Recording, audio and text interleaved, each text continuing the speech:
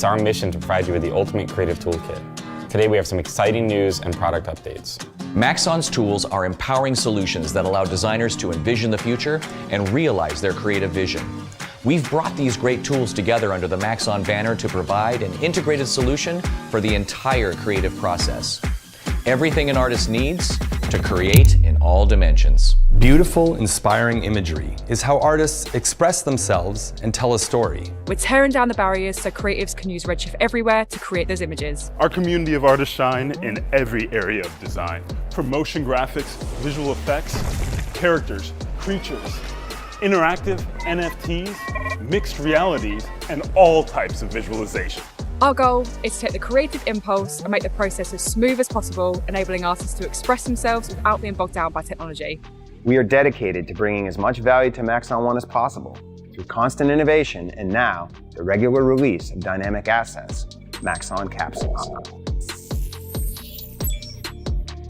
I'm pleased to announce that ZBrush is now included in Maxon One. All of our tools, Cinema 4D, Redshift, Red Giant, Universe, Forger, and now ZBrush, all included at the same affordable price. And there's more. We'd like to share with you some exciting new enhancements and upgrades coming from all of our products. We kick things off with the newest addition to the Maxon family, ZBrush. Please welcome Paul Gabbery. In ZBrush, we've always pushed for innovation in digital sculpting and continue to offer unique features that push the boundaries for artists to create their next creatures, characters, environments, toys, collectibles, jewelry design, and so much more. I'd like to take a moment and highlight some of the newest features that we've put in the last 4 versions of ZBrush, all done within the last 18 months. ZBrush features enable you to use customizable brushes to shape, texture, and paint virtual clay in real time, providing an instant feedback. Let's take a look at some of the features that have set ZBrush as the standard for digital sculpting and digital painting. Creating a bas-relief in models has never been easier. Create Alpha is perfect for stamping details into jewelry, armor, props, vehicles, and so much more. Not only can you create an alpha, but load any model to project as a bas-relief into another. Apply one stroke to your surface, apply another stroke, and let ZBrush take care of the rest by interpolating the in-between strokes that can even change in size, color, or shape. Not only does this feature work with 2 sculpted strokes, but use it with our stager feature to interpolate the size, orientation, or color of one piece of geometry. Enhance your sculpting with a dynamic system that allows any surface to be contracted, expanded, inflated, or draped with gravity over any other meshes. Even use the dynamic feature with ZBrush's powerful brush system to create a superhero cape, a pillow, or provide that perfect wrinkle on any garment. Use masking to pin a portion of the mesh to create a point of interest, or use masks to provide a controlled wrinkle. Combine the dynamic system with our unique micro-poly meshes to give that extra realism to any article of clothing. Adjust and tweak all in real time, even with a single plane of geometry. Once you've achieved that perfect design, convert the micro-poly into geometry to add that extra bit of sculpted detail. The knife brushes cut through the surface with precision, removing volume, but closing the surface that is ready for sculpting. These brushes even work symmetrically in real time to provide an artist with an expanded freedom to design. This makes it perfect for hard surface design, 3D printing preparation, or establishing a flat surface across any type of topology. Release the constraints of designing low polygons with the bevel arc and bevel flat brushes. These brushes allow you to apply various bevel widths or create unique chamfer to any mesh. They will work perfectly with dense pieces of geometry to provide unique freedom designing without having to worry about your topology flow. Continue to refine your hard surface designs with Bevel Pro, as this feature works hand in hand with our live boolean system to provide an interactive real-time bevel or chamfer to any hard edge. The Mesh for Mask is an amazing, fast, and simple set of brushes that allow you to create base messages from any mask. These are perfect to work with an existing mesh to create a piece of armor for your next sci-fi suit. You can either jump directly to sculpting, or you can continue to refine the outline by adding it, subtracting it, or cutting holes. Not only is this perfect for hard surface modeling, but you can use these masking shapes to create just about anything you can imagine. Use a masked balloon brush to outline your desired shape to create a volume, any design fit for an ocean, and so much more. Even use these unique brushes to create a three-dimensional graphical theme, perfect for your next holiday card, illustration, or billboard.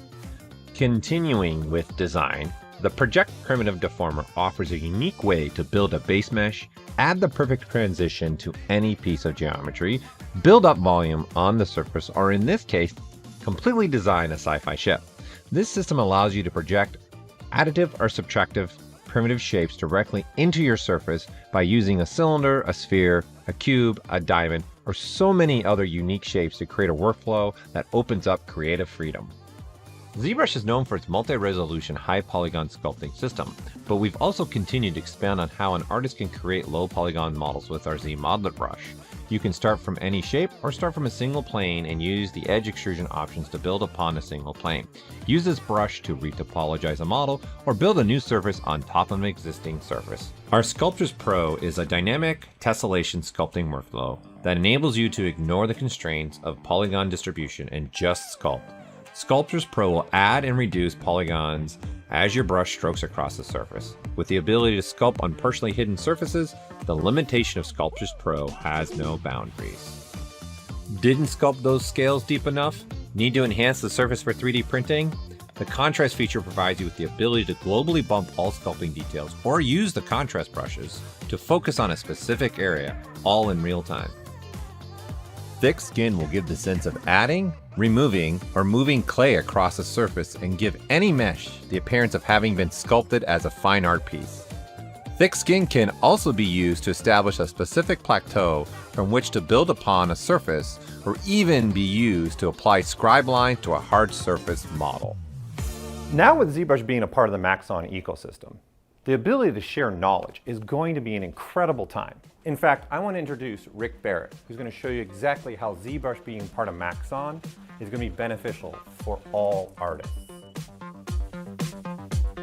We're thrilled to have ZBrush as part of the Maxon family and part of Maxon One. There's so many great things we can do together, and one great thing that we've already done.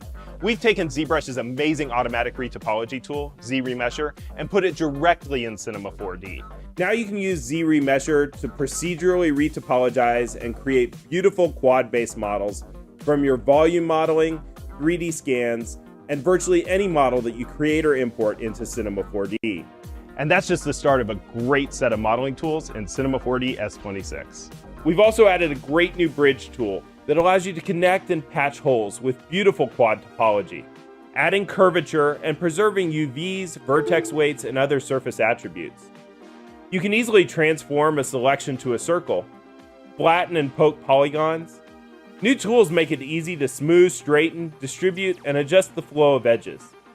These powerful new modeling functions are available as interactive tools, and many can also be applied procedurally as geometry modifiers. We've also added a great new cloth and rope simulation engine that works in a unified fashion, including everything into a single simulation scene.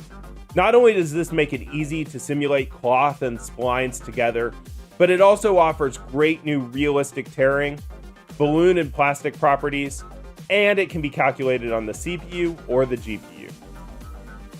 We've added a ton of workflow enhancements across the application, from a new system for background tasks to a filtered font chooser, initial support for variable fonts, and improved SVG support directly in the vector import object. Finally, let's talk about rendering. Redshift offers a great solution for photorealistic rendering, and as we focus our efforts on Redshift, we want it to be everywhere, and especially in the hands of all of our Cinema 4D artists, regardless of their system. Here's Ellie with a look at all that's new with Redshift, including a first look at Redshift CPU. Redshift is our production class render engine designed for every major 3D tool. It offers a biased approach to rendering for the best possible control and performance results. One of our goals here at Maxon is to provide a single native render solution inside of Cinema 4D. And with this new release, we're one step closer by introducing Redshift everywhere. Previously, Redshift has been a GPU-only renderer. With this huge new update, Redshift 3.5 can now run on the CPU, giving us the opportunity to have even more host applications and enabling more artists to create and work with Redshift. Now every Cinema 4D subscriber can create photorealistic imagery with Redshift, no matter what computer they use. With S26, we're continuing to better integrate Redshift into Cinema 4D, with the aim of making it feel like a native part of the app. These new updates include a dynamic palette workflow, which update to show only Redshift tools when changing your renderer, as well as an improved viewport preview for node-based materials. Prior to this release, materials were seen in a simplistic way, making it harder for users to visualize. But as of S26, our node material previews are now a lot more visually accurate inside the viewport, with improved support for Maxon noise, MoGraph color, and other material properties like reflections from HDRIs. We've also increased the integration between Redshift and Cinema 4D's node editor, allowing users to work more efficiently with plans for more upgraded functionality in the future. Alongside these features comes an all-new Redshift standard surface, which offers incredible realism with intuitive controls, including a Lambert Spheres BRDF for porous materials and a thin film BRDF. You can now create beautiful materials using industry standard parameters, as well as translate materials from other rendering systems with ease. Finally, here's a quick recap of just some of the other top features being released or already available to Redshift users. With 3.5, Redshift RT now supports Maxon noise, hair and particle primitives, subsurface scattering, depth of field, and OSL shaders. We've also expanded into 2 new DCCs, Vectorworks and ArchiCAD. Performance enhancements include better time to first pixel and better light functionality. And finally, Redshift OSL shaders are now supported on Metal. With Maxon now focusing all of its rendering energy and efforts on Redshift, we're looking forward to an exciting future. And to talk to you about the exciting new features coming to Red Giant, here's Stu Maschwitz. Hey, this is Stu, and I'm super excited to show you what's new in Magic Bullet and VFX. Let's start with Magic Bullet Looks. I'm going to apply it to this clip here.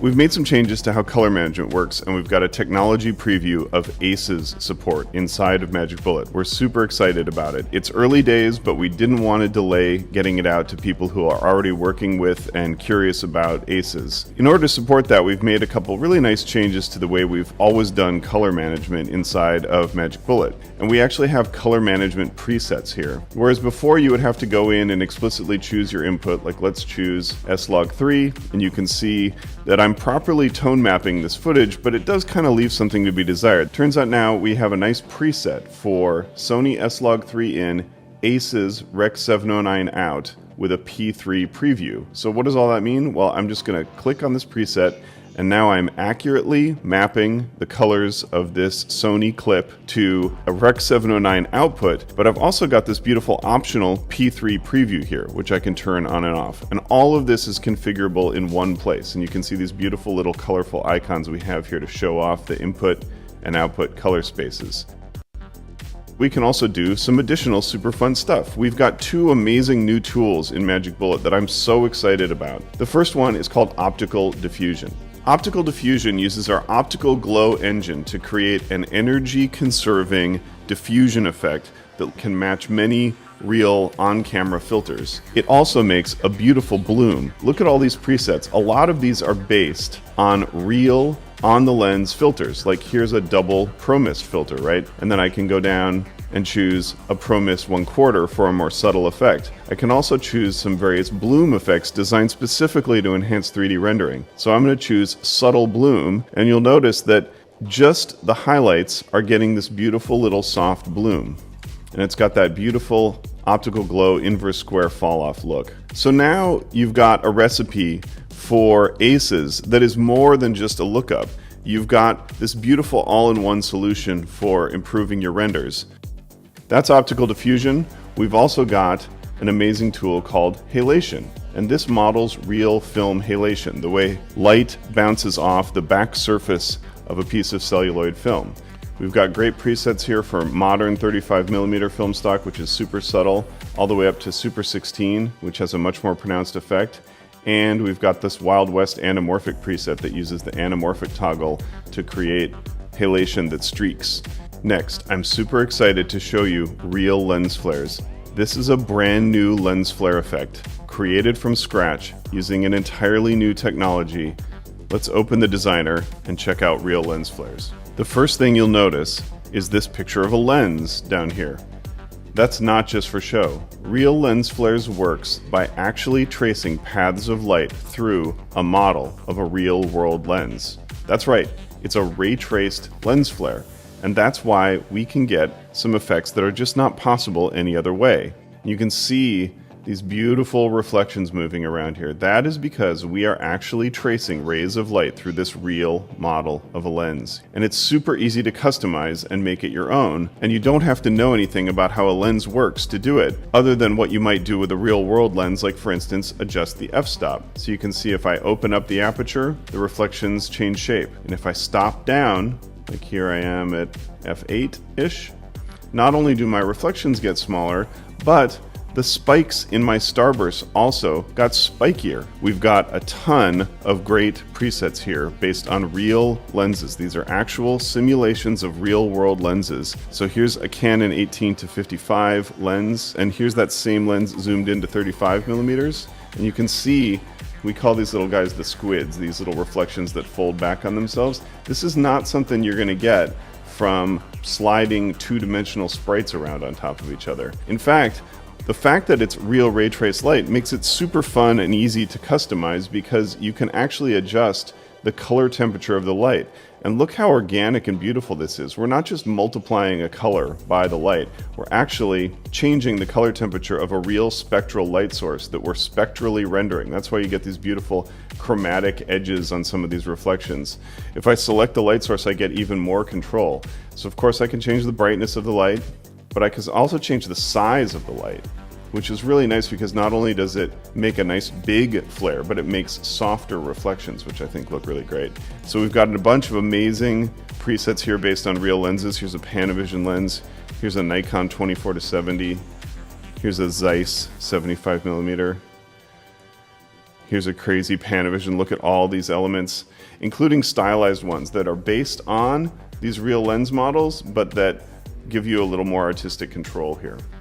This is literally a 1.5-inch tall toy, and it just has no business looking this good. That's the power, the transformative power of applying simple but beautiful, realistic lens flares to something as ridiculous as, you know, my favorite thing, a toy on a stick.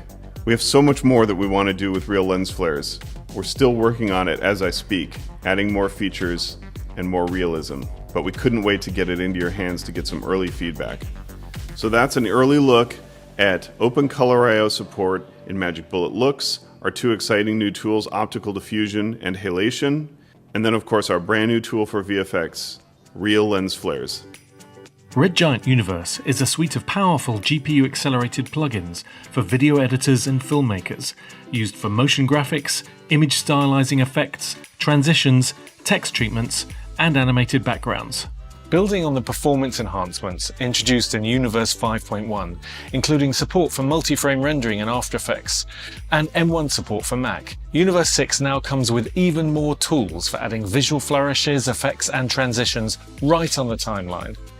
Chromatown is a chromatic streak and blur tool that splits an image into colorized subdivisions, enabling you to add morphing color distortions to your footage and motion graphics. Chromatown combines the power of directional, linear, and radial blurs with chromatic separation all in one place, and of course comes with fully customizable presets that help you create chromatic warping effects. Use the Chroma Style presets to switch between spectrum, tint, and colorize to find the look you're going for, and control how the chroma warp begins and ends with a series of controls that include color, position, scale rotation, lens distortion, and blur. Sketchify enables you to very quickly and easily give your video and designs the look of a cartoon, comic book, or painting. Using unique algorithms, Sketchify transforms your images into cartoon shading and lines. Sketchify allows you to dial in the intensity of the ink contour lines. Use the ink texture presets to add treatments like concrete, crumpled paper, crayon, and marker pen. It also pairs nicely with other Universe effects, such as texturized motion. Box Bokeh is a fast blur bokeh, which uses logarithmic image processing to make for a faster rendering pseudo-lens blur effect. adjust the blur amount to turn up the bokeh effect, and adjust the gamma to control the intensity of the blur, and control the rotation of the bokeh shape to go from square to diamond. Stretch Transition performs a stretchy crossfade between two clips. It does this by generating a gradient and using displacement distortion. It allows additional creativity with exposure and blur controls, giving you the ability to instantly add dynamic energy to edits. And don't forget, the presets in Universe can be shared across multiple hosts, including the ability to design and save your own custom presets, allowing you to save time and also share and standardize design elements with colleagues and team members. Maxon has tools that span the entire creative process. Here's Garrett to tell you more about the new features in Forger. Forger is Maxon's professional sculpting solution for iPad. It offers an intimate and immediate experience for creators, anywhere they want to work. Forger offers a broad array of sculpting tools. This includes intuitive symmetry capabilities. And Forger offers sculpt layers for complex interactions like these facial movements. These can be used to create blend morphs and animation workflows. Forger already offers the ability to exchange models with Maxon's venerable Cinema 4D. Now we are bringing Cinema 4D's powerful polygonal modeling tools to Forger. The latest version of Forger now offers a large gallery of polygonal primitives: cubes, spheres, platonics, cones, pyramids, and many more shapes. These primitives can be used as the basis for powerful sculptures. Using this simple torus, we can quickly make a realistic donut sculpture, complete with icing and sprinkles. This is the very first step in Maxon's goal to bring comprehensive polygonal modeling toolsets to Forger, expanding its capabilities to many new workflows and bridging the divide between the exactness of hard surface modeling and the free expression of sculpting. Everything you've just seen is available via Maxon app. Cinema 4D, Redshift, Red Giant, Universe, Forger, and now ZBrush, all included in Maxon 1 for the same affordable price. All these great additions are available to subscribers today. We are thrilled to return to in-person events with NAB next week, and hopefully we get to see a lot of you at the show. We have an amazing lineup of artists who are excited to show how they use Maxon tools in real-world projects. And don't worry, for anybody who can't attend, you'll be able to check it out because we'll be streaming the whole thing live. Even though we're returning to live in-person shows, doesn't mean we're backing off from our virtual events. The 3D Motion Design Show will continue every month. And don't forget, we have daily webinars showcasing a ton of inspirational and educational content across all of our products. These exciting updates show our commitment to regularly add value to Maxon 1 and inspire and empower your work. Thanks so much for joining us today and making us a part of your creative journey.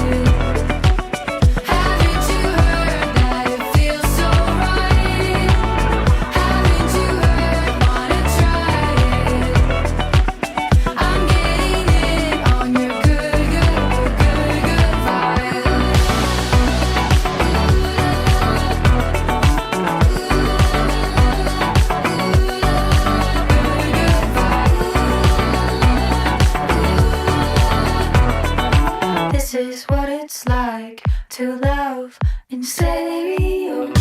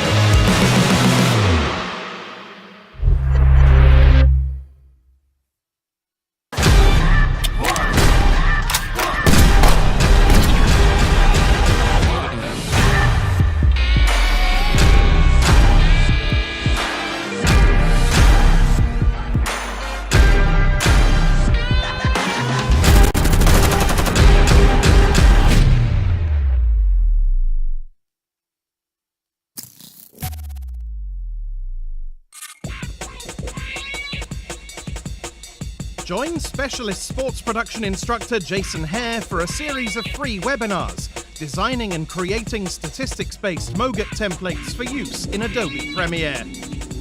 Using real-world techniques he developed for the 2018 World Cup and 2019 Rugby World Cup, Jason will show you how to build templates in After Effects, combining Red Giant Universe, custom expressions, essential graphics panel techniques, as well as data-driven graphic workflows.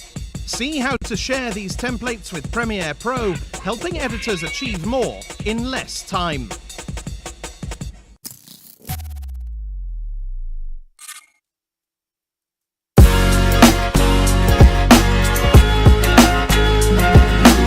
Introducing MoGraph TV from MoGraph.com, a free motion graphics and animation channel streaming your favorite content and favorite artists 24/7.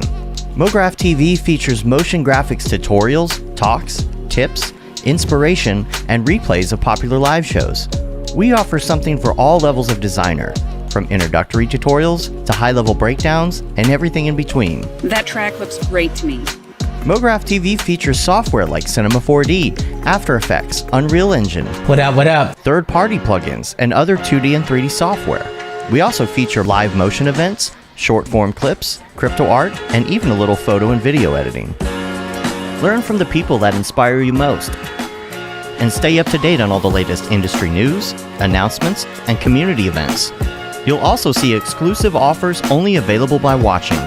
With 3 8-hour blocks each day, you'll be sure to catch everything, no matter what your time zone. Keep it on as a companion to your work. Gonna go big energy today, folks. Wow, here we are. Welcome, everyone. Welcome to NAB Day 14 for me. So, been here for many, many days, but the thing is, I'm happy to be here. It's the last day of NAB and the last day of the 3D Motion Show for April. I'm your host, Matthias, aka Major VFX, on all the different platforms, and we're here at the Maxon booth, showcasing Maxon 1 and how it's used in our workflows. Not just ours, but amazing artists. And one of our amazing artists who was so kind to join us in between all of our classes and her busy schedule is an amazing ZBrush artist, Anna Carolina. Hey! Thank you so much for having me again. I appreciate it. So, my name is Anna Hathaway. Anna Carolina Pereira. And today I'm going to show you really interesting ways to use the program ZBrush. In order to save time when you are modeling, for example, characters, mascots for your business, avatars, especially nowadays with the advent of the metaverse, right? A lot of people are looking for people to design their avatars, and normally the turnaround is pretty fast on that. So I'll be showing you some tips and tricks. Just to introduce myself, I am a technical artist and VR developer, and also a character artist. I teach at Ringling College of Art and Design, and I stream ZBrush Live for 4 years now. So I've always been teaching this stuff for a pretty long time. All right, this presentation is similar to the one I did yesterday, except I'll be sprinkling in new tips. So stay tuned if you already watched the other one, because there will be new things. So first way that I like to save time is when I'm blocking out. So I normally start with a sphere or some sort of primitive like this.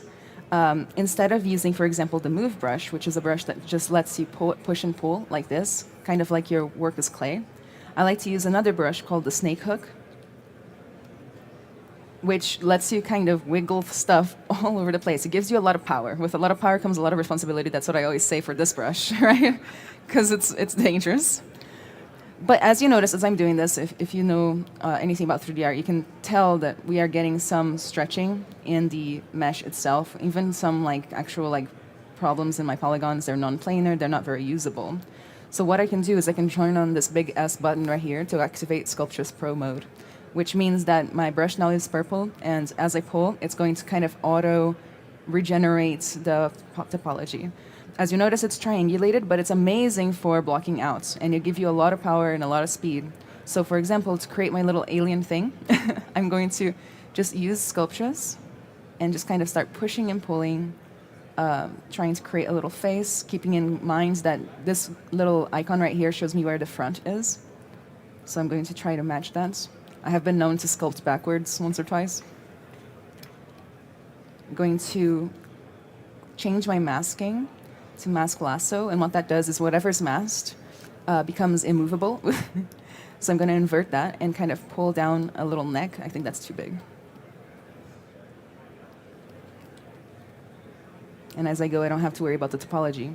That's one of the benefits of this kind of workflow, is that you become unrestrained by topology. You don't have to worry about that. It's all about creativity and just kind of making things happen without worrying about the technical aspects at all. To some pretty high degree, you can totally just disregard the technical aspects right now. Going to go ahead and make this a little bigger for the shoulders. Sometimes I do use the move brush. You can see that even as I smooth, it's actually updating the topology. The Sculptures Pro mode is adaptive based on the draw size. You can change that in the settings. So if I make my brush smaller, I can actually add more polygons in certain areas, which is really neat because, like, for example, if I want to block out the face, I might need more polygons in the face versus the body. So I'm just kind of going to continue. There's some sort of locking situation going on here. Okay. Then use the move brush. The move brush gives me more control, less power, but that's actually a good thing. I like to balance the two. So I'm just kind of blocking out my little alien bust. Trying to think about where the shoulders are going to be. Mostly just kind of creating the space in order to be able to sculpt on it later. I'm gonna turn off polyframe mode so I don't no longer see the frames of the polygons. I'm gonna start using my other favorite brush, clay buildup, that kind of puts down clay or takes it off. And I'm just going to kind of block out where kind of the ocular structure would go for my little alien, a little bit of nose if I want to. If nothing else, I think this process is extremely fun. And, you know, it just allows you to be creative. So as I go, I can smooth it, kind of make sure that I don't have too many polygons and so forth. So as I work a lot with beginners and things like that as a college professor, as a mentor on the internet, and a couple of problem areas that are normally a time sink for my students is the eyelids and the mouth. I don't know if you guys have done a lot of 3D modeling and sculpting, but these can be very, very difficult to achieve. So I always tell them, first of all, do it right at the beginning. So what I'm going to do is I'm going to be using live booleans to block out those the mouth bag in order to be able to, for example, animate it in the future. You actually need the inside of the mouth if it's going to move at all. So I'm going to turn on live boolean. I'm going to append a sphere into my scene, make it a little smaller, kind of mouth cavity sized, I suppose. Squish it down a bit.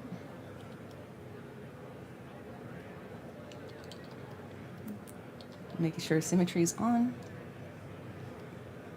That's a good time savings tip, is to always make sure that symmetry is on if you need it.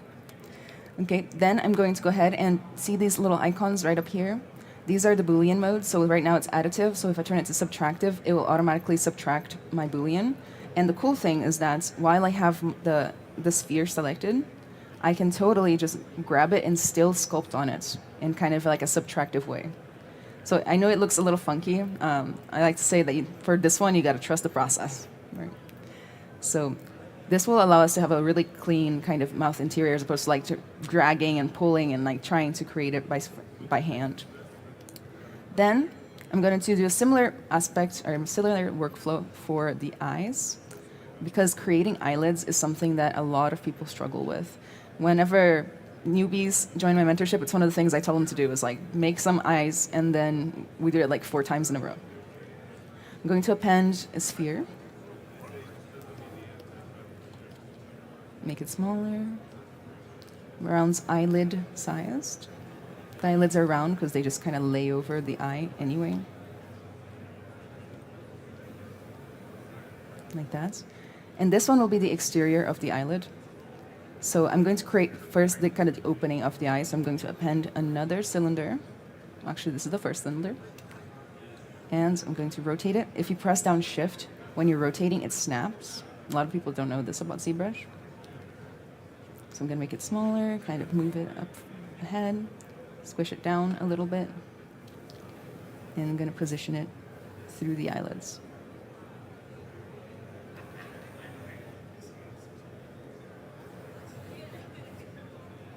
turn it to subtractive, and kind of just start planning out how I want the eye opening to be. If you look at it from the side, you'll notice that it's kind of like a really long, kind of unrealistic shape though. So what I'm going to do is I'm going to duplicate the original sphere, make it a little bit smaller, and turn that into subtractive. You can't really see it right now. I think I'm a bit too small.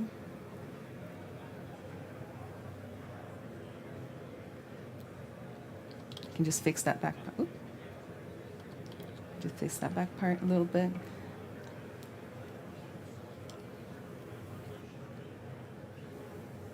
Oh, it's interacting with the cylinder. I can just pull the cylinder out a little bit. Like this. And you'll see that I kind of already have, it's not the right shape, so to speak, but it's kind of got that like nice width for the eyelid itself. This stuff is really hard to make by hand. So it's kind of a nice tip and trick for you. I'm going to go ahead and go to Boolean, make Boolean mesh. And what this will do is it will create a brand new mesh for me that is this Boolean. So right now you can see I have different subtools here that are creating the Boolean. Let me see where it could be. There it is. And now it's just one subtool that is the Boolean mesh. If I turn on polyframe, you'll see that the topology has been updated to kind of merge all of these as you would expect with a normal Boolean. If I were to smooth it, you'll notice that they are all attached. The cool thing about this workflow is that it also maintains polygroups, which is basically just ZBrush's way of organizing your polygons. It doesn't really affect the end result, but it helps you with sculpting, for example, because you can isolate them easily and things like that and only affect one area. I'm going to first, before I do anything else to this, mirror it so that I have an eye on the other side.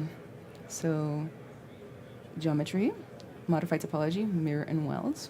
It's not perfect. I'm going to smooth the center out a little bit. Check everything. And before I Z-remesh it so that it's actually like nice topology that isn't triangulated all over the place, I'm going to go ahead and plan ahead because I know I want to close the mouth. So what I'm going to do is I'm going to isolate just the exterior, mask out with mask Lasso, mask out the bottom jaw, press Ctrl W to make a new polygroup, and now I have all of these polygroups set up. So you'll see where the magic happens. Is in, at least I think it's magic. In Z-remesher, I'm going to say keep groups, and that will Z-remesh this into a really nice workable topology with the groups already done and nice edges. So I'm going to maybe make it like 10,000 polygons, 13,000. Wait for it to do its thing.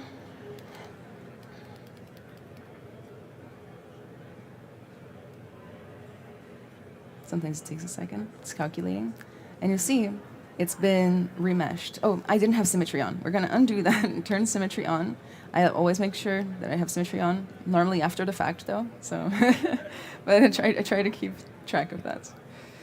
There we go. That's a lot better. So now the topology is even. So you can actually tell that it's not totally perfect, but it's kind of a starting point for us.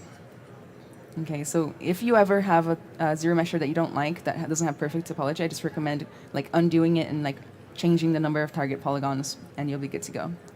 From here, what I can do is I can shift-click or Control-Shift-Click this jaw, smooth out my mask. Again, the mask basically makes it so that whatever's the darkened area can't be changed, and I'm going to just rotate this closed, start closing the jaw as much as I can.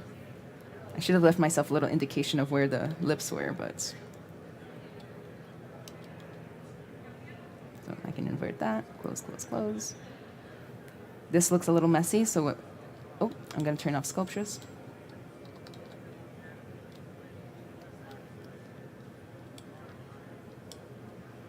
And since this is at the very beginning, I don't have to worry about losing any details in this particular part of the workflow, just because, you know, it doesn't really matter. From here, I can, for example, start like blocking out where I want the lips to go,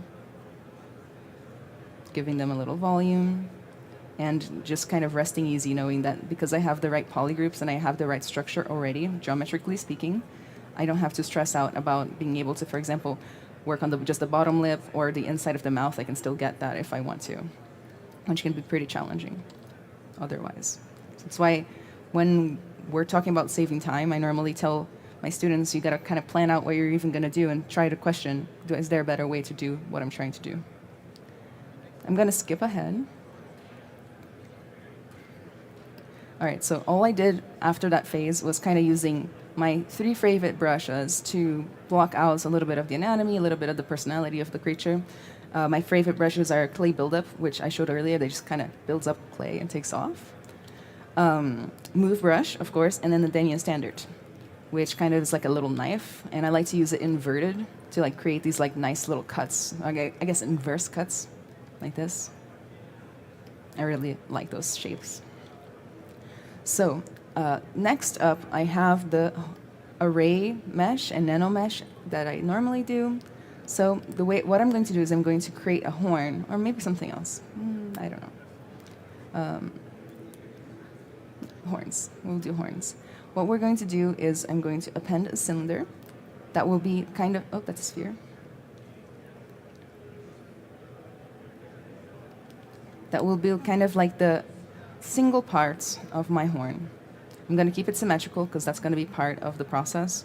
It's going to help me out. This will be a single part of the horn that I'm going to multiply a bunch of times in order to kind of create a really intricate looking thing in like 5 seconds. So what I'm going to do is I'm going to go to macro. If I can find it up here. Do you guys see? Oh, there it is. Macro. I'm going to drag it off to the side actually. And then I'm going to go ahead and say create instance subtool. So what that will do is it will copy over my subtool right here, and this one is an instance version of this. So whatever I do to the original will happen to the new one. So the original is hidden to kind of help me not lose track of where it is. I'm going to make it a little smaller, put it around where I want the horn to be. I'll try a different design from last time. Then I'm going to just duplicate it a bunch of times. So what you can do to duplicate really easily in ZBrush is press down Control and drag, and that will duplicate whatever you have selected. But if you get it to the perfect position that you want to duplicate at, let go of Control and keep dragging. It will continue to duplicate it at the exact same distance between each instance. So that's the very beginning of our horn. It's got a little bit of a wobble right there. I can fix that in the original. Then I'm going to go ahead and go to the gear. And all of these right here are deformers that you can use that are very easy. They're similar to the deformers in other software that kind of create cages that lets you move things around. So what I'm going to do is I'm going to say taper first, because I want the tip of the horn to be, I guess, tapered. Maybe I'll thicken out to the bottom as well. I'm going to hit the gear again. Accept. Then I'm going to hit the gear and say bend curve, and this will basically create a nice little curve with points that I can just kind of manipulate. If you take the top cone, it will add more points to your curve, so you can, like, the more points, the more control you have over the curve. I'm going to go ahead and just leave it at 3 for now, and just kind of start manipulating the horn. This time I'll do a different shape, making sure that the base of the horn is at least going through into the head. If I want, I can continue to add points, and it won't reset anything, which is really handy. Oh wait, this is the same shape as last time. I'll do something else. Maybe more like goat horn. And I just have a ton of control over the pieces, and this is a lot better than like trying to manipulate this with, like, for example, the move brush. Accept. And here's where actually the real magic happens. So if whatever I did to the original mesh gets pushed down to basically the instanced version. So I'm going to go ahead and go to nano mesh and say edit mesh, and this will open up kind of like a double viewport where I have the original and the new ones, and whatever I do to the original happens to all the new ones at the same time.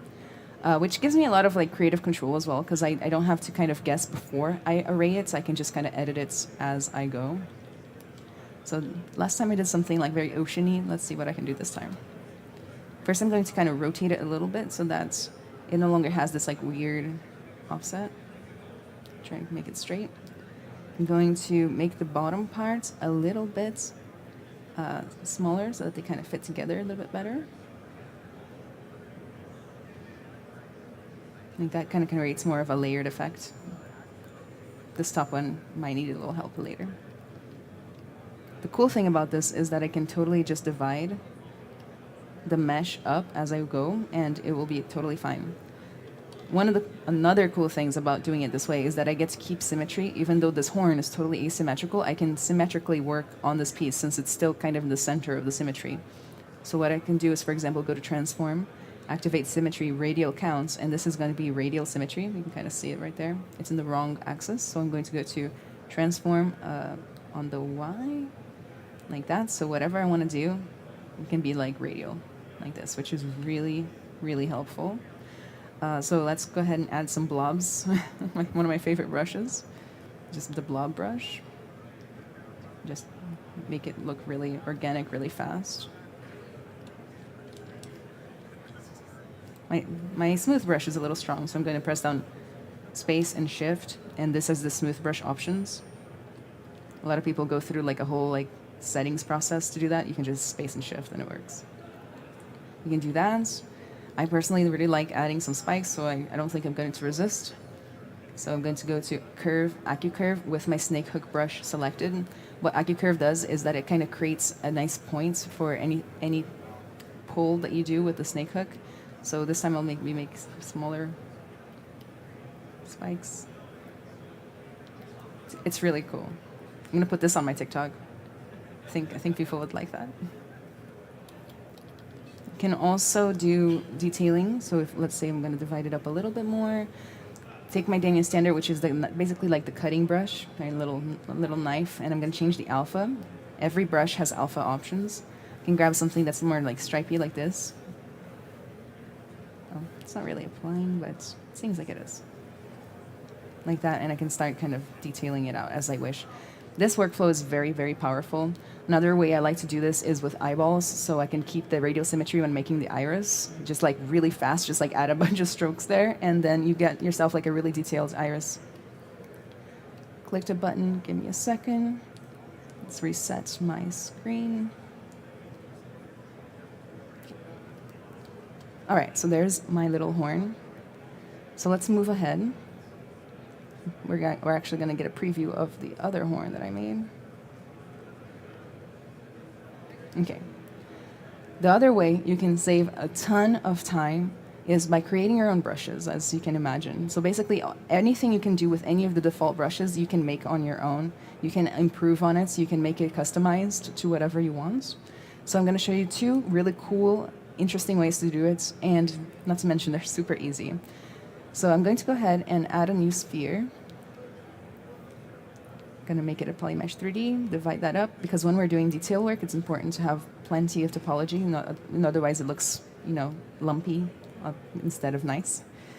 And yesterday I did scales. I don't know what I'll do today. You guys have any ideas what I should do? I'm going to do like Beeple. I'm taking suggestions. More scales? Fox skin? Frog skin. Okay. I was like, how am I going to do the skin of a fox? I don't even know what that looks like. I'm going to reset my brush. I'm going to try to just improvise frog skin. So I'm just going to make some like big old circles or something. I think the blob brush will come in handy for this one. Like that.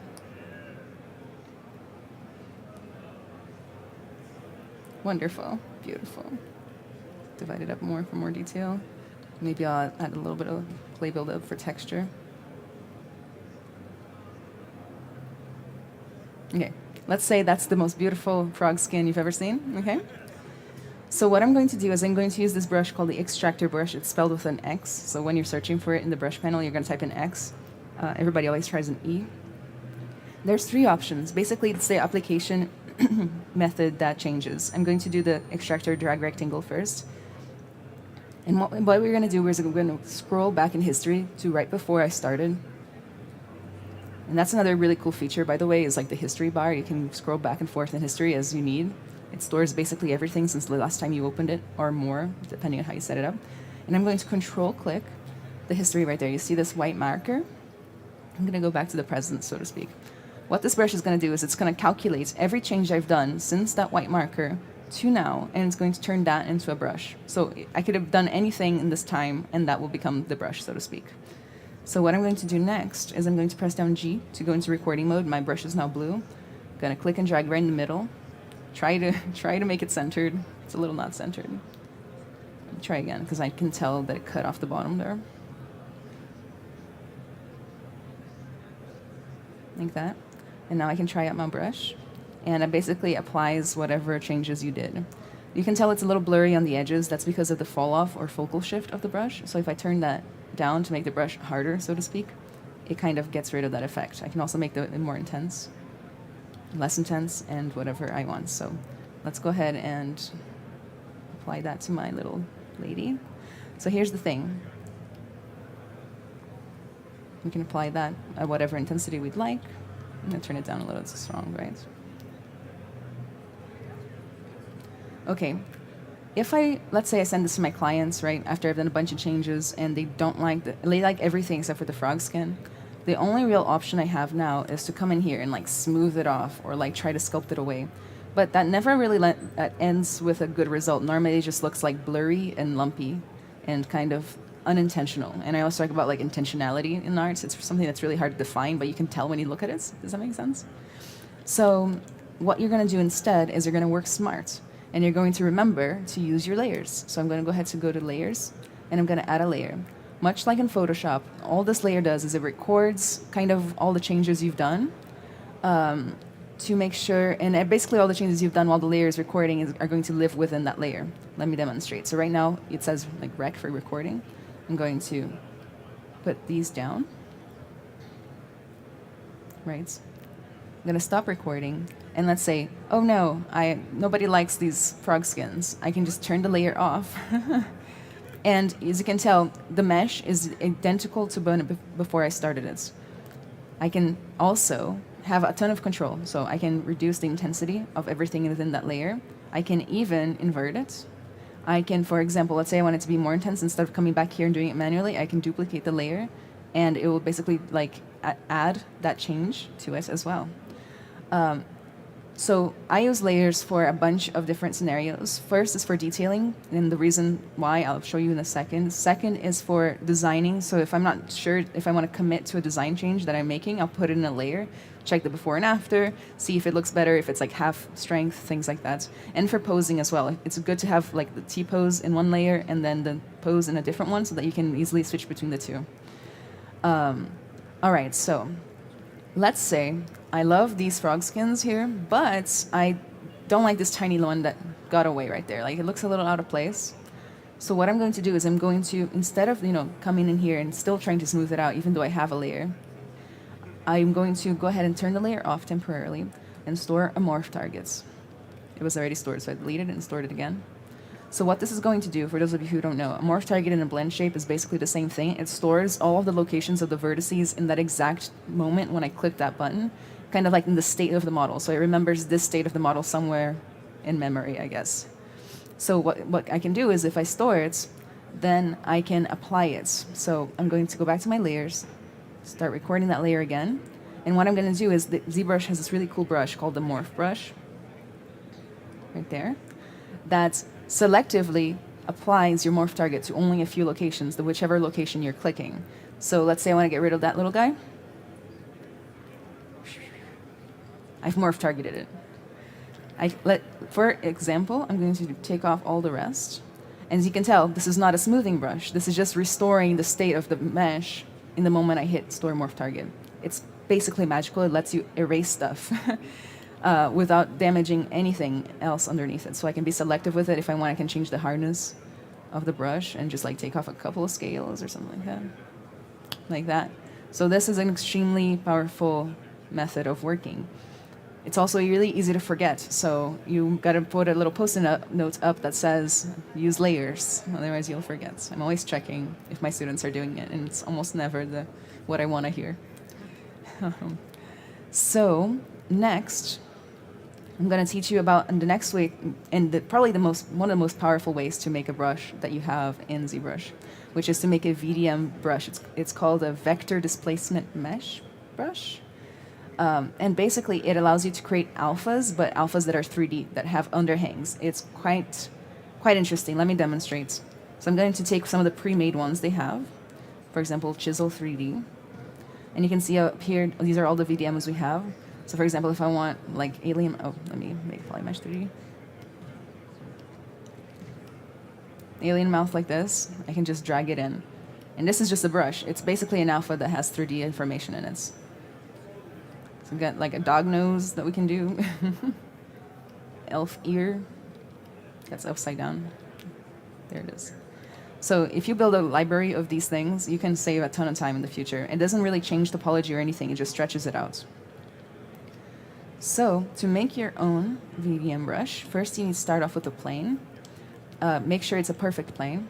Then I'm going to make Polymesh 3D. Go to geometry. Let's turn on polyframe just so I can see. Right now it's just one big polygon, so I'm going to divide it a bunch of times. If I divide it like this, it's going to smooth it out because smoothing is turned on. So a lot of people don't know. You can just turn that off, divide up a bunch of times, and then you will maintain your perfect plane. Let's see, it's still too low, so there, that looks good. So what should I do for this character? Last time I did a big old spike. What should I do? Ellie? Teeth? Teeth? Okay, we can do teeth. I'll just do one big like fang or something. So what I'm going to do is I'm going to turn symmetry back on. Grab my mask pen brush, it's just a little easier. Mask out where I want my big old tooth to come out of. The only thing is that like I didn't plan the mouth to have teeth, so we're gonna have to put the tooth somewhere else. Just somewhere else on the body. Okay. So what I'm going to do is I'm going to use a deformer, and I'm going to say inflate balloon. Oh, I should probably invert my mask. Inflate balloon, inflate again. And this is another menu that you need to get used to using if you want to save time, because all of these sliders create kind of like global effects on the entire unmasked mesh. So you can do just about anything, like for example gravity. Like if I want to give it a little gravity, I can do that, and things like that. There's even a contrast slider actually, which is really neat. Let me show you that real fast. So if I want to turn up contrast, I should probably be in a layer recording mode. I already am. What it does is like it basically creates more contrast in your work. You can also take it down and like reduce the contrast. Super useful for somebody like me. I actually used it before I got here. This is a little too much, but because I have like a really light hand, so I'm always like working really like tiny changes. So then I just put on the contrast light and I'm like, okay, good, this is done. So let's go back here. And I'm going to try my best to create a little tooth. Oh no. I guess that kind of looks like a tooth, right? Let's lower topologies.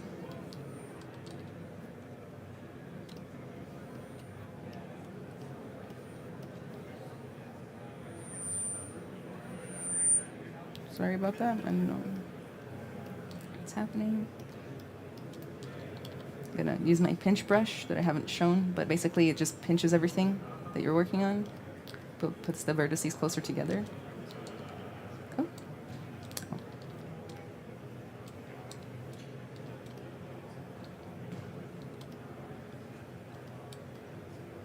It's got a little stretching, but we're just going to call it character for that. So.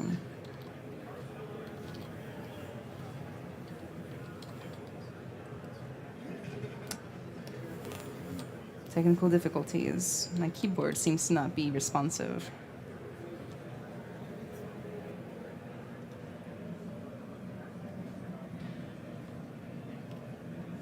Seems that it has like a little walk icon that's like glowing. Sorry.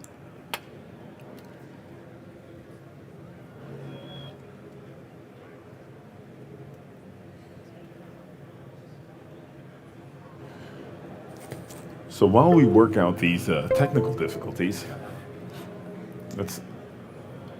are we back? We're back. Thank you, Matt.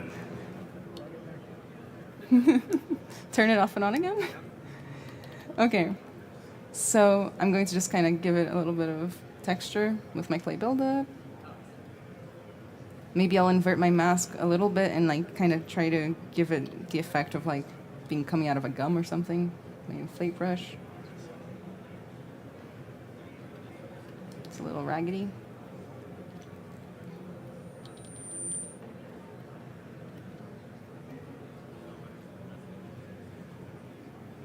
Okay, The thing about VDM brushes is that it takes the entire plane into consideration once you make it. That means that any little change you do to the plane, be it like a little scratch up here or whatever, will become part of the brush and create artifacts in your work. Make sure that any part that you don't want to affect the final mesh is perfectly straight. If you do on accident mess up with the plane, what you can do is you can mask out the parts that you do intend of keeping, invert it, go to a few lower subdivision. I'm gonna save just in case. And then, once that's done, I'm gonna go to deformers again, and I'm gonna say morph to grid, and this will literally morph your topology back into a perfect grid. So now it should be theoretically a perfect grid if I masked it all correctly. So what I'm going to do is I'm going to go back to my chisel brush, look at it from the front. Sometimes I take perspective off, which just kind of creates a little bit of skewing in the brush, so just turn perspective off, look at it from the way you want it to be perceived, and then go to create in the brush panel. All of your brush creation is in here, and create from mesh right there. And you can see that my little fang has been added to the options up here. Let's go back to my alien. I'm gonna create a new layer. I should probably name these, so little fang. Then we can just go ahead and apply our little fang anywhere we'd like. So don't really have a plan for these fangs. I'm just gonna put them up here. Looks like a punk rocker now, a little bit.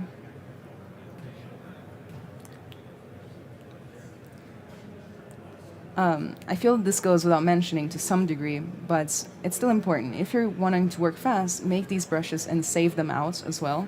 You can save out any brush by going to the brush right here, brush options, and then hovering down to where you see load brush, that you can like download brushes from the internet or open up your old brushes that you saved. Just hit save as, and you can import it into ZBrush anytime. A lot of people make a ton of like passive income just selling the brushes that they made on the internet as well. There's a lot you can do. So definitely save out your brushes so that you can use them later, because you know it's almost like the kit bashing of the character art worlds. All right. So I'm going to stop recording that layer, and we are going to move ahead to the little necklace. And turn that off. So another way to create in very interesting brushes is called IMM. So basically it takes whatever mesh you already have and it turns it into a kind of mesh that you can insert. So I'm going to go ahead and get a brand new sphere going. I'm going to make Polymesh 3D, this important step. I'm going to do something like a little bit more wonky to this one, just so that it's more recognizable.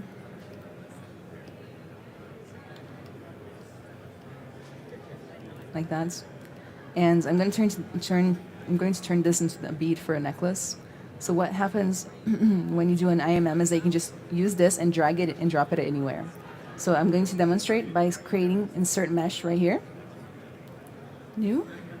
And then I can drag it on and just do that. So this is extremely powerful for like accessories, if you want to do like earrings, if you want to do hard surface stuff. Paul had a great talk on something like this on Sunday.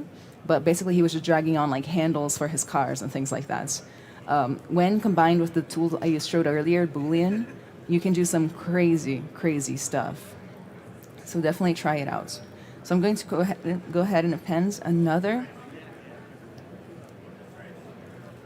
shape, maybe a helix this time. Feeling fancy, I guess. Let's make it a little bit bigger. And what I'm going to do is, instead of create insert mesh, I'm going to say create insert multi-mesh.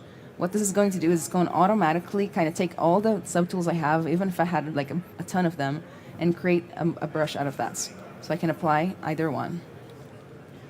The cool thing is that if I go to stroke, curve mode, I can now apply these in a curve mode. So watch this. Woo.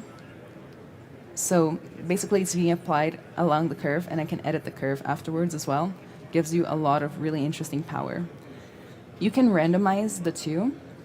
So I'm going to go to modifiers right here in the brush palette. Select the first one. Right here where it says variations, I'm going to turn it to 2 because I have 2 variations right now. And variation selector, it's a slider, but basically it changes the selection of the variations, right?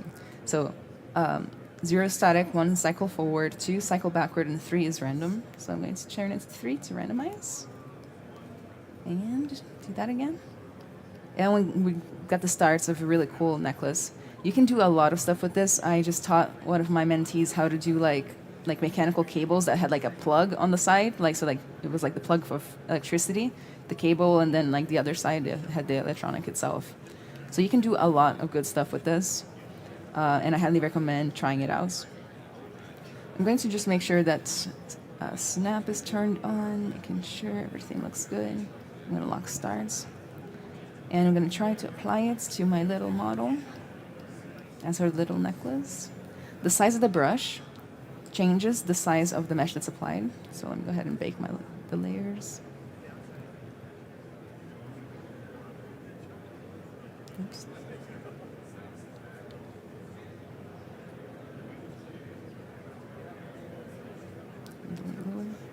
So the size of the brush affects the size of the objects that are being placed. So if I make my brush smaller, I'll get smaller objects. Another cool thing is that I can kind of change the size, for example, and a bunch of other features by just changing the draw size ahead of time. So if I make it really big, I can change the one that I've already placed. If I make it really small, I can change it like that. So I'm going to try to apply it to her real fast. Oh, looks like I have like symmetry on.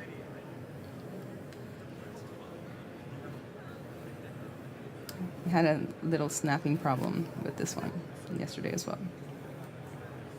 Basically, you can just place the little necklace on.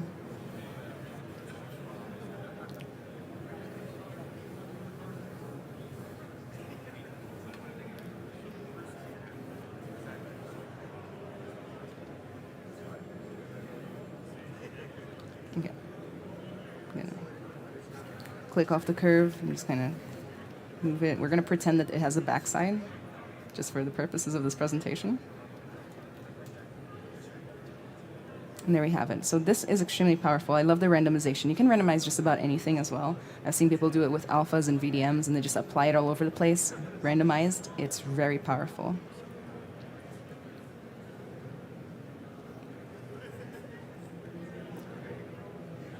Next, and to kind of wrap up, I'm going to show you guys some tips about painting in ZBrush. So ZBrush has this feature called polypaints that basically applies per vertex. It's like vertex painting. It doesn't need UVs or anything like that, more technical.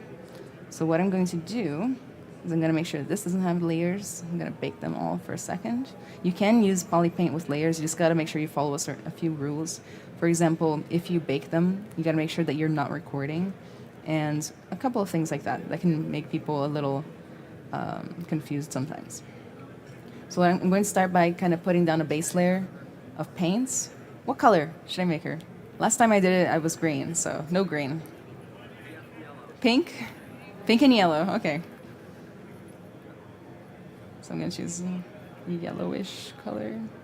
Not too saturated, hopefully. I'm going to choose my paintbrush right up there and paint it on. If I want to save time, I can go to Color, Fill Object, and it'll kind of just fill the whole thing. Then I'll pick my pinkish color. Is that good? Is that pink enough? And then just kind of fill out kind of the areas where I planned on having that extra color.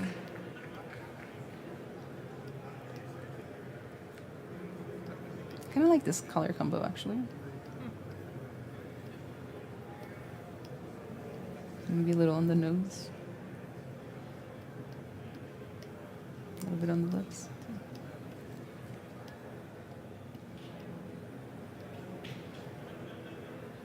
Okay.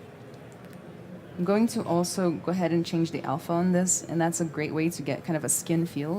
I'm gonna maybe get one of these like more dotty alphas. Maybe choose a slightly darker pink and just put it on. I don't know if you guys can tell. Oops. But basically it starts to create this like spotty effect that helps it break up the skin a little. Because at the end of the day, organic modeling is about imperfection, I think. Right? Anything that's organic is imperfect by default. So you gotta really embrace that to get a good effect.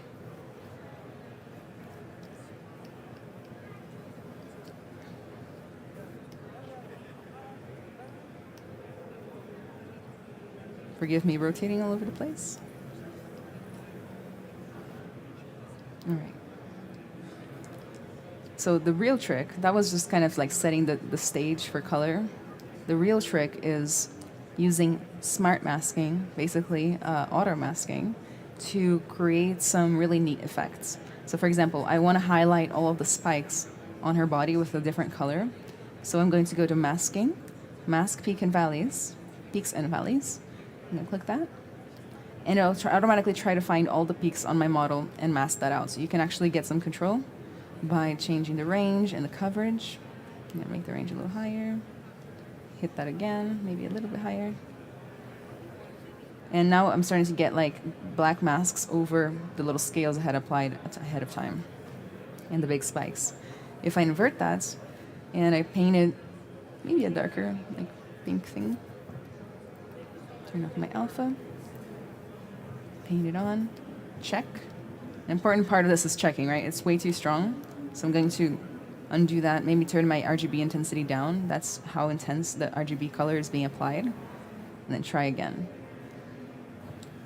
I'm always checking between.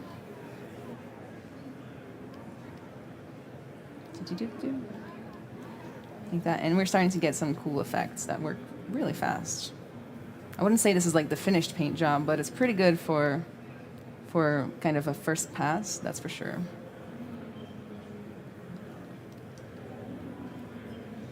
Like that. So we got little spots and things like that. And for the necklace, what color should the necklace be? Silver. No, you went fancy with it. Okay. So, in order to achieve silver in ZBrush, we're going to use matte caps. They comes with a lot of kind of preset materials that you can see that kind of just reflect light in different ways. For example, we got gold. When you change the matte caps, it automatically changes it for the whole model as long as there's not already some other matte cap applied. So maybe, oh, that's cool. What's a good one? Reflected matte is silverish. We can do this, right? So what I'm going to do is I'm going to select a necklace. Make sure it's selected. And I'm going to change my paintbrush from RGB mode, which is color, to M for material channel. And I'm going to paint on that silver. It can be a little confusing because everything that doesn't have a material already applied to it turns silver as well. But once I choose my other default material, whatever I haven't specifically applied the material to will go back to normal, and the silver will stay in the necklace, like that. So for painting the necklace, I really like using the... I'm not going to paint a lot because after all, it's silver. But I'm going to go to masking and mask by smoothness, and that should theoretically mask out just the smoothest areas. I can maybe paint those like black or something. And don't forget to turn the material mode off. RGB, color, fill object. You can kind of, it's very discreet. You can kind of tell a slight color shift. Yeah, the silver kind of gets rid of all the color variation here. Then I'm going to mask by peaks and valleys. And theoretically, let's go ahead and take off the silver temporarily.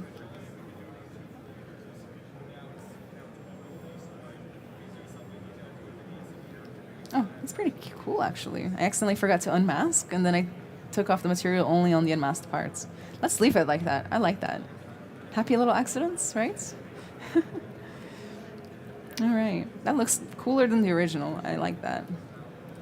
We can just kind of finish up the paint job with some, like, you know, manual touches. Maybe I always like adding kind of dark colors around the eyes. I think that it really highlights.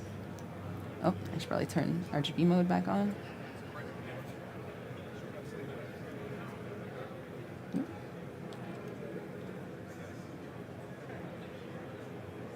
I think it highlights a little bit. It's maybe too much.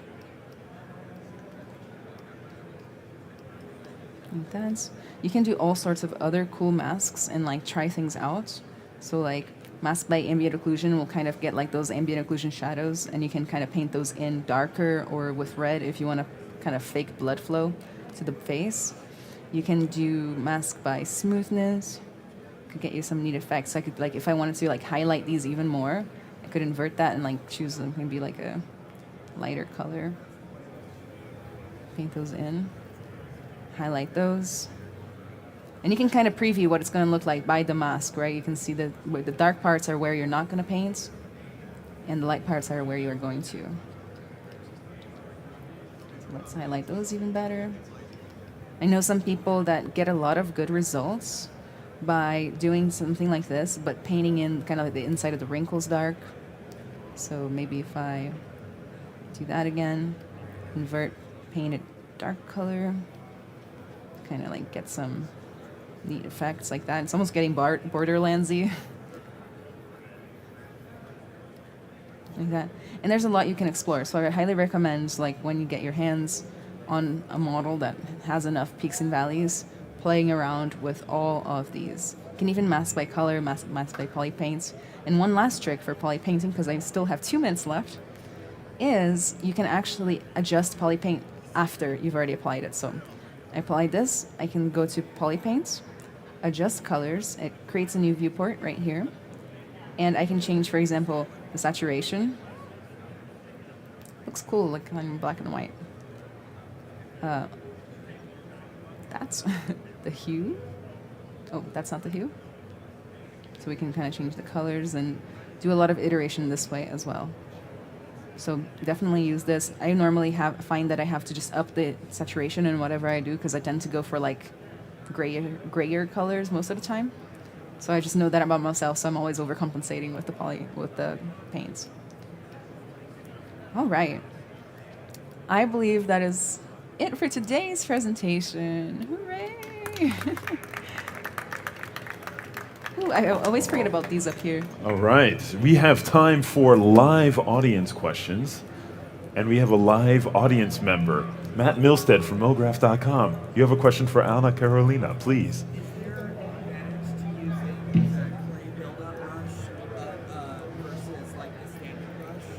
So the question is there an advantage for the clay buildup brush over the standard? It's just a vibe, you know. It's a feeling thing, you know. So let me show you. So the standard brush, it's got this more like of a smooth effect, right? It's more circular, you know, very nice, good control. You can make some really nice veins and stuff out of this. The clay buildup, it's like the square version of that. It's like super hard, and you know, it normally takes a lot of handling to get right. I don't know exactly when I switched over to using the clay buildup, but now it's my favorite brush. So like it just makes me feel like I'm actually working with clay. It creates these like imperfections that I really like, that sometimes can make it to the end model that look really natural, better than something way too smooth. This one actually I find that it can get a little blobby compared to the clay buildup. Like I just have trouble measuring kind of like the roundness of it all. You know, if I do it a lot, like it starts like they don't like merge together super well for me. You see how I'm like getting that blob effect? But this also leaves like straight lines, so you got to be smoothing when you use the clay buildup normally. That's just personal preference. What I do to the standard brush is I do use it all the time, but this is my brush that I use as like kind of like my guinea pig. Every time I want to do anything interesting with the brush, I use the standard brush and then I upgrade it, so to speak, and then save it out. So do you start with a clay buildup and just smooth then? Yeah, just normally. Constantly back and forth. Mm-hmm. More questions from the audience. In the back. Oh, the What? workflow for animation. So, let's see. In ZBrush, you can do a lot of the preparation that goes into animating something. So you can do, for example, the retopology that it would take for create like nice deformable edge loops and things like that. However, it's not really an animator tool, so you would just export this into your chosen animation software. Come over and to then rig Cinema. it. Yeah. And then rig it and then animate it. All right, in the front.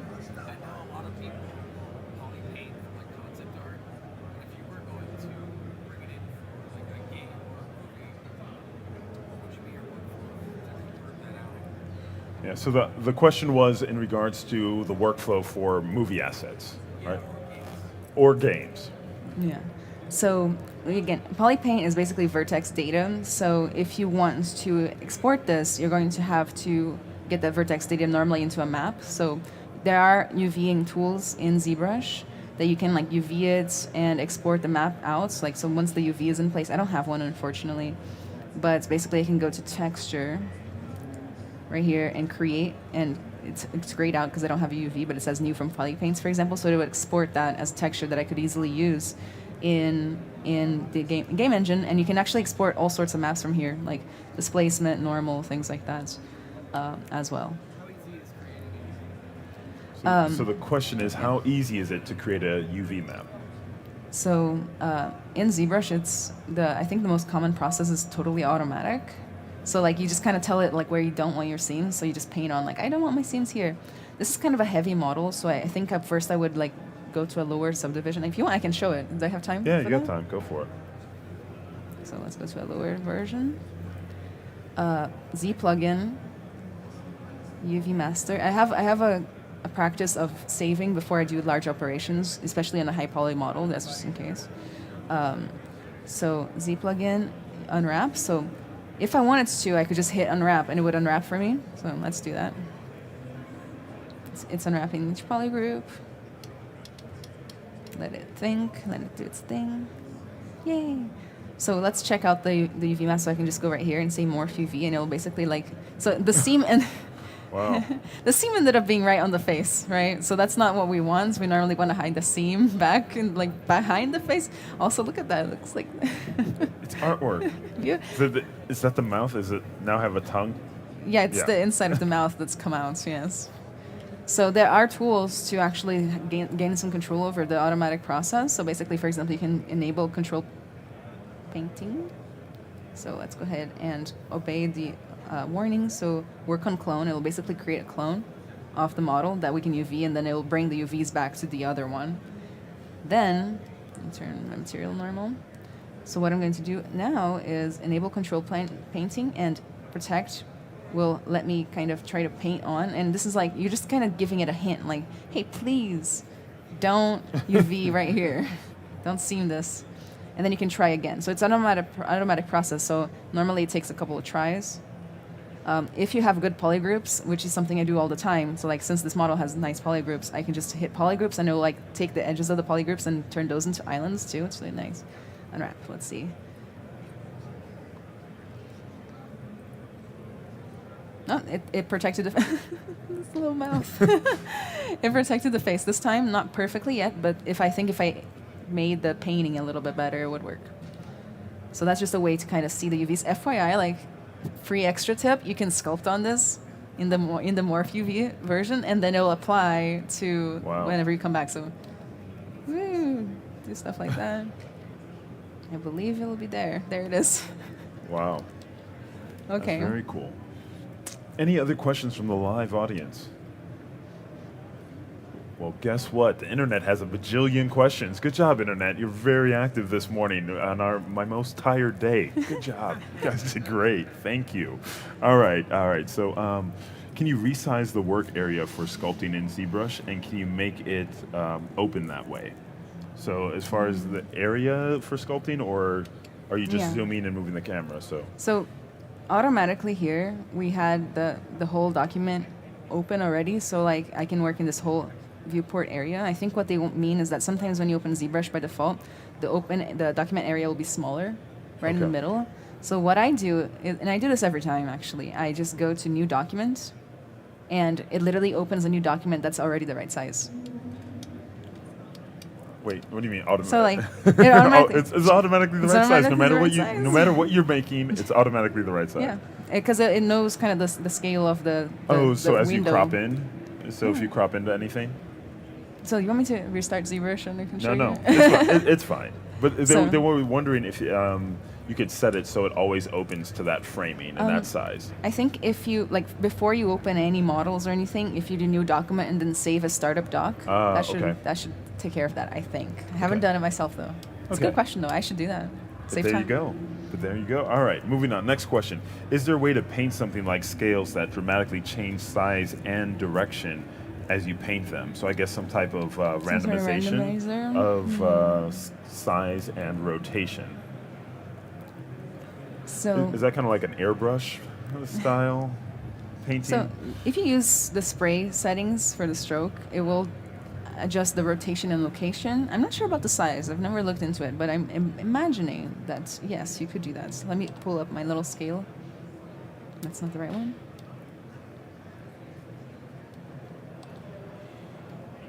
So this is oh yeah, I made frog skin today. Yeah, frog Just skin. remembered the frog skin. So let's see. I think in here, in the modifiers, there would be an option. I've just never done it before. I don't think I can like go exploring now. Not exploring. but it'd probably be in the if spray. it's in here, it will be in the modifiers, in the brush. In the brush modifiers. Brush modifiers is where Awesome. it'll be. Somebody was wondering how you create cloth in ZBrush. Do you use cloth brushes? Yeah, so ZBrush has cloth simulation built in, which is really nice. Basically, you just, I don't know if I have those. Give it a shot. That's Give it a shot. Ellie, you don't mind, right? Impromptu meeting. Okay, so let's open up yet another sphere. I'm going to make that into a polymesh 3D. I'm going to append a plane, which will be my my cloth. Boop. Make sure that that is nice and so divided. So this is ideally going to fall on the sphere and like deform. So let's make that a little bit bigger.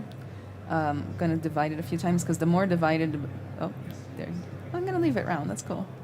The more you divide it, the more detail you're going to get in the formation, I suppose. Whenever I'm doing it, I like to go to geometry, dynamic subdivision, and turn it on. So basically, this is a different kind of subdivision from before, which has a bunch of cool other options that I can show next time I come to NAB. I'll bring you back. So I'm going to just turn on dynamic thickness, and it'll just kind of like add a little bit of thickness to my cloth. Might be too much. But basically, the cool thing about this thickness is that, and this is a pro tip for those of you who use ZBrush, no matter what I do to this edge, the thickness will never change because it's dynamic. So I'm not going to like lose that thickness in any case. Let's say it's never going to compress, for example. So I'm going to leave that like that. And I'm going to go to Dynamics. I'm going to open that on the side, makes it easier for me to see it. And we can do like run simulation and things like that. I'm going to try hitting run simulation just on its own and see what happens. I'm not sure if it's automatic. No, it's not. Cancel. Let's see. On mask. Somewhere in here there's a button that says that it needs to collision volumes. There it is. Let's see. Oh, there it is. It's stretching a little bit. The default settings kind of make it stretch a little. More like a latex. And then it's colliding with the floor. So if I wanted to, I could escape, undo, turn off the floor collision so that it kind of like falls like a little ghost, I guess. We can change the firmness of the cloth, which I think is going to be necessary. There's like a bunch of options like inflate and whatnot, so I can run the simulation again. Now, can you dynamically change the thickness once it's applied? Yeah. Mm-hmm. Okay. So like that. Let's just pretend that that's what I want. So I'll just stop it. You can stop it by just hitting escape or clicking on it, and it pauses the simulation exactly there. And there are built-in cloth brushes that are really neat. So I'm going to go to C for cloth.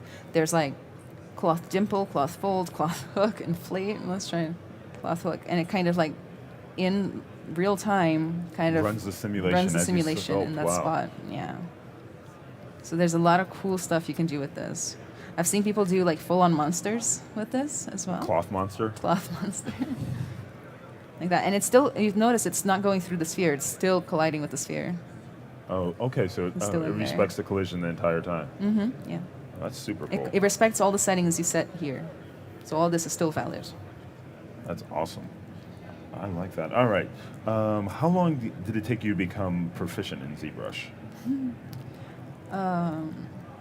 Define proficiency, right? I guess when you were comfortable to use it professionally. So I'd say maybe like 6 months or so. But I was practicing every day because once I found about ZBrush, I became a little bit obsessed. As you should, rightfully so. It literally changed my whole career path. I was going to be a concept artist before this, so yeah. All it took was one day in ZBrush to change my Now you're a career ZBrush path. artist. Love it. All right. Someone is wondering, can you save IMM or direct or draw react brushes from the hair system in ZBrush? From the hair system? That's what they say. I don't know what hair system they're referring to. There's like So- multiple hair systems that you can do. So can you save IMM or draw react brushes? Let's just start with that. Just the same as you would any. So like I did that IMM earlier with the little spring, right? I can select that. I can just save as. Boom. And it will Done. save it as a brush preset. And it should open in anybody's ZBrush, really. Awesome. All right. Somebody's wondering where they can buy your brushes. Do you have some? No, I don't. She doesn't have them. Sorry. Well, now you have a home project. I normally give them for free when I'm doing classes. Like if I'm using a brush, I'll give all of them for free for my students and mentors and mentees and things like that. Somebody was asking about the UVs, but we actually covered that. So if you missed that, go ahead and go back. Somebody is wondering, can you pull the back of the necklace to sit above the skin? Yes, you can do that. I don't know if you noticed, but there was no back of the necklace. That's why I didn't. Wasn't there we go. showing. Just did the fronts. Just a little showbiz, I guess. Yeah, Just a there we little- go. Yeah, that's it. Whatever's facing the camera. All right. So how long did it take to become familiar with the menus and options? So just getting familiar with the interface. I think that's one of the big things that people are most concerned with. It feels intimidating if you haven't worked in it before. I like to say that it's like stepping into like the cockpit of a plane, you Yep. know, because it's like buttons everywhere. It's a little overwhelming. So the trick to becoming familiar with all of those menus is to just embrace the fact that odds are you don't need most of this. Like just create the workflow that works for you and then just add a little bit more as you go, you know, little by little. And that's something that I always talk to beginners, like don't get overwhelmed. You only need to know 5 things to finish a model, right? Like how to like rotate zoom, 3 brushes, and how to save is probably the things you need to know to like create an actual full model on your first day. Right? That sounds way more reasonable. Look at that. All right. Let's see. Is there a way to export the texture paint without unwrapping the model? I believe there is. It's not really part of my workflow, but I believe, especially there's plugins out there that do all sorts of stuff like that. Okay. Like, yeah. Cool. Can you bring this the model in C4D and show how to retopo for rigging at another time? Yes, I'm sure she could show that. All right. Let's see here. Question: is it possible to learn, practice ZBrush using a mouse? I think you covered this yesterday. Yeah. Covered it yesterday. I cover it every day of my life, though, to be fair. No. I mean, possible, yes. Like, nobody's going to arrest you for that. You know what I mean? But the thing about... ZBrush police don't get you? ZBrush police. I'm still working on putting that together. So the difference between using a mouse and a tablet is very simple. The mouse only has 2 settings, on and off. So the pressure is either 0 or 100%. That's it. Click, it's on. Unclicked, it's off, right? Whereas the pen actually has pressure sensitivity. So you can press harder or softly. Sometimes you even have like rotation compared to like how your hand is laying on the tablet. So for example, if I come in here with my clay buildup, my trusted clay buildup, and I press really lightly, you can see that it was a light effect. But if I press really hard, you can see that it's a harder effect. And this actually gives you insane amounts of control that you wouldn't get with the mouse. Things with the mouse tend to look really blocky and hard surface. I guess only. more unintentional, like I was saying earlier. Very cool. Well, that is it. Anna is streaming all the time, right? You stream pretty much all the time. So definitely check her out. We're going to wrap up here. We're going to take a quick break and get Chris all set up for Rocket Lasso Live so we'll be able to ask questions, interact. So internet, get ready, get your questions ready. Thank you, everybody. Please stay tuned. We'll be back with our next presenter, Chris Schmidt. Woo.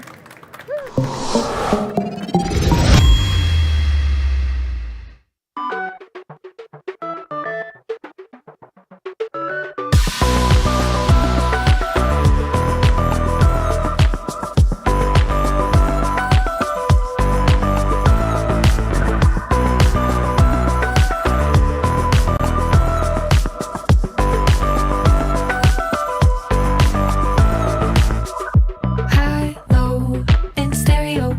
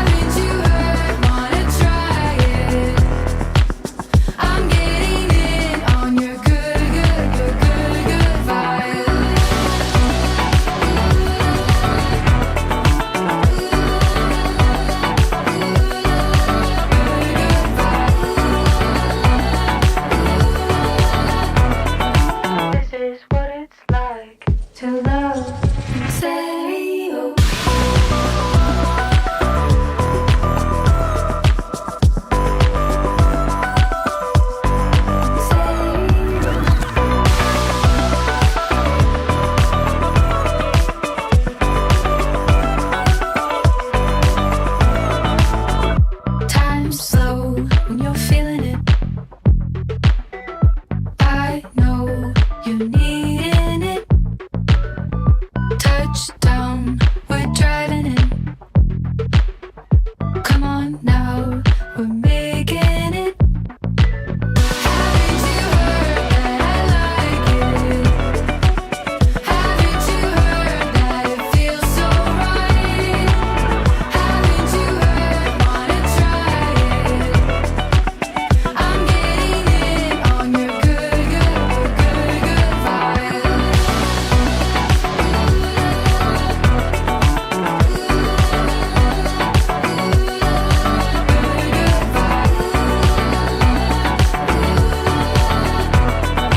This is what it's like to love in stereo.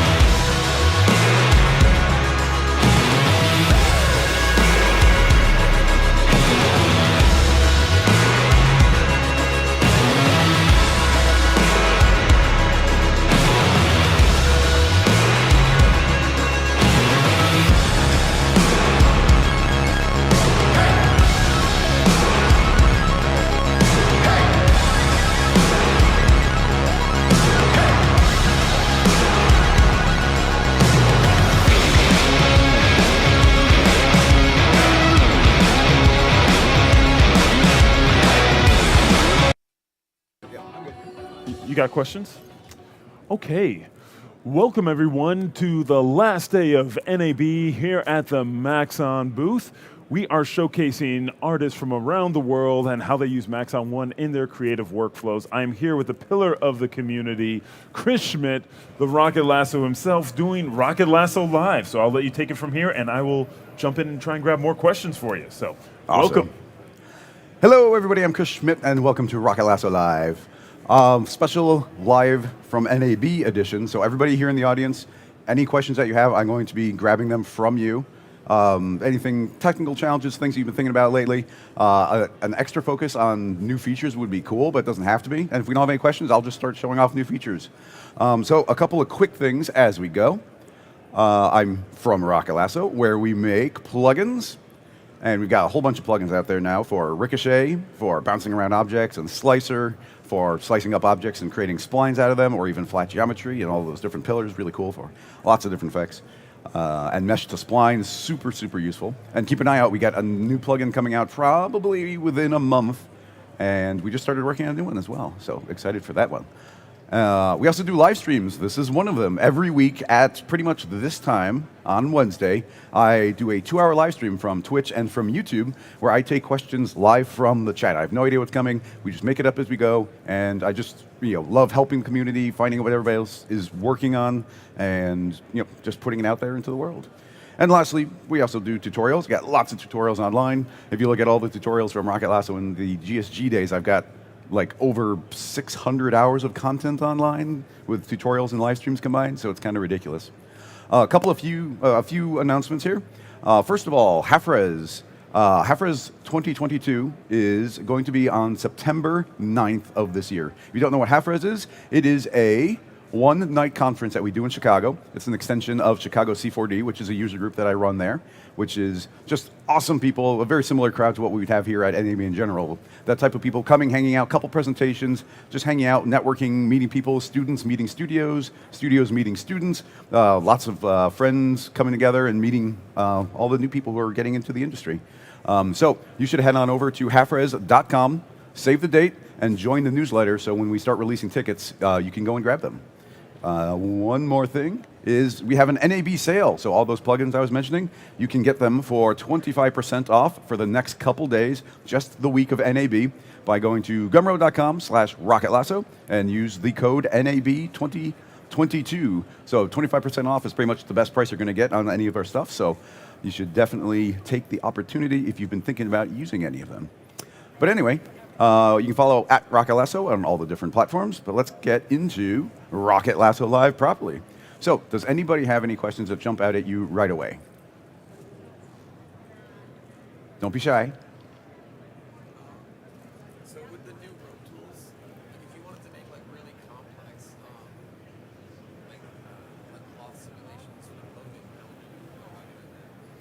Okay, so the question is, using some of the rope stuff and the cloth stuff, like how would we maybe start going about doing some clothing?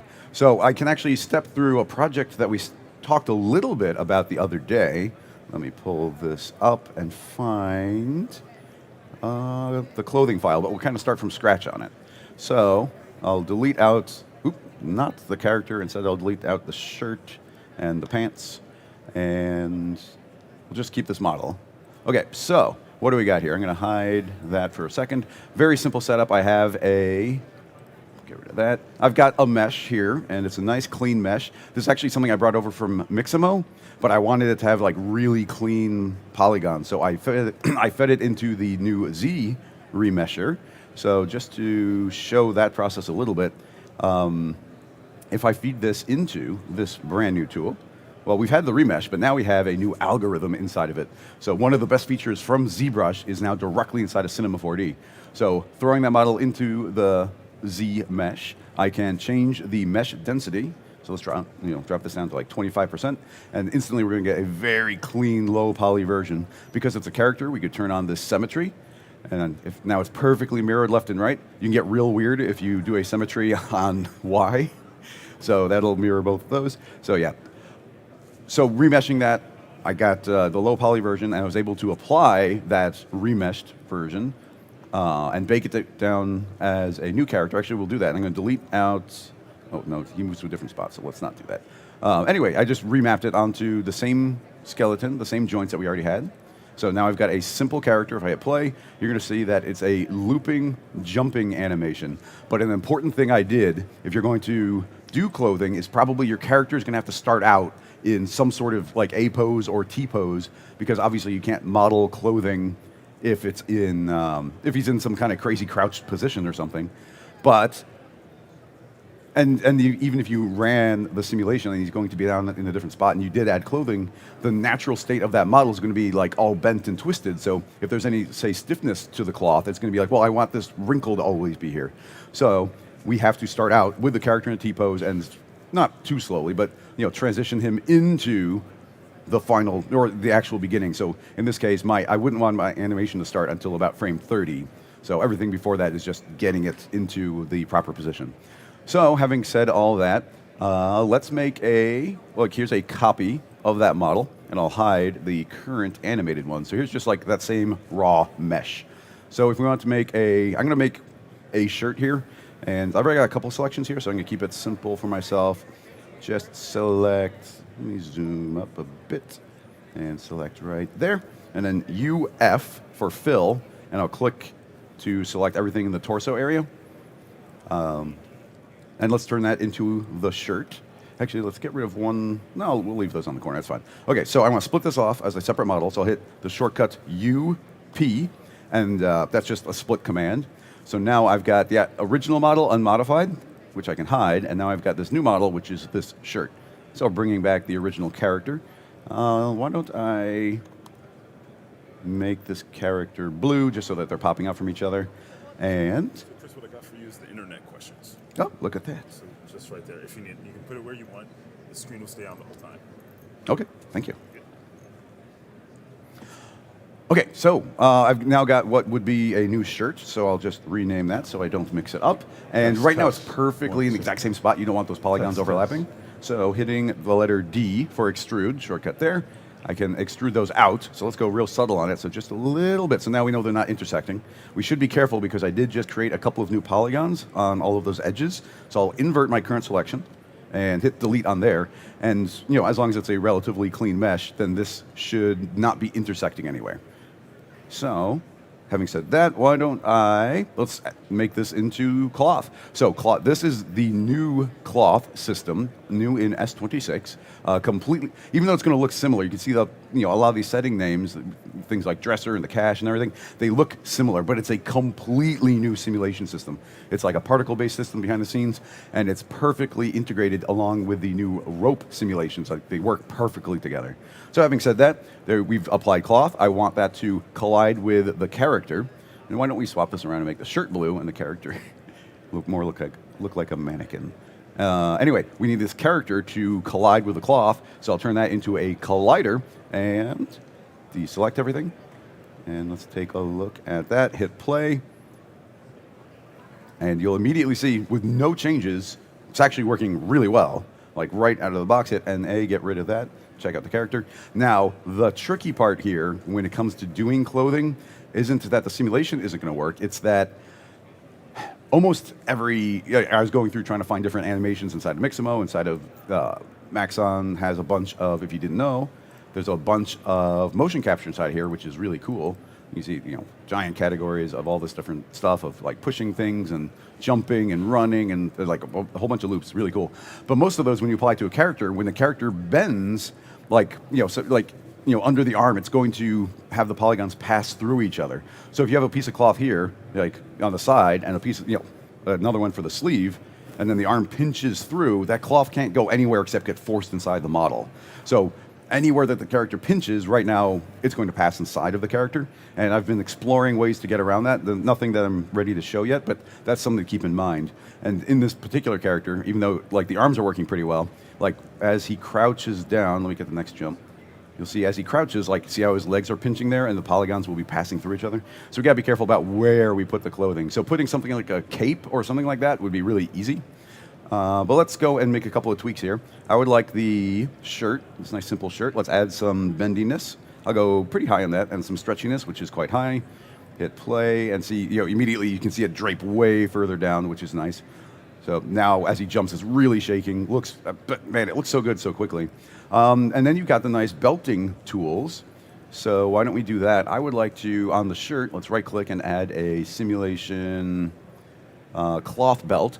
Keep in mind that we can belt cloth, but there's a separate rope belt. And sometimes I click the wrong one and I don't realize it. So definitely use cloth on cloth. So doing that, what do I want this to belt onto? I'd like it to belt onto the character. And what points do I want to belt? Well, let's do a loop, UL. We could say like, okay, I want this neck area to stay, kind of stuck to the character pretty well. But let's go overboard right now and like really stick this in particular spots. So I'm going to kind of loop all the open holes and say, okay, I want those to be belted. So let's say set, and you see these yellow lines get created. And what that's doing is it's finding the closest point on the surface object and saying, okay, that's where I want to be. So you've got the influence, which is how strongly is it pulling there. And I guess I'm not entirely sure what hover does, but setting it all the way to 100% is probably a bad idea because it's going to pull it really tightly against the mesh. It's kind of like, okay, the mesh is like, well, I want to be here, and the shirt's going to be like, well, I want to be there too, and they're going to fight each other. So you want this probably, never make it 100, but even something like 90-90 would stop it from fighting each other too much.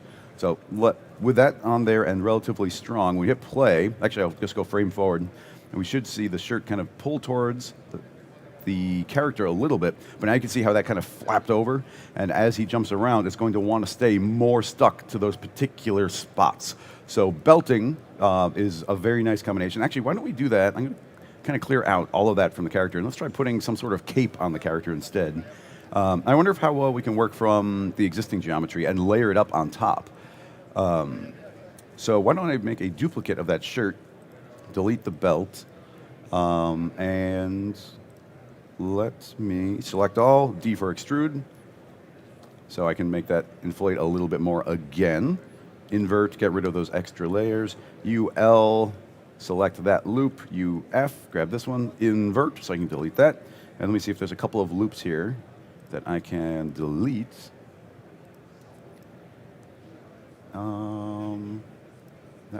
That one, and that one. Okay, cool. So UF.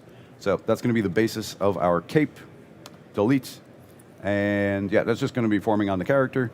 Obviously, we could model it, but I don't want to spend all day modeling during a live stream. And we can decide where we want to pin that again. So why don't I hit go to selection and just finish selecting these. So we'll just belt it all along the character.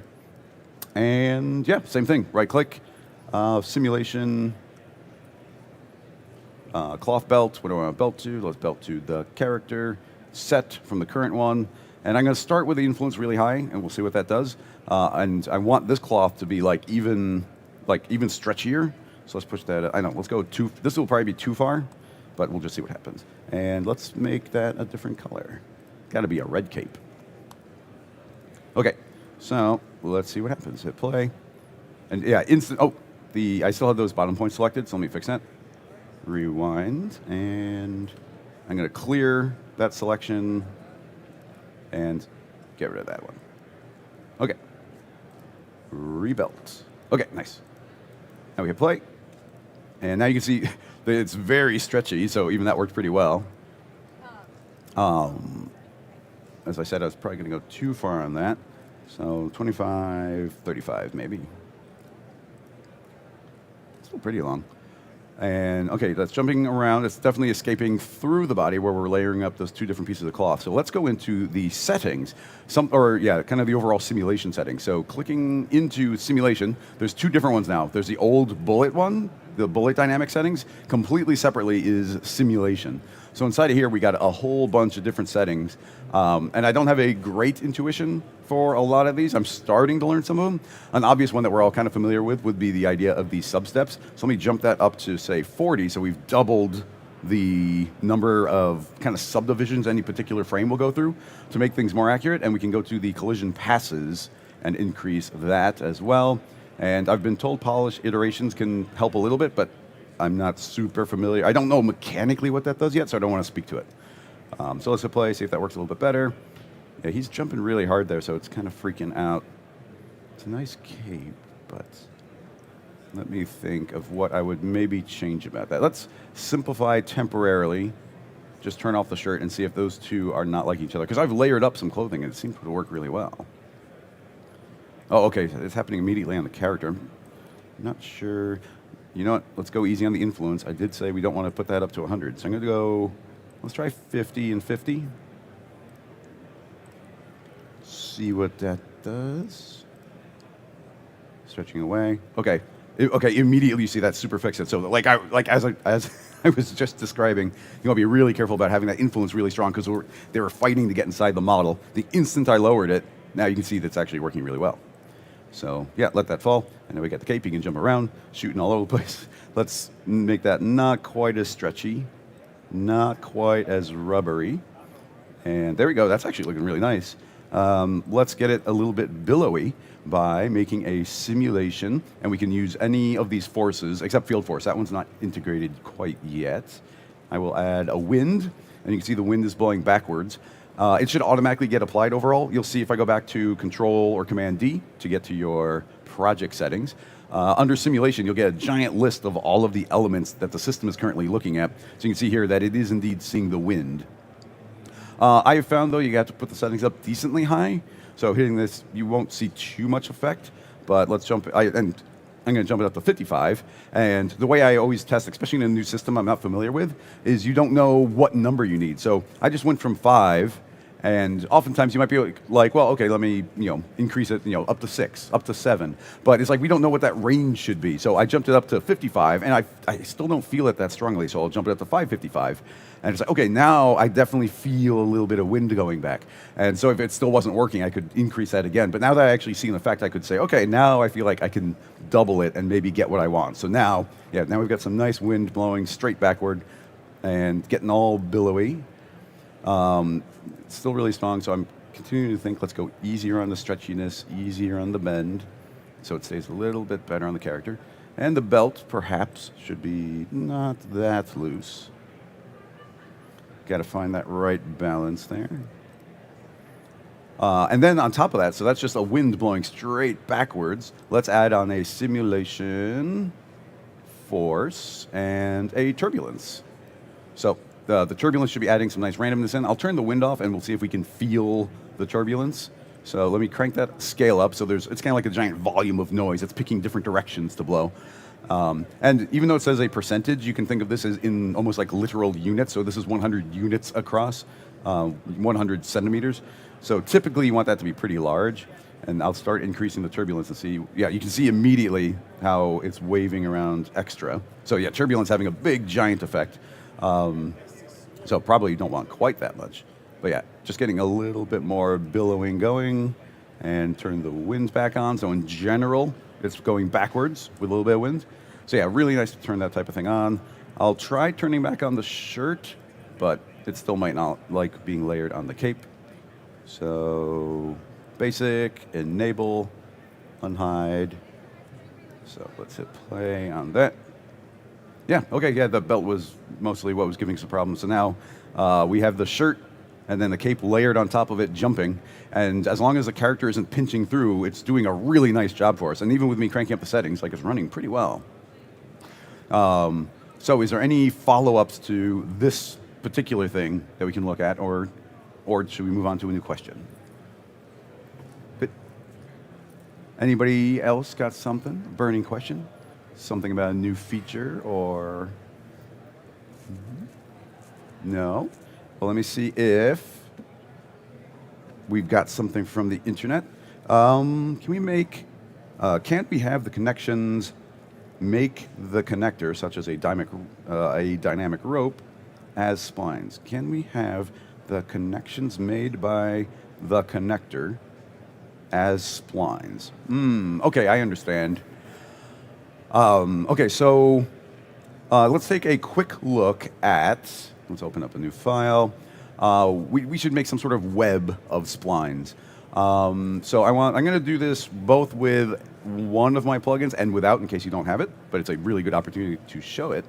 Let me think. What should we do as the initial shape? All right, I'm going to do the Ricochet one because I was playing with it behind the booth yesterday and it was like crazy fun. So let's talk about a couple of new tools. I'm going to make some text. Let's just say What should we type out? I'm just going to do RKT, shortcut for rocket. Go into the middle. Now, if you didn't know, in any of the font drop-downs in Cinema, you can now click, and at the top we have something called Font Filter. So I can search for, say, Futura, and grab this nice bold font and instantly find it. So I know designers have a million fonts, and you're always scrolling and scrubbing, and you shoot past it, and you're like, no, I got to go back. Now you just search, find it right away. So tiny quality of life things. But you know, a handful of quality of life things can end up being the best feature. But in my opinion, the new dynamics is the best feature, but that's also a good one. Okay, so we got this text. Let's make it a little bit more depth. And then I want to make a nice mesh out of that so we can feed it into the volume builder, volume mesher, and hit NB so you can see the polygons. So nice and clean, nice and low poly, but we can make it a little bit sharper, get those edges back in. And now if I wanted to control it, I could add in my own smooth, pull back on the power, and we make that as rounded as we want to. Now, the Z remesher does a great job, or I'm sorry, the volume mesher is giving us like a really nice layout overall. You know, everything is quads, there's no triangles, but you do end up with like these little pinchy ones, which inside of a simulation might look a little bit weird. And you'll see that it's very much a grid. The best it can possibly be, it's doing a perfect grid from the front. But now we can feed this Z mesher into, I keep saying that, the volume mesher into a remesh. And again, it's going to remesh it really well, but one of the best parts is look at this natural flow it has following the direction of the geometry. Another thing to mention, let me sharpen this up to demo it even better. So with this very sharp text, there's two settings that are amazing. The mesh density, so I can say, okay, I want fewer polygons, drop it down to 50%, and it becomes lower poly. And the other is this adaptiveness. And if I say I want it really adaptive, what it's going to do is put the polygons where it needs the detail. I want to make this really sharp. So I'm going to increase that more just to demo this feature. As you can see, we get these pretty sharp corners going. Reactivate that. And you'll see, especially somewhere like here, that in the middle it's really flat. So it's like, oh, it doesn't need as many polygons. But over here, there's a sharp curve. So it's like, okay, put more polygons over there so it can be sharp. So that's really handy if you want to get the most bang from your buck when it comes to your polygon count. But if you're doing dynamic simulations, then you're going to want everything to be as even and smooth as possible. So the other option is pulling the adaptiveness all the way down. And now you'll see, let that update. Now you'll see that this is super even count going all the way around. So it's like the best of both worlds, wherever you want that to be. Okay, back to, I'm going to drop that polygon count way down. Let's go like 15. Okay, that looks pretty good. And I would like a little bit of smoothness going on in there. Crank that up a bit. Excellent. And then I kind of want this text to be slightly intersecting each other. So let me grab the horizontal spacing and just pull those in a bit. Make sure that they are looking good. Okay, yeah, that's going to make it a little bit easier here. So that is a nice piece of text there. Okay, I want to take this geometry, and again, this is a plugin from Rocket Lasso, and there's the sale going on right now. Here's Ricochet. So I think this one is the most fun of the plugins we made because it kind of does something that I can't even imagine how you could do otherwise. So you'll see what's happening is it just looks like a straight spline right now, shooting off into space, and that's going to be traveling exactly 1,000 units in that direction. Now, I am going to say that I want the source geometry to be not the child, but a remotely linked object. So let's say that that should be looking at the Z mesh, or the remesh. So now, if I grab this line and I start pulling around to the front, you can see as it strikes the text, it's going to bounce off of it like it's a laser. So bouncing perfectly off there, so that's kind of fun. But where things get interesting is if I drag this inside of the model. Now, it's kind of disappeared, but that's because it is now bouncing around inside of it. So what I like to show is let's make that a little bit longer. And it's filling up that space a little bit, but let's add more. So I'm going to add a 0 onto that. Now you see it fills up even more, like calculates really quickly. But let's go crazy and add another 0 onto there. And instantly you can see that I filled this mesh up with all these lasers bouncing around, shooting all over the place. And if I zoom way up, you can see how many splines we put in there super quickly. So super fun along those lines. We don't need that many for this demo, so we'll pull back on that a bit. Actually, let's not randomize yet. I would like to do this a little bit differently, though. I don't want the laser bouncing around on the inside. I want to kind of wrap it up. So let's pull this to the very tippy top, just barely missing the model. And inside of the Ricochet plugin, I'll go to Modify, and I would like to visualize a shell outside of it. So let's make it a little bit bigger than usual. I'm going to set the shell to 3, and now you can see that what has happened is there's a series of blue dots showing you that's where an inner mesh is, and here's a series of orange dots showing you the outside of it. So we are now trapping the spline in between those two. So I'll also offset this from the surface a little bit. So now it's not touching the model at all, but you can see that it's bouncing around. Let me turn off the visualize. It's bouncing around on the outside of the model, not passing through it anywhere. So let's increase, so the next great feature would be under surface, I want to start adding some alignment, because you can see it's kind of like doing these zigzags bouncing around really harshly. So as I add surface alignment, you'll see it's going to start aligning itself with the surface. So as soon as it hits an edge, it starts aligning itself and traveling along the side. So you can get these really nice kind of wrapped up directions.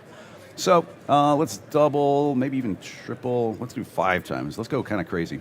Yeah, so we got all these different, you know what, I'm going to go even crazier, because I think the rope dynamics can handle it. Okay, so you can see we're super wrapping this thing up.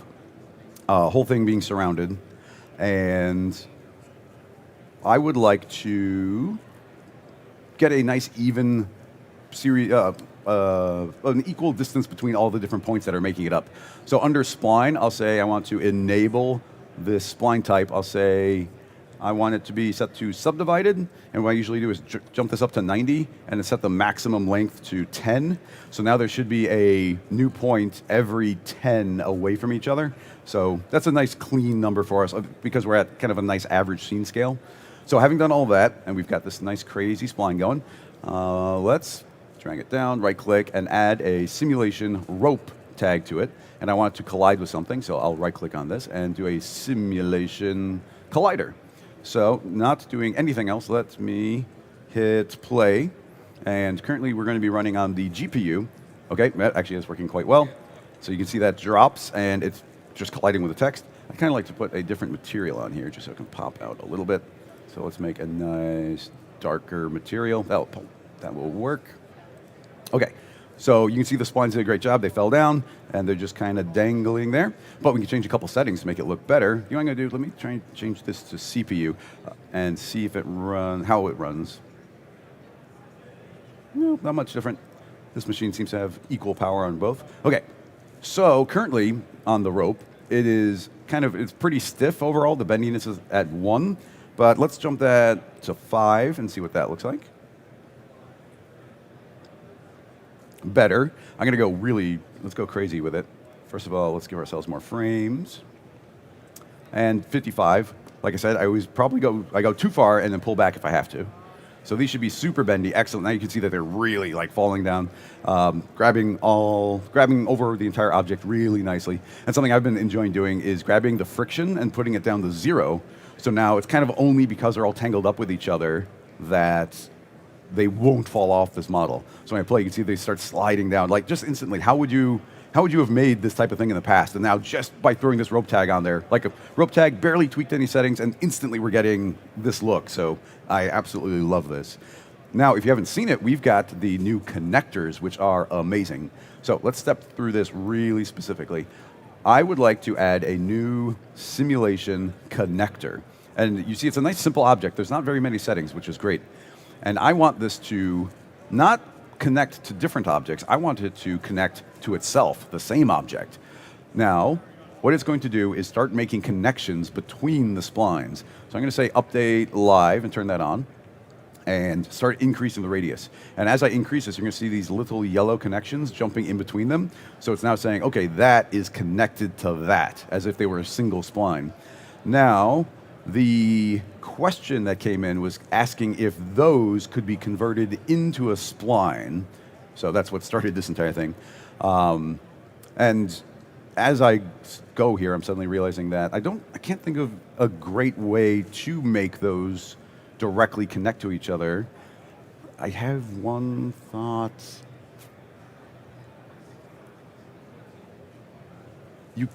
As a suggestion to Maxon, it could be great to be like, hey, have a button that will say like generate spline from that, and then that could then see the connections. That would be great. So there's an official suggestion. On top of that, though, we would have to pre-make those splines, which actually does work really well. I'm just trying to think of how we could actually get them to be really close to this model. But for the audience here and anybody watching who's not familiar with these connections, let's take a look at the basics of it. So I've made all these different connections all over the spline. So you saw how it looked before. Did I properly turn off? Okay, yeah, I turned off live update, and now those should be now connected to each other. So when I hit play this time, we should see that you can see how it's being treated more like a web.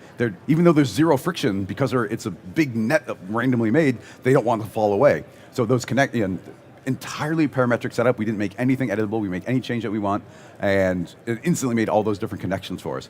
Now, stylistically, we can, if we make the radius smaller here, I'll go back to live update and start shrinking it. And if we go really small, like 0.4, there's probably going to be a couple of connections. So let's see, with only a few connections, what it looks like. And yeah, you see it's mostly still escaping, but some of them are connected. Now let's do the opposite and increase this and put a whole bunch of connections. So going higher and higher and higher. So now like tons of everything is getting connected to each other. Turn that off, hit play, and yeah, now, yeah, even with more connections, even less is falling away. Now, I'm still trying to think of if there's a way that we could create multiple, like little connections between them. And I gotta say, nothing is jumping out at me. Having said that, we can add additional connections from multiple objects. So I'm trying to think of the way, actually, before we go there, I know that those direct connections weren't working too well as a thing, but something that I need to mention is that they added tearing onto splines as well. So if we turn this tearing on, I'm going to leave it default. I'm not sure what a good value would be.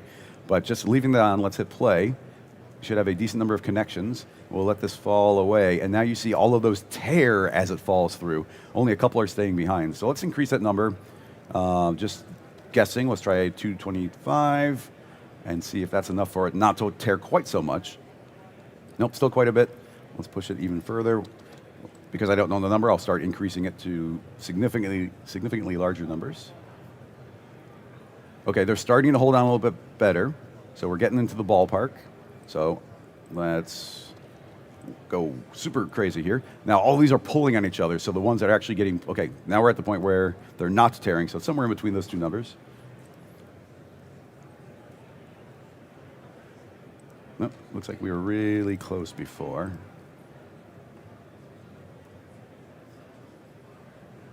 Oh, nice. Yep, there we go. That's about what I was looking for here. I guess while we're here, it might be fun. It might be dangerous to do this, but I'm going to push this a little bit further. Instead of this remesh being something to collide with, let's turn that into a cloth object itself. So simulation cloth, and with that being cloth, I'll turn off gravity, Control or Command D. Simulation gravity 0. So now it's not going to fall away. And if I just hit play, I don't think too much will happen. Like everything will settle, the splines will push away from each other where they're overlapping. Give that a second. Whoa, okay. I think something is intersecting, so we'll give that a quick pause.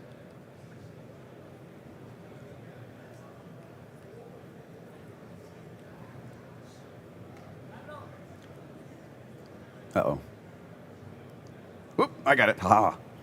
When I know typically you want to like hold down the escape key because you can usually escape from something, and I don't know for sure, and maybe I'm just being like superstitious with it.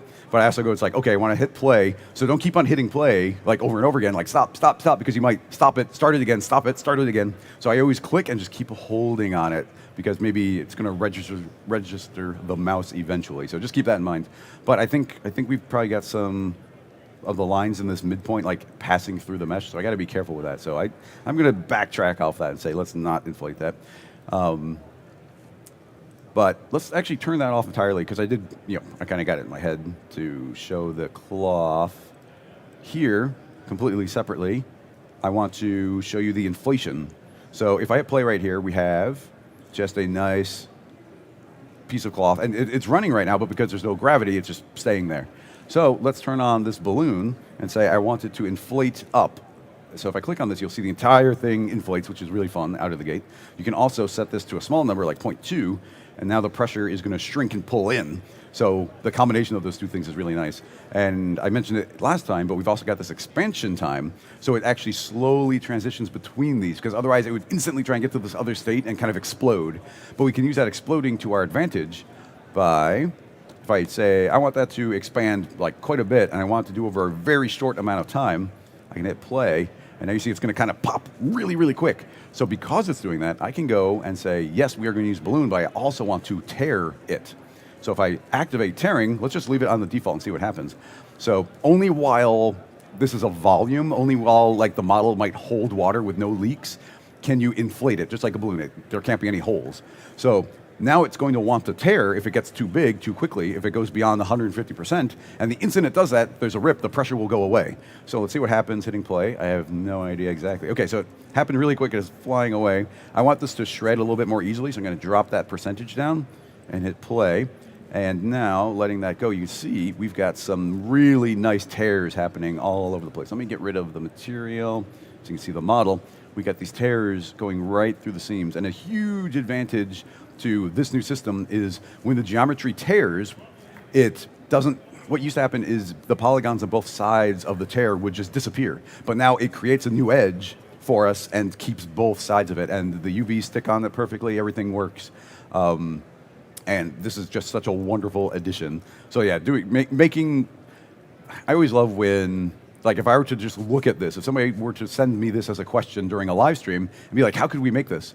In 25, I've been like, oh, like I'm not sure how we could make this. Like we'd probably have to model it manually. But here it's like, oh, we just clicked a couple of buttons, there's no keyframes, nothing, and instantly we've gotten this really cool effect. Let's just tinker for a few minutes with some of the settings. Currently the tear guiding is set to 45. So it's trying to do straight line, you know, kind of straight line-ish things wherever it can. I'm going to put that up to 90. So now it's looking to make a 90-degree turn whenever it can. So just rewinding and having only changed tear guiding, I can hit play, and you see that it's going to super pop and shred because it's making all those turns. So because of this particular configuration, I think we could increase that tear percentage, the tear threshold. Maybe somewhere in the middle, 122, hit play. Yeah, get this lovely, lovely tear drifting away. Like, so cool. Something I would like to show that I didn't get a chance to show how I made it last time is let's play a little bit with some vertex maps and maybe do some I'm trying to think if I what. No, let's just make it up as we go. That's the way I like to do it. Brand new file, make a plane, and put it on Z. T for scale, I'm gonna make it pretty big. NB, and let's put some subdivisions in. Now, something I was told by Maxon is, all right, let's not go that far. Something I was told is, it's actually, with something like a collider, it is not bad for you to have a decent amount of geometry on it. In some cases, it might make it run faster because it's a particle-based system, and I don't know this for a fact, but if you have some geometry, it's going to be like trying to subdivide that geometry internally, but instead I kind of did it myself, and now it knows where to put those invisible dynamic particles. It knows where to put them better. So that can be decently subdivided. I'll turn off the grid. I don't like seeing the work plane grid, just so that it looks a little cleaner for us. And now we also need a piece of geometry, and I want to stick it to the wall, and we're going to do some really advanced things with cloth. So let's make a text object, put that back to the middle. I guess we'll move it to the front there. And let's see, I'm going to go NAB, put that in the middle. Again, I'd just like a nice big chunky font. Let's just scroll through and see if any of them jump out. Italics? Yeah, why not? That looks fine. So I want to get this heavily subdivided, and I want it to be really flat. So I'll give it 0 depth. So now it's just a single cap on the front. And I want to subdivide it. Well, actually, let me go to caps first. Instead of looking at this as a big, clean n-gon, which is great, I want to see the geometry. So I'm going to say, give me a Delaunay subdivision.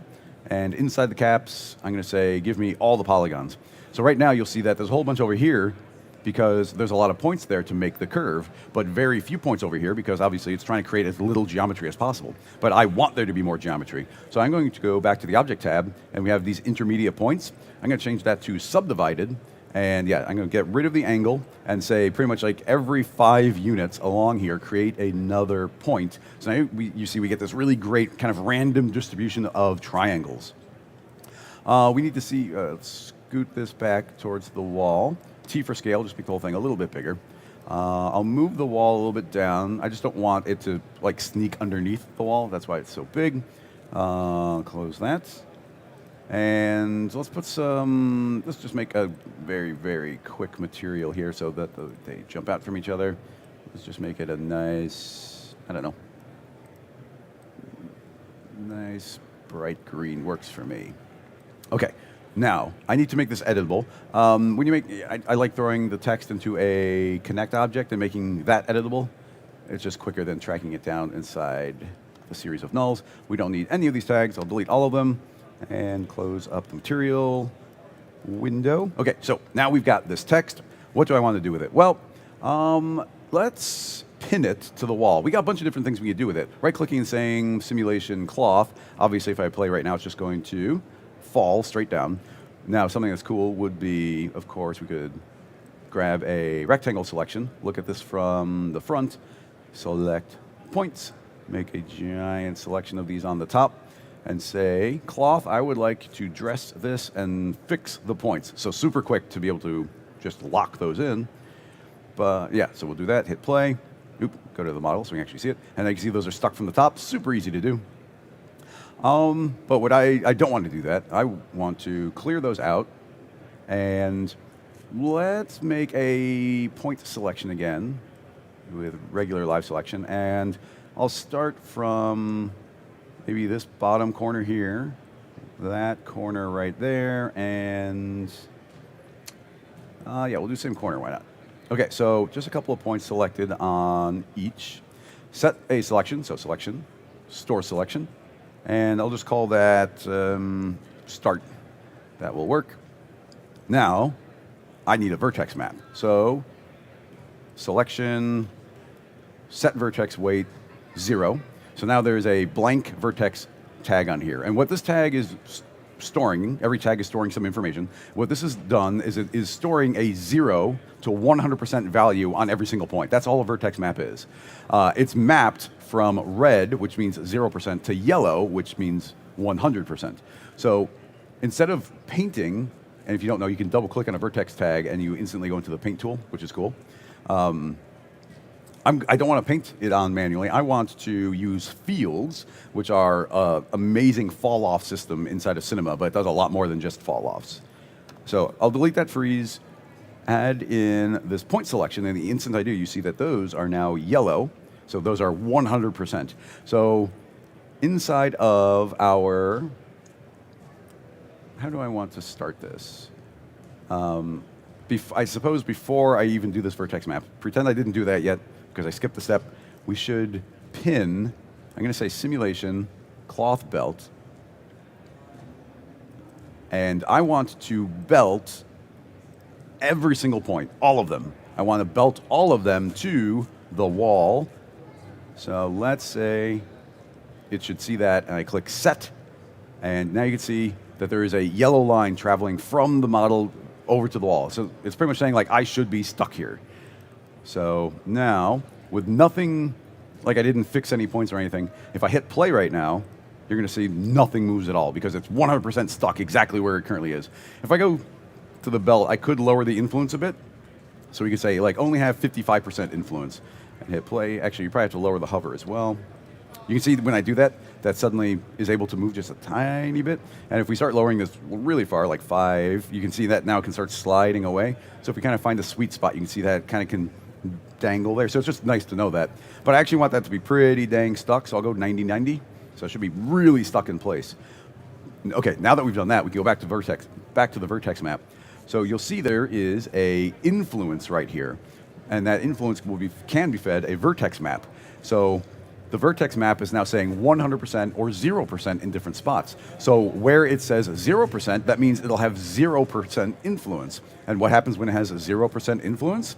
Well, that means the entire thing will fall away.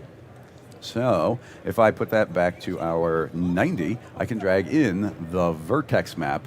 So now when I hit play, you're going to see that only, oop, it didn't like that too much. Let me scoot that. Actually, let's just increase our collision passes a couple. I'll do a couple polish passes, and we could probably get away with extra sub-steps. Okay, cool. We'll see if it likes that a little bit better. It is not liking that. Let's see. I did this several times already, so we just got to find the right combination of settings. What is it not liking about this one? I've done this before.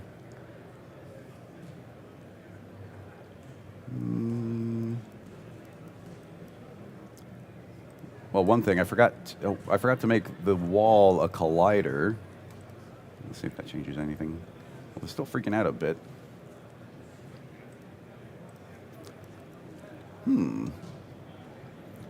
Change that to CPU. Shouldn't really change anything. We'll do 2 iterations. Drain some more energy out from the scene. It is not liking something here.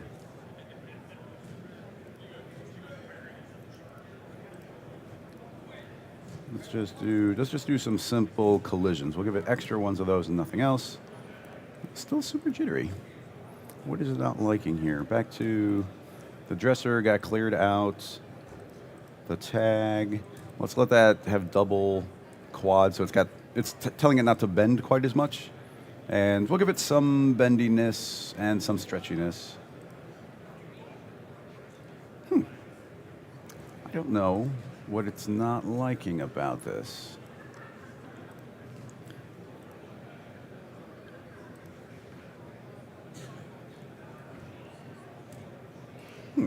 Well, something about it doesn't like it, so why don't we just skip to the file I had been playing with earlier. That's a start. I want to skip us to pretty much the step we're on right now. So, go to there. There's the freeze. We got to still build that. Just back to the start points. Freeze the belt. Okay, so now drag that belt in. Okay, we're pretty much in my scene file I was playing with earlier. And now we're back on the same step. So that's what was supposed to happen. They just kind of fall and drag in. They're properly colliding the wall, and they're just stuck wherever we put those start points. Now in this case, the start points are right there, and those get converted into this vertex map, so you get that nice solid bit.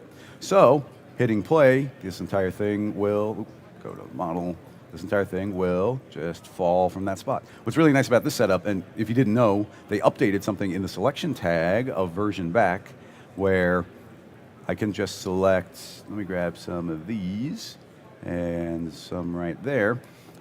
In your selection tag, I can just say update, and now it's updated to these new points. So really nice to be able to do that.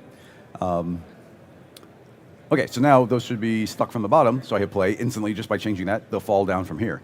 Okay, so now that we're back to where we were before, let's go back into our vertex map. And I want this to spread out over time. So creating a modifier layer called freeze. I would like the freeze to be in grow mode. So what this is going to do is, well, let me just hit play and show you. Set that to add. And we probably have to increase the radius, but let me hit play and see what we get. And we get not much because we have to increase this radius to find out these distances. Typically what I would do is like select 2 points, pop this out, and I can see right there that they're about 20 units apart. So that's a pretty big one. So now I know 20 is probably a pretty good number. I'll go a little bit bigger than that. Let's type in 30 just to be safe. So what this is going to do is every single frame, it's going to have wherever there's yellow, wherever there is some percentage, it's going to look around within 30 units. And if there's a point there, it's going to say, okay, I want you to get 100% of the effect. So if I hit play right now, we should see that spread and grow through the entire thing, which is awesome. I would like it to slow down though. So we can grab the effect strength and say 10%. So now it's only going to apply 10% of the power. So they will more slowly travel through the entire thing. So having done that, let's go and look at the model. We know right now that those will be pinned where, we're pinned where they're yellow. So now when we hit play, we see it starts spreading out. But as it's spreading out and growing, it's re-pinning it back to the wall. So that works so well. Let me turn on this cloth NURBS so we can actually see it. So it's subdivided in cloth NURBS. So gravity is immediately going to drop them down towards the ground, and then slowly the model gets snapped back into position. Like, so much fun. The most basic setup there of just doing a simple growth on top of it. We can modify that any way that we want to. We could start it from the top. We can start from the bottom. We can invert it. I'm trying to think of other things that I might want to do. We can complicate it in so many ways by putting a noise inside of here. Let me think of if that's even worth it. Right now, just to show you, if I hit play, let me go back to point mode so we don't see it refresh. Let me select it so it doesn't refresh it. Okay, so now you can see how that's spreading out, and you see it's a very even spread. A very simple trick to add like a lot more variety to this would be to, let me delete that random field because we're going to make it brand new. Making another field, and it's called a random field. So let me set that to normal, and we can see it overriding everything. So now everything's randomly being assigned a value from the random. But we want to kind of see it a little bit more coherently. So selecting our scale, I can crank that up, and as I do, you see how the noises become a little bit more consistent. I want a crazier noise. When you want crazy noise, Luke is a really good one to reach for. Increase that a little more because Luke is pretty crazy. And noises inherently are going to be living a little bit more in the middle gray tones, and I want this to be a little more extreme. So I will go into the remapping setting of the noise field and go down to the contour, change the mode to curve, and now it's remapping the values this way into the slight S-curve. We can make that a little more extreme. I can pull this over and make things more red and make them more yellow, and you see we start getting this nice heavy contrast, and that's what I'm looking for. So now we've got a nice heavy contrast. The last thing I would like to do, and it's just a good idea overall, is set some animation speed on it. So let's say 25, and that way the noise will be slowly transitioning. Let me select that so we can see, as I hit play, that noise is slowly moving over the model. So if one spot was never going to get any influence, it will slowly get some influence. Now, I actually I have literally not ever tried this, but I kind of want to see what happens if we just have this animated noise on here. So if I hit play, different parts of it are going to be getting the influence and pulling it back. So let's just remap it for fun. We know that we want more red overall. So let's select the vertex map, go into the tag, and say, okay, I want to remap this and have less yellow, just a little bit, and start pulling up this red. So now only certain spots are going to be getting influence in a given moment. And if we hit play, you'll see how they're slowly moving around, catching different spots. So I'm just kind of curious what this looks like. It could be a disaster. Let's see. Deselect and hit play, and okay, that's kind of fun.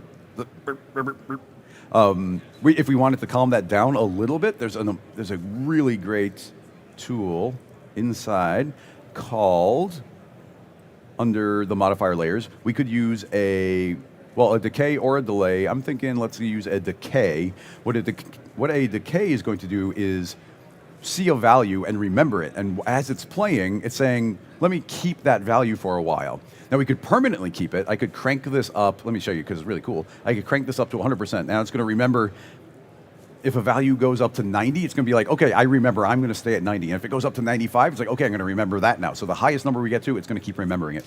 So just so we can see what it's doing, unmodified, I'll hit play here. And you can see how it's going to kind of just randomly spread because when the noise hits a spot, it's going to remember it forever. So that by itself is kind of cool. But what I actually want to do is have it slowly forget. So if I put that to say 90, now it's going to remember it for a while, but then fade away. And another thing we could do is you see how these are, as they're moving around, it's just kind of popping in. And that pop effect might not work so well for us. So I'll add on a decay, but there's a mode. Not decay, sorry. I will add on a delay, and there are 3 different modes, and one of them is smooth, and that means it's going to take a little bit for that value to fade in when it's applied. So you can see instead, let me turn it off, you'll see how these yellows are just kind of popping in. It's kind of like sparkling around, but when I turn on this delay, immediately everything feels like it's traveling a little bit smoother. Now we could crank that up a bunch, where these are very slowly going to fade on or off, or you could just put like a hint of it. So, but I think somewhere in the middle, it's going to do as well. So that, okay, now it feels a lot more organic, kind of drifting around. So having done all that, let's see what the actual effect is going to look like. As these are slowly, yeah, now you see it's a little bit more gently getting pulled up instead of like getting yanked. So that's kind of fun right there, as this will just endlessly move around, drifting on and off. Sorry, I'm just going on a big tangent here because it is a lot of fun just to play with dynamics. It does simulation stuff, and cinema always just turns it into a playground. You can have fun. It's like, oh, well, maybe later I can make a render from that or use it for client work, but right now I just want to play in the new sandbox. Anyway, let's go back to some of the stuff we were doing earlier. We've got that random, and I'll return this back to something kind of reasonable with that nice heavy contrast. So where I was going earlier was, so that's it randomly applied everywhere, but I'm going to put this into the radius of the freeze. So as that growth is happening, we're now multiplying on top of it, so the growth, hopefully, will be happening unevenly. So when I hit play, now you can see, instead of it smoothly growing everywhere, let me show you. So here's what we were getting before, a nice smooth growth, but now, turning on the random field, that is going to be randomly jumping, and we get a very different pattern. Now, you see how this one kind of hit a dead end right there? And it's because everything was multiplied, but now it started moving again. And it started moving again because we put that little bit of animation speed inside the random. And that's why I said you want to make sure to have that little bit of random so it gets a chance to keep on growing. Now, because this is essentially what this is doing is we put this radius of 30, and it's multiplying those values. So if it doesn't have a high enough value, it can't jump to the next point. But because we're multiplying it so much, I would probably increase the radius a bunch, so it does get more opportunities to jump, but it will jump randomly. So you see that crept up the side really nicely, and it's getting up to the top before this one is. So I just like that type of randomness. So, yeah, we're back to seeing the overall growth. Let's turn this back on again, hit play, and now we can see the whole thing fall away and slowly, more randomly grow. We should see that creeping up the side. So yeah, I like it having that randomness on top, and I love that snappiness as it pulls into position. Something that could be interesting would be doing the opposite. We want to see it fall away slowly. So the way I would probably do that is duplicate my vertex map, and you always want to rename your vertex map. Don't have them have the same names because the fields identify them by name, so it wouldn't know which one you're referencing. So let's just call that peel. So that should peel away. And inside of this field, I want to delete everything that's inside it. And what I'd like to see from this field is whatever the other tag is doing. So I can drag that in and say, like, apply to the nearest one. I can say literally the same index, so one-to-one translation.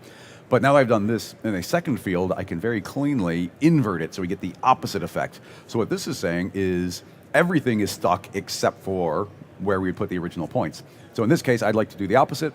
Or yeah, I want this from the top instead of the bottom. So we'll go back to our selection and say I want to actually select up here, near the top. Actually, let's do it from the upper corner. And it doesn't have to be from one spot. We can also, let's also do it from here. Okay, so update and go back to the original vertex map. And you see that now we've got the points up here. Actually, the freeze is remembering the bottom, so I'm going to say clear. And now you see that only where I just made those new points are they? Or, that's where they are. If I play here, you'll see those slowly grow from those positions. That is now being fed into the second vertex map, which is inverting it entirely. So now that that is done, I can go into the belt and say, actually, look at that second vertex tag, which is called peel. Okay, having done all of that, nice and clean, now we hit play, and now instead of it peeling and going back up again, we have it peeling away from the wall and slowly falling away as the growth continues to happen. Like, I don't know, just how art directable this is, like how much power we have just playing around. And this is just a simple example of sticking some text on the wall. We could go, like, there's so many different models and ways. You can imagine this is sticking to a character, like as the character's running, the cape like falls away, but then sticks back to it. And this is like just a very straightforward version, very simple way of integrating it. We've only got about 5 minutes, so I can maybe answer one last quick question if anybody has anything. Anything about any of the new features? Any thoughts? Yeah. Is it possible to animate those connecting points? So instead of having them static at a specific location, have them moving and then constantly following, kind of like the effect of Venom.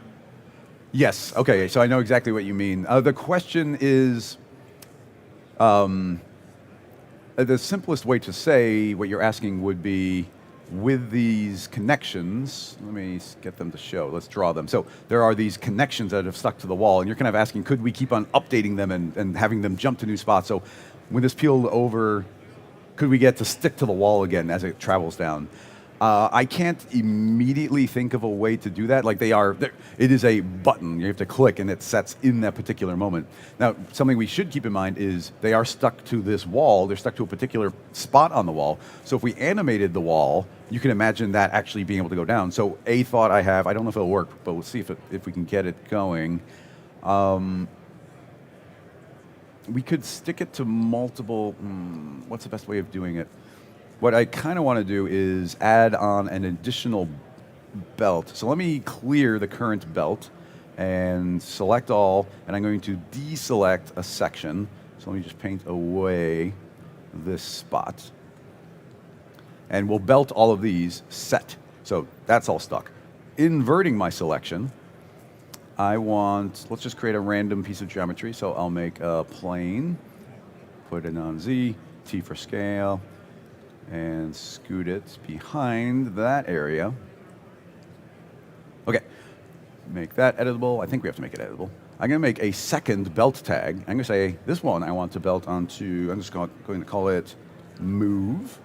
So we're going to move, or go to second belt, add on the move object, set the points. So with any, clear, set. So now we got two different things belting in two different spots. Currently, they should all be it should be like identical to what we had before. Oh, and it's still peeling away. I don't want it to peel away. So let's select both tags and clear out the vertex map. So it should just be stuck everywhere. So I hit play, and now you see it is indeed just stuck. So if we grab this move plane and put on a couple keyframes, hit play, 1, 2, 3, 4, right about there is fine.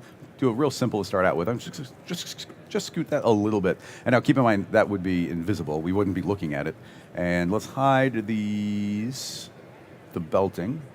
And I have no idea what this is going to look like, but let's hit play.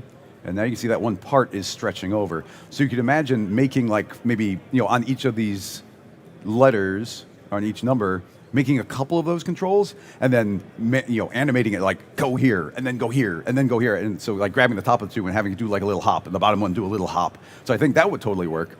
But I would also say, again, just like the connectors, it would be amazing if we could. A feature request I would love would be able to make a new connection if two things suddenly touch. So you can imagine like a web bouncing into a different part of the web and suddenly being stuck.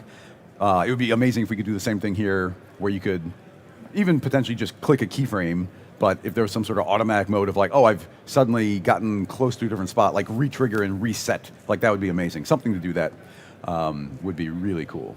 Okay, I think that actually puts us perfectly on time. So again, I am Chris Schmidt from Rocket Lasso. We've got that awesome sale going on, and let me just repeat that, I guess. So yeah, we got the sale going on. Head to gumroad.com/rocketlasso. The best way to support the live streams that I do and the tutorials and everything is to buy a tool that's going to help you do your work and make more money. So 25% off there. Head on over to help, and be sure to follow Rocket Lasso on all the different things on YouTube, Twitch, Instagram. What else is there? Twitter. Yeah. So MySpace. Anyway, thanks everybody, and thanks Maxon for having me here. Awesome. All right. Well, I was going to say any questions, but that was the whole show. All you did was answer questions, so that's awesome. So stay tuned. We're going to take a quick break and get Ellie Wade up here next for you guys. So hang out, and we'll be right back. Thank you.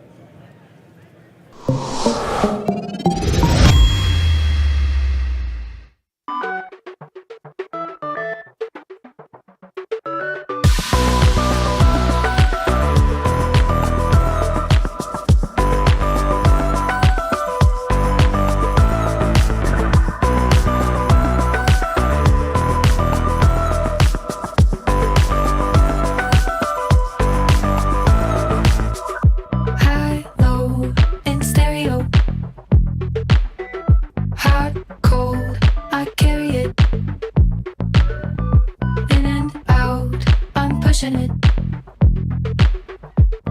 on now, we're making it.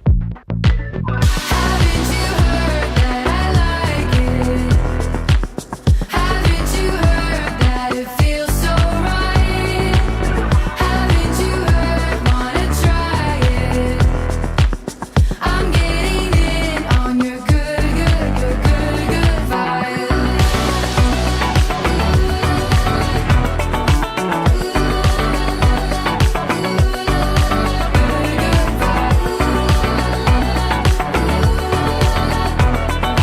This is what it's like to love in stereo.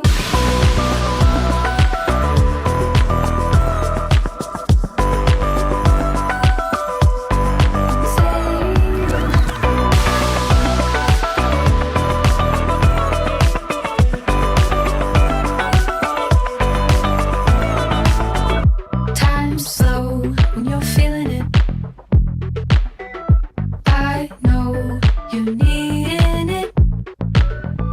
Touchdown, we're driving in. Come on now, we're making it. Haven't you heard that I like it? Haven't you heard that it feels so right? Haven't you heard, wanna try it? I'm getting in on your good vibe.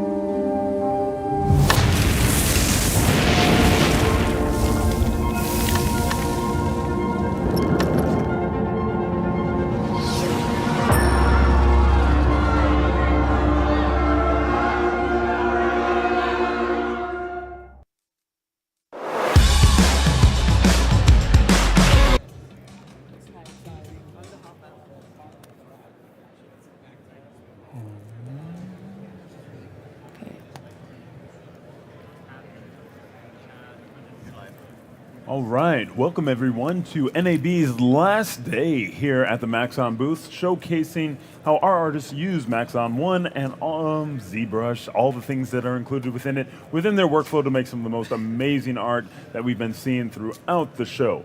Now the good news is I'm accompanied by our resident AI and metahuman, Ellie Wade, and she's going to be showcasing a little bit more. So Ellie, take it from here. Thanks, Matthias. Hey everyone, how's it going? So my name's Ellie, and I'm part of the Maxon training team. And yeah, I'm really excited to be here. Day 4. It's been a lot of fun. So I'm going to be diving into the similar kind of stuff that we did on Monday's session, like rope dynamics, and bringing that into Redshift and looking at color user data. But I'm going to try and include some little extra bits that we didn't quite get to. It's going to be a little bit shorter than Monday's session because I know EJ's coming up next, so I'm going to keep it under half an hour. So let's start off by creating some fun dynamics. What I'm going to do, I've downloaded this like soup or cereal bowl asset from the asset browser, and we're going to make some like noodles come in here. So what we want to do, I'm just going to pull it out of its subdivision surface for now. I'm not too worried about that. I'm just going to keep it low poly. And I'm going to grab myself a spline, and I'm just going to rename this just so I know what I'm doing. Cool, right, so we've got that going on. And I'm just going to set up my dynamics, and if anyone's new to Cinema 4D, the way that we do that is we use Cinema 4D's tags. And so I'm just going to right-click my spline, because I want my spline to be considered as a piece of rope.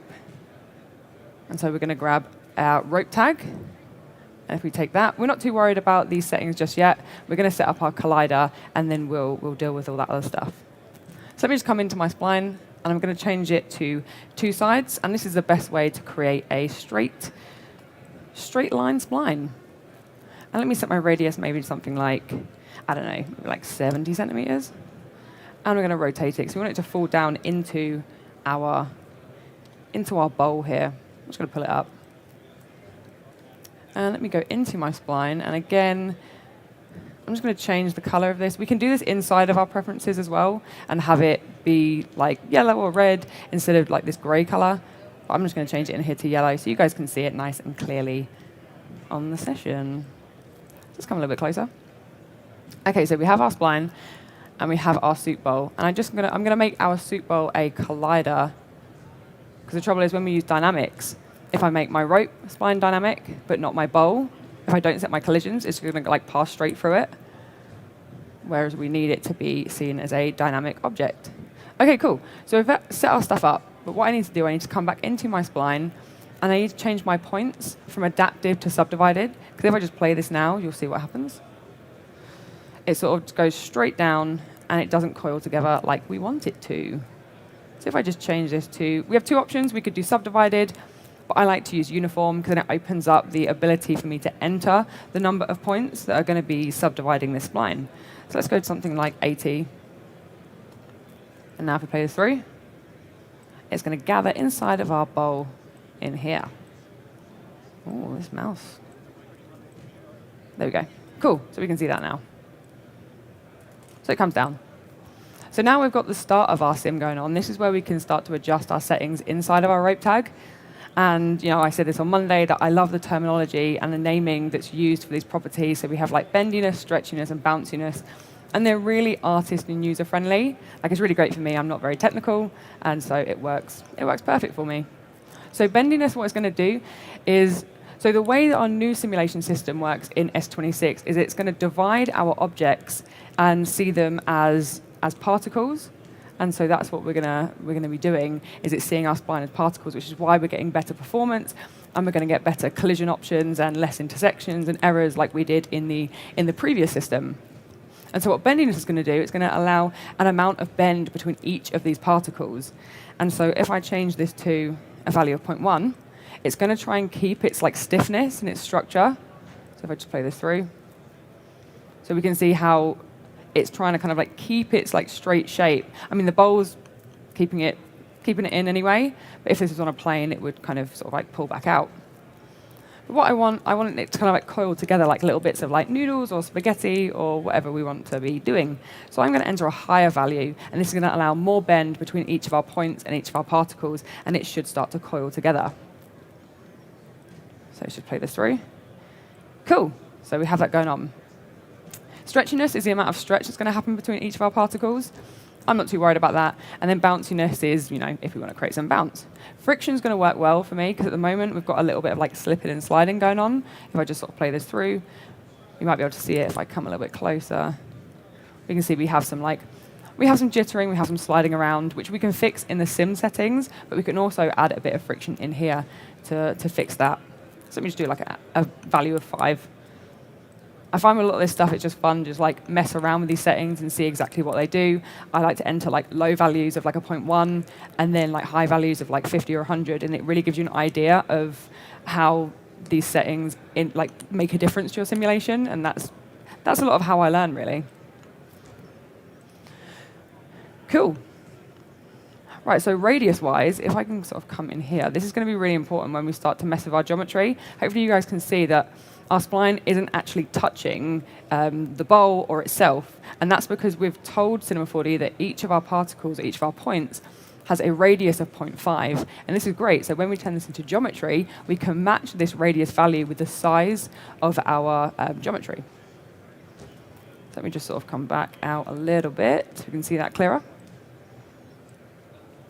Okay, so from here, I'm going to want to come to my project settings. So if you hit Control-D or Command-D, depending on what machine you're on, it opens up your simulation settings inside of here. And this is where we can control a bunch of things. So what's really cool now about S36 is we can run our sim on the CPU or the GPU. So, whatever kind of machine you have, you can have something running on the GPU and now your sim on the CPU. Then we can control our gravity. So we can have, if we just sort of, maybe enter a value of like something like 150. And I'm going to increase my number of frames, just so we have a bit more time to play with. And I'm going to play this through. And now what's happening is, because we have a lower gravity, everything's kind of falling a little bit slower. And I think that's quite nice. I quite like that. So everything's not kind of like really crazy fast. So our substeps works really well if we have any intersections or errors, which at the moment we actually don't, I don't think. Let's just check the bottom of here, just to make sure. No, so that looks cool. So let me get a bit better in here. I'm getting used to this mouse. It's the trouble with new systems, you've got to get used to it. Right, okay, here we go. Let me just rotate that round.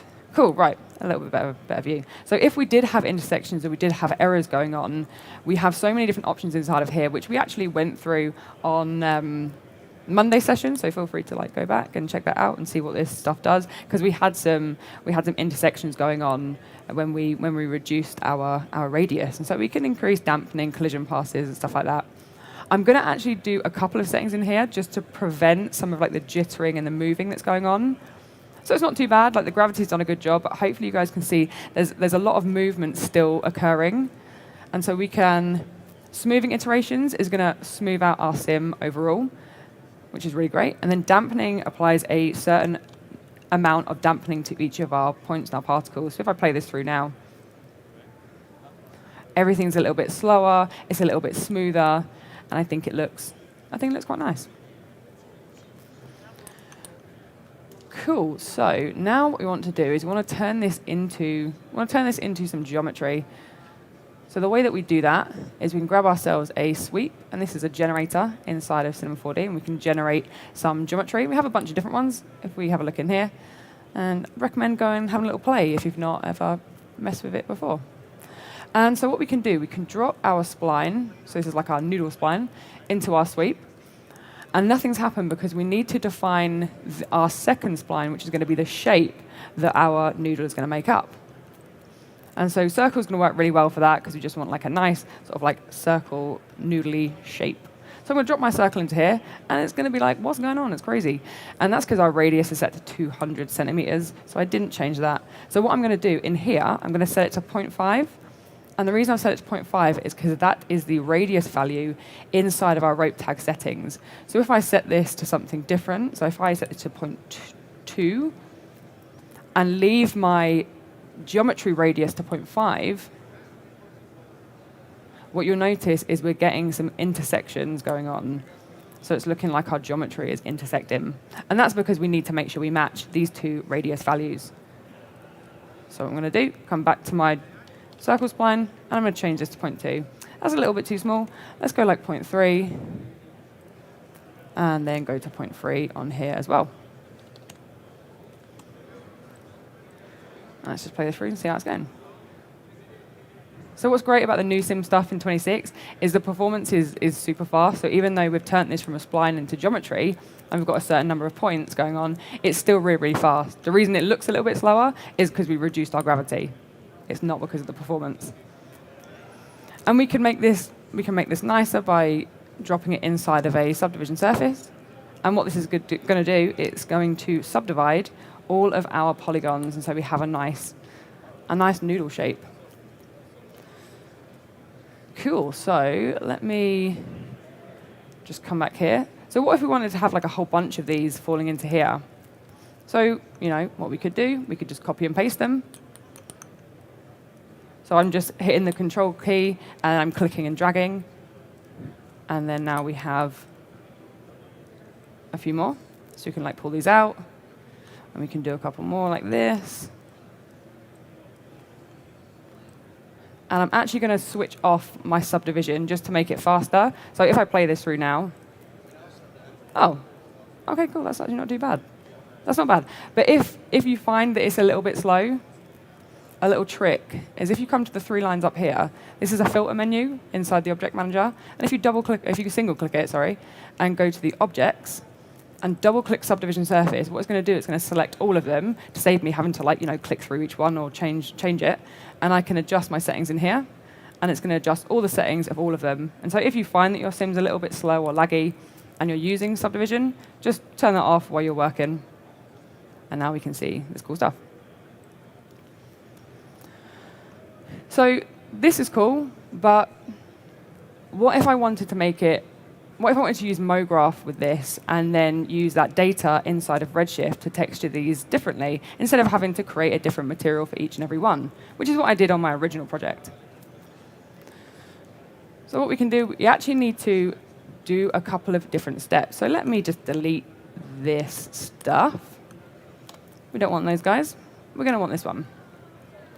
And so I know what we're all thinking, the same thing that I was thinking. I can grab a cloner, drop my subdivision into it, and then we can just reduce these values.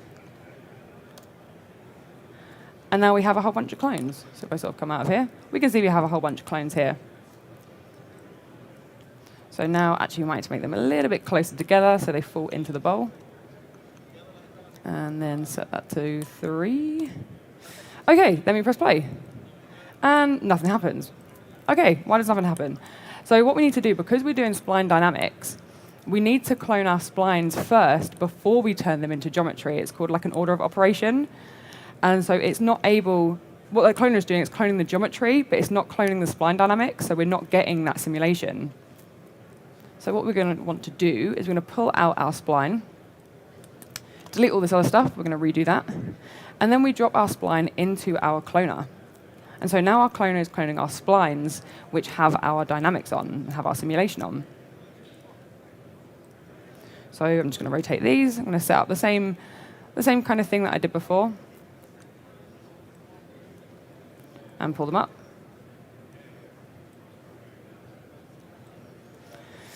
OK, so again, when I press play, nothing's going to happen. And this is because all we need to do is we need to make sure our rope or our dynamics tag is on our cloner, not our spline. So our cloner is creating all these splines, and so if you put it on the cloner, they're all going to become dynamic. So as soon as I play this through, they're all going to drop in, and we've got some crazy, like spaghetti, noodly things going on. And now from here, now we have our clone simulation. We can then turn this into geometry in the same way that we did before. So if I grab myself my generator again, my sweep, drop my cloner into my sweep, grab myself a circle spline, and again, what size do we make them? 0.3? Cool. So I'm going to change my radius to 0.3. And then we drop our circle into the middle. And we're only getting one spaghetti noodle. And this can sometimes happen when we're working with with the cloner or with MoGraph inside of generators, we need to use a wonderful thing called a connect to connect all our clone splines together before we turn them into geometry. So at the moment, it's only seeing one of them, as we can see. So if I drop my connect here, and then put my cloner in my connect, we get exactly what we were hoping for. Let's play this through. Cool. So what I'm actually going to do, I might reduce my count a little bit, maybe. Yeah, let's go for that.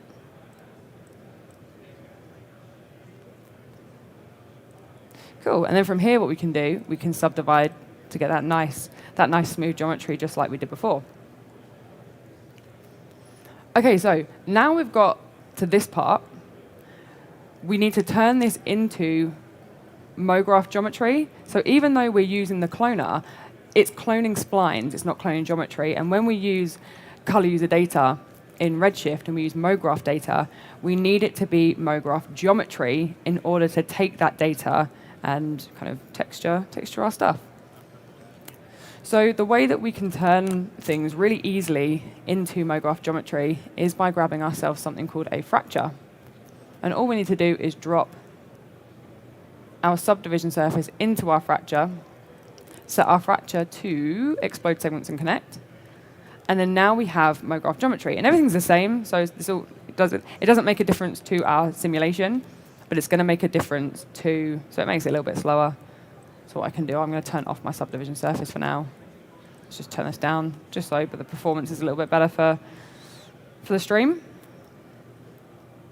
So yeah, it doesn't make a difference to our sim, but now we can take our index ratio, our MoGraph data, and we can drive a shader inside of Redshift. And that's what I'm going to show you how to do now.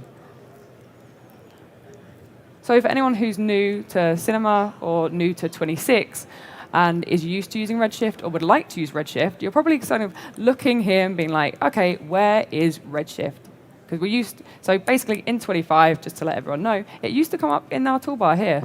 But that's gone. And that's because it's been more integrated inside of C4D. So what we need to do is we come into our render settings, which is this button just here. And we change our renderer, which by default is set to standard.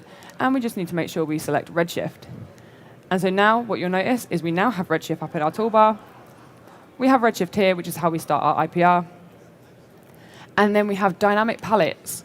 And so normally we have our environments and our lights in here. But now if you click them, these have all been updated, or they've converted to the Redshift equivalent because Cinema 4D knows we're now working with Redshift. So if I just grab myself a dome light, it's a really nice, quick, easy way to light a scene. And you can drop in a HDR image there if you want to. And let's open up our Redshift render view. So this is how we're going to see all of the lovely stuff we do inside of Redshift. And if I just kick this off, we can see it's not looking very special at the moment, but we'll start to add some textures and make it look a little bit nicer. Let's get a bit closer in here. And maybe drop in like a plane. OK. So let's just subdivide our soup bowl now as well, so everything looks a little bit nicer. OK, cool. So how do we set up color user data? And how do we use that to drive a change in shaders and textures in Redshift? So this button here is going to open our material manager or material editor. And this is where we can create some materials. I'm just going to delete that. And so if I double click, it's going to open up a Redshift material. And this is because C4D knows that I'm working with Redshift. So it's optimized now. And if I double click that, it's going to open a material editor. And I'm going to work inside the node editor. So this is going to be Cinema 4D's node editor. If I just click that, it opens up our node editor. And so nodes can be a little bit scary, especially if it's not something you're used to, but don't be afraid of them. They're very powerful. We can do some amazing things with them, and it just opens up so many more possibilities that we wouldn't have originally. OK, so let me just kick off my render view so we can see what's going on. And I'm going to drop my material on my fracture. That's important, because our fracture is what's defining our MoGraph geometry. OK, So in here, we have like our Redshift material node, and we have our output node, and this is what's driving. We've got like a glossy gray texture going on in here. And I can come to my Redshift material, and we can change our colors and make it look nice like this. But I want to use color user data. I want to use the MoGraph stuff. That's the reason we turn it into MoGraph geometry, so we can access that information. So let me just get rid of that. Cool. Right, so if I'm in my node editor, Cinema 4D's node editor, and hit the C key, it's going to open up a shortcut to my nodes. And all I need to do is type in the name of the node that I would like. And in Redshift, we have our color user data. And in here, we can drop a attribute, or we can use some of the presets. And our presets, we have MoGraph color and index ratio. So index ratio, if I come in, if I just sort of, where's my sim gone? Let me just play it through. Let's just play that through a little bit. Okay.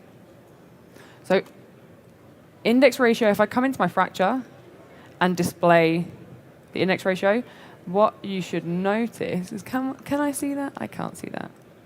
So normally you should be able to see like the individual, it's basically what it's going to do, it's going to assign a number to each of our individual pieces of geometry, or each of our individual spaghetti noodle things. And so with that information, we can grab our index ratio, and we can plug that into our color input of our Redshift material here.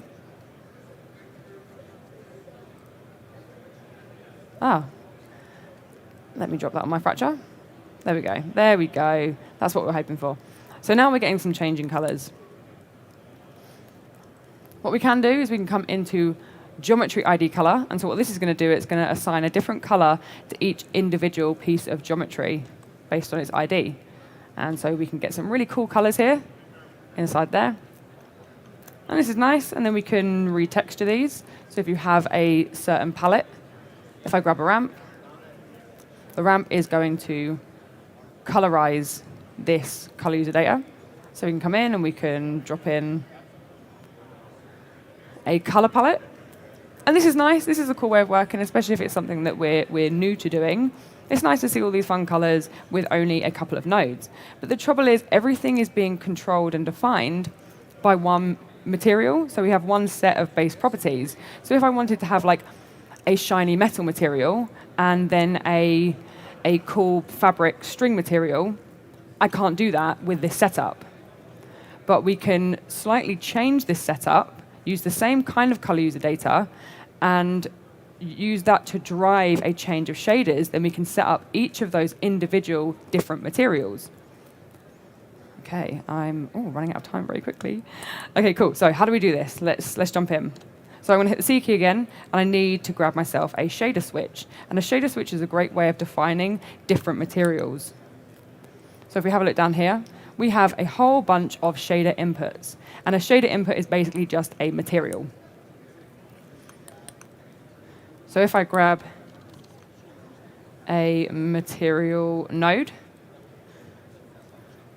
make it any old color, plug that into my shader switch to shader 0. And then I'm going to plug that into my output so we can see what's going on. OK, so we have that. And now let's just define like a second material just so we can see how the shader switch works. And we'll get a teal material and plug that into my shader 1. Then inside the shader switch, we have a shader selector. So we can control like between 0 and 1. Let's do like a third material just so it looks a little bit more interesting. Grab a third material. And maybe make it something like yellow. And plug that in, and that will just be my shader 2. OK, so back in my shader switch, I can now choose between my shader selector numbers, and it's going to update inside of my render view to show my different colors. But that's not great, because I don't really want to manually be changing my shader selector. So how can we take the color user data information, turn it into numerical data, and have it drive our shaders? Well, we can do that. We can combine all of this stuff together. If I just get rid of these two, we don't need those. I'm going to take my color user data. So this is what this is doing. And then I'm going to grab something called a change range. And what change range is going to do, it's going to take the color information from the color user data, turn it into numerical data, so 0, 1, 2, etc. And then that can then drive which shader is going to be shown on which individual piece of spaghetti. So let's just connect all this stuff together. So color user data into change range into shader switch selector. Cool. So now we can see 2 of our colors, but we'd set up 3. So we'd set up 3 different materials. And so all we need to do, we need to come into our change range. At the moment, we have a range min and maximum, and so we have 0 and 1. So what's happening is we have our numerical 0 and 1, and that's showing our 2 shaders, because we only have our 2 number values. Because we have 3 shaders, we need to increase our range max to 2. If we had 4 shaders, we'd increase it to 3, etc. And then we should be able to see our different colors, which we can't. So what I'm going to do, I'm going to come into my presets and I'm going to change it back to index ratio. And hopefully this should then show my 3 different colors. There we go. So if I just solo this, you guys can see how these colors are driving the different materials now. And the reason I like this setup, as opposed to the previous one where we just had the one material, is now I have an individual material set up for each texture or each noodle. So now I can define one can be a metal material. So let's do that, and it can have its own roughness. So let's say this pink one we want to create as like a metal material. So if we come into our material node, we actually have a bunch of presets that we can use. So if I just make like a gold preset, this is going to update to be gold. And I can control my roughness individually now of this node. And it's not going to be overall. So we have a bunch of different base properties that we can control now. And then let's just make let's really quickly just make something. Let me grab a material blender. And a material blender is really cool. So we can blend between 2 different materials and use a black and white texture map or a mask to mask between those different colors or materials. So let me just duplicate this material node here. And this is going to be our second color. So I'm going to plug that into my material color 1. And let's just make it like black. We'll do a little like bumblebee vibes going on. Cool, now we need to create a mask. And the easiest way to create a black and white mask inside of Cinema is to grab a Maxon noise. If I solo this, we can see what it looks like. And I love this one here. I think it looks really cool. It's SEMA. And if I just drop down to the overall scale, make it a bit smaller, we're going to have a bunch more of these like crazy little lines. So now what we can do, we can take this black and white mask and we can use it to blend between our 2 colors that we just set up here, or our 2 materials. So we come in and we go to blend color, and it's going to update in a sec. And now we have this crazy little texture going on here. So yeah, so quickly just to recap, because I'm aware that I am hitting my 30-minute mark. We created some simulations by using the new rope dynamics inside of Cinema 4D 26, cloned it, turned it into geometry, which is the order that we needed to do because we were cloning them, and then we dropped it into a fracture to turn it into MoGraph geometry. And then because we have MoGraph geometry, we can take the MoGraph data information inside of our color user data node, turn it into numerical values, which then drives our different shaders across our cloned MoGraph simulation. So thanks a lot, everyone. I hope you enjoyed that. So yeah, this was a little bit of like a speedier version of what I did on Monday. So feel free to go and check that one out. And we dive into this in a little bit more detail when I had a bit more time. And whilst I wait for Matthias, I'm just going to ad-lib for a bit. I'll show you the simulation and the full animation of what I actually created. So this I made specifically for NAB to show this new stuff in 26. Spaghetti noodles.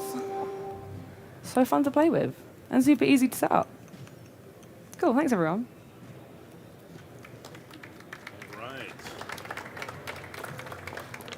say give a big round, but they already did. So awesome. Let me see. I think we might have some questions from the audience, but if you have any questions live takes precedent over online. So if you have questions, just raise your hand, call it out. But I know Ellie does an excellent job, so you probably don't have any questions. Look at that. Excellent. On day 3? Day 3? Day 4. Oh. Damn, day 4. Final Day 4. day. So many days. So many days. Good fun day. Good fun days, though. It is good fun days. So we're going to be up next with our next presenter, EJ, here in just a moment. So stay tuned. We'll be right back right after this break. If you do have questions for Ellie, she'll be in the back here for the next hour. Thanks so much. We'll see you after this.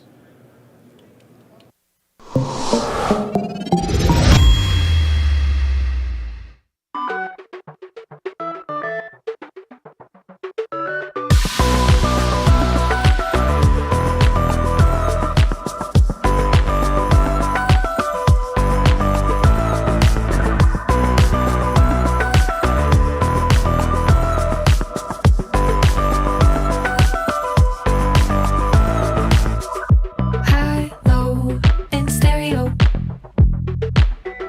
Hot, cold, I carry it.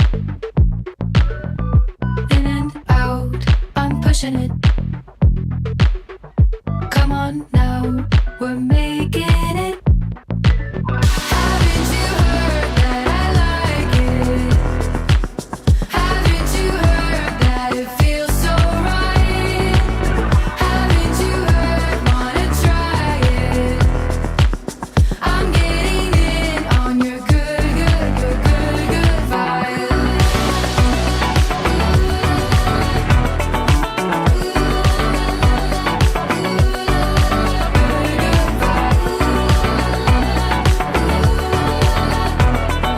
This is what it's like to love in stereo.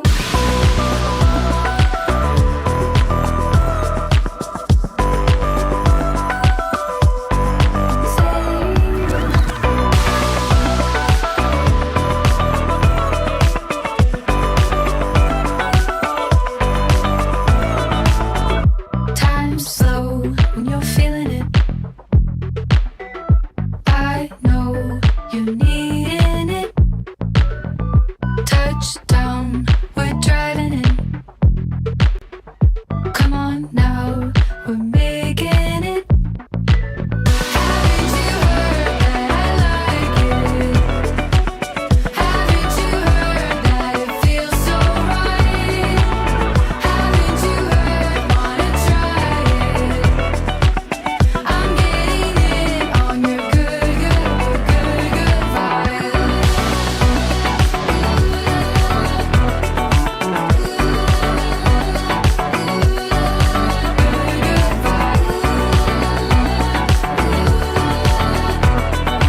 This is what it's like to love in stereo.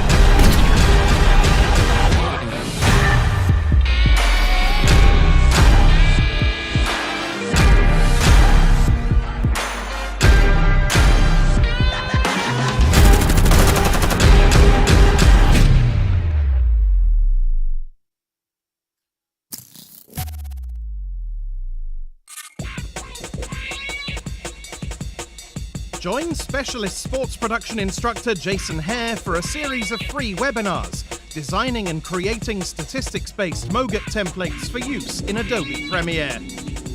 Using real-world techniques he developed for the 2018 World Cup and 2019 Rugby World Cup, Jason will show you how to build templates in After Effects, combining Red Giant Universe, custom expressions, essential graphics panel techniques, as well as data-driven graphic workflows. See how to share these templates with Premiere Pro, helping editors achieve more in less time.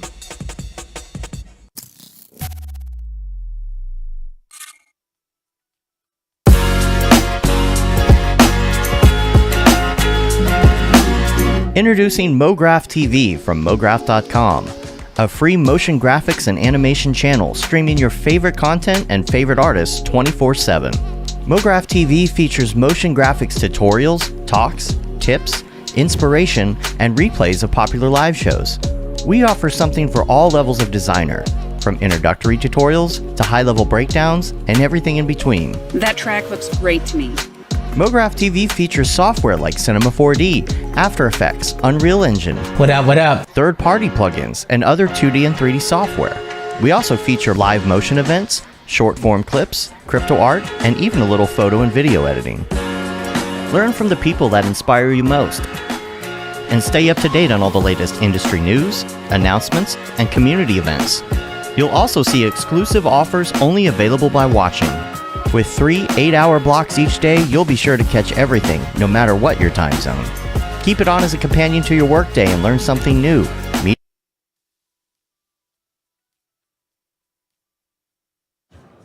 Welcome everyone to the Maxon booth here at NAB 2022, last day of the show, so we're bringing out the heavy hitters. To my left, a longtime friend, amazing educator, all around, one of the cutest artists too. Like, he makes cute things. If you haven't seen any of his work, very, very cute things. EJ Hassenfratz, everybody, let's give him a warm welcome. Thank you very much. Thank you everyone who came out today on the last day. We're like just kind of crawling towards the end of NAB. Hello everyone online, love you all out there. My name is EJ Hassenfratz. I'm a creative director over at School of Motion. We're an online education website where we teach all types of MoGraphy things, from animation to design to 3D. I teach a couple of classes over there. One's called Cinema 4D Basecamp, and one's called Cinema 4D Ascent. So if you're very new to Cinema 4D or 3D in general, Cinema 4D Basecamp's basically like, okay, I'm finally going to learn 3D, and I'm going to do it for reals this time. Because really, it's a really nice boot camp. It'll kick your butt, but at the end, you'll come out and you'll actually know 3D, all the most important foundational concepts.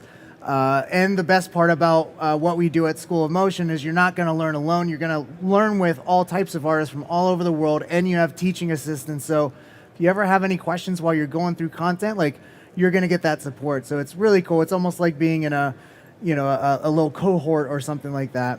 And Ascent is more of an advanced course where it's like, okay, I know 3D, I know some of the stuff, but like, what can I do with 3D now? And I think as you learn a new skill, that's the second hardest thing, is like you know 3D, but it's like, okay, well, how do I apply that to my own work? And that's kind of all what Ascent is about. So check those out if you want to beef up your C4D skills. But me personally, I've been using Cinema 4D for about 12 years now. And I've been kind of teaching it for the last, 9 years or something like that. And why it is that I know that one of the most common things I hear is people think of 3D and they immediately think that's way too hard. And I thought the same exact thing until I started using Cinema 4D, and it just made sense. Like, I always call it an artist tool. It allows you to just get in and create. It gets out of your way. It's not overly technical. And I don't know if C4D didn't exist. I don't even know if I would have gotten to see into 3D maybe way later, but it was super accessible. Plus, all the integration with all the Adobe products is really great as well. But just to give you a little bit of an idea of what type of work I do and the kind of tutorials I do, I will show you my reel. So let me get that up here really quick.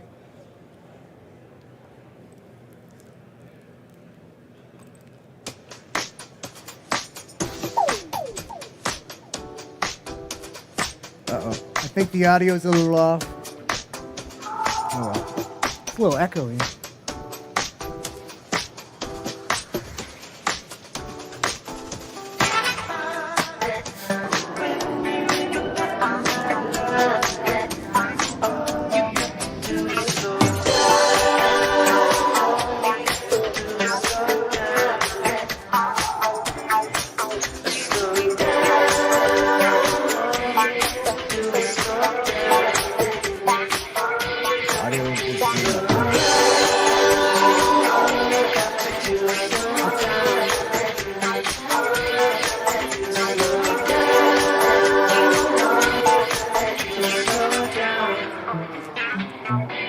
It's all about visuals.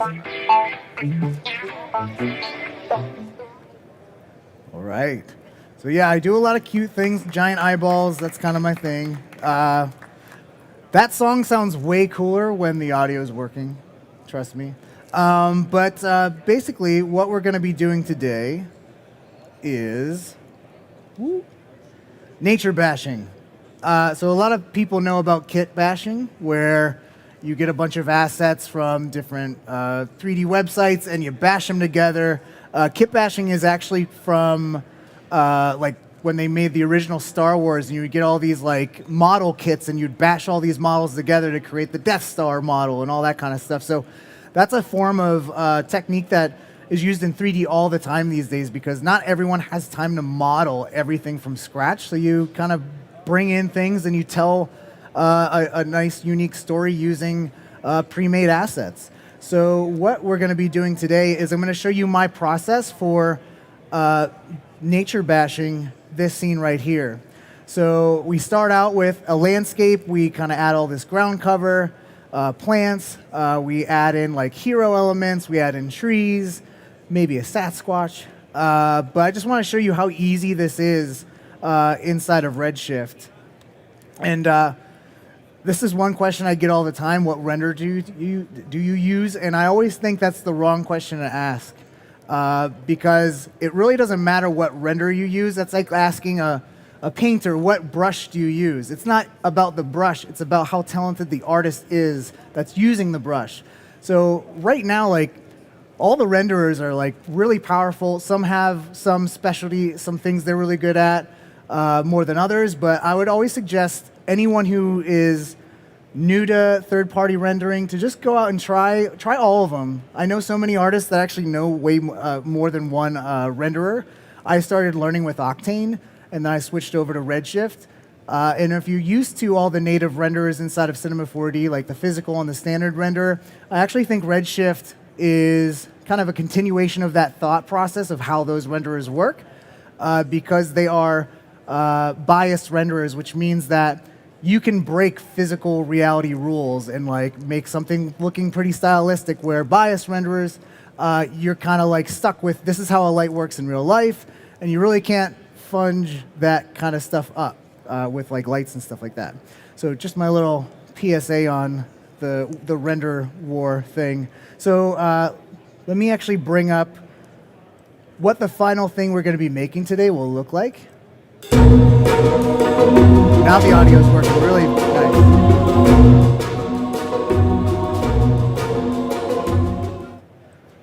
So let me do repeat, and this, and this. So yeah, I made this little nice nature scene with this hero element. It's a pug statue because I got a pug and I love pugs. They're the best. And I just loved this kind of style of scene. And when you're trying to approach really anything, I really highly recommend that you get resources, go on Pinterest, and try to figure out what you want. Because one of the most important things is narrowing your focus so you can kind of figure out what you want and have a more narrow path of the type of art that you want to do. If you just go and you sit down and you're like, I want to make something, but I don't know what to make because I could literally make anything. Once you start honing things down, and like I was like, I know I want to maybe do some kind of, Japanese forest, like super green, mossy. I went on Pinterest and just started looking at stuff. And through Pinterest, looking at all these nice nature shots, I found these little Buddha statues, and I was like, that's super cool. And these are called like Jizo statues, and I had to go down a rabbit hole to figure out what they meant. They're like little baby Buddhas. And I was like, okay, that's cool. I want to have like, maybe that's the focal element. And of course, I had to make it like a pug-looking thing. But the one thing I found going through these mood boards is like, I really like some aspects of the things I was seeing. Like I like the super saturated green. I like how hazy and foggy it looked. And then like the nice mossy ground cover. And then especially when you're trying to recreate nature, it's always great to actually see what nature looks like. So seeing like what makes this look realistic, well, it's not like we have a bunch of the same rocks in here. We have a few varieties of different sizes of rocks, and the trees all look somewhat different. In this scene, we have different sizes of plants. We have this nice ground cover. We have an occasional twig on the ground. So all those little details really, really help. So these are the things that I always use to kind of help inform the piece that I was working on. Plus these little God rays are really cool. So that's kind of the vibe I was going for. So I went over I presented on Sunday, and on Sunday I kind of went over this process here. So I really don't want to cover it from scratch, but I'll just give you a nice little breakdown and then kind of speed through to the next part of the presentation. But how I built the basic landscape was super simple. I was utilizing a lot of the deformer tools, the MoGraph tools, and basically what I did is I just started out with a ground plane. And one important thing I want to cover is, let me actually get these textures off so you can just see the subdivisions here. So this is just a highly subdivided plane object. It's very big. If I zoom out here, very big. And you can see there's this little figure object, and you might be wondering, well, why do I have this little guy in here? Well, this is actually just to get a sense of scale and to make sure that what you're building is scaled to real-world units.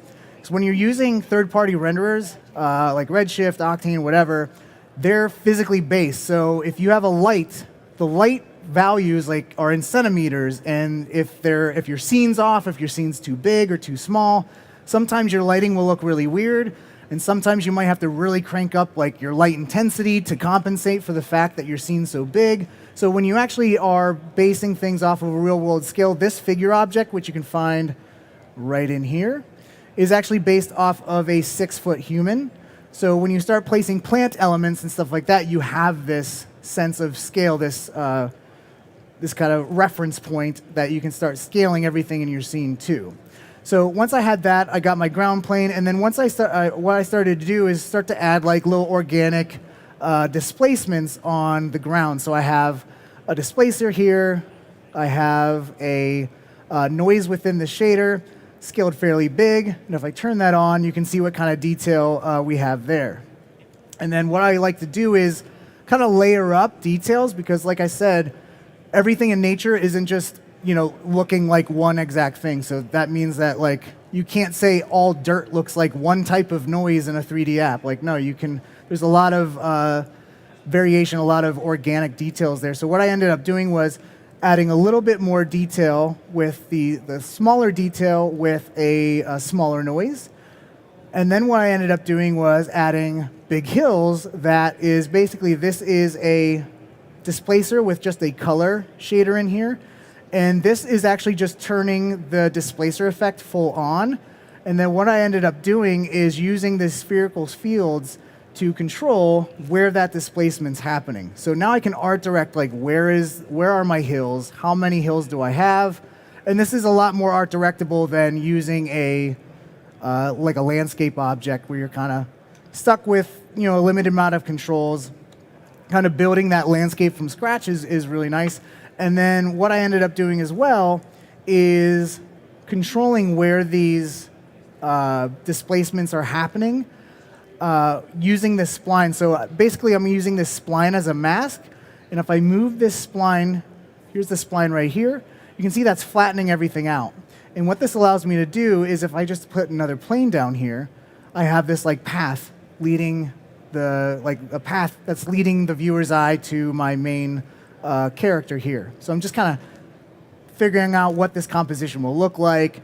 And the nice part about this is if I want to say, like, maybe I want the main focus to be over here, I can just rotate this spline and then, like, okay, I'll put the figure over here instead.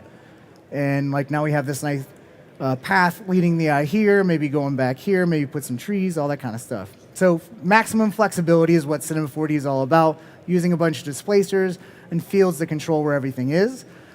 The next thing I did was I added a bunch of textures and some of these plants. So one of the things I leaned on heavily is an app called Quixel Bridge, and they're actually owned by Epic, if you've heard on Unreal Engine, all that kind of stuff. This is a bunch of 3D scanned 3D assets that are actually free to use. You have to just sign up for an Epic account. Super easy to do, and they just have amazing, amazing textures that are, again, 3D scans. They have 3D models that are 3D scans. You got these rocks, you got these little clusters of rocks. And the great thing about this is that, remember I was saying that everything in nature looks different. You don't have the same rock 50 times. It's a bunch of different rocks, right? So this is where you can source all that kind of stuff. So what I like to do is when I'm bringing assets into my scene, instead of using like 15 different assets, I'll just use like 3. So what I'll have is, let's do these purchase ones. For plants, I'll do like a big, medium, and small plant. So here's my like ground cover, which would be the small, and this looks a lot like that, like all this mossy stuff right here. So that, and then let's go back into Bridge, and then I have these medium little lady palms, that are going to be like the medium-sized plants. And you can see how many different, we got 6 different, or actually 5, 5 different types of plants. And then we have, 8, 9, 10 different plants over here. And then for the ferns, that's like my bigger plant detail. There's just so many plants that you can start using. And again, once you layer in these different looking ferns and different looking plants, it's going to look really, really natural. So I downloaded all that kind of stuff. And then the way you can get all this stuff over from Quixel Bridge to Cinema 4D is actually super easy. Let's see.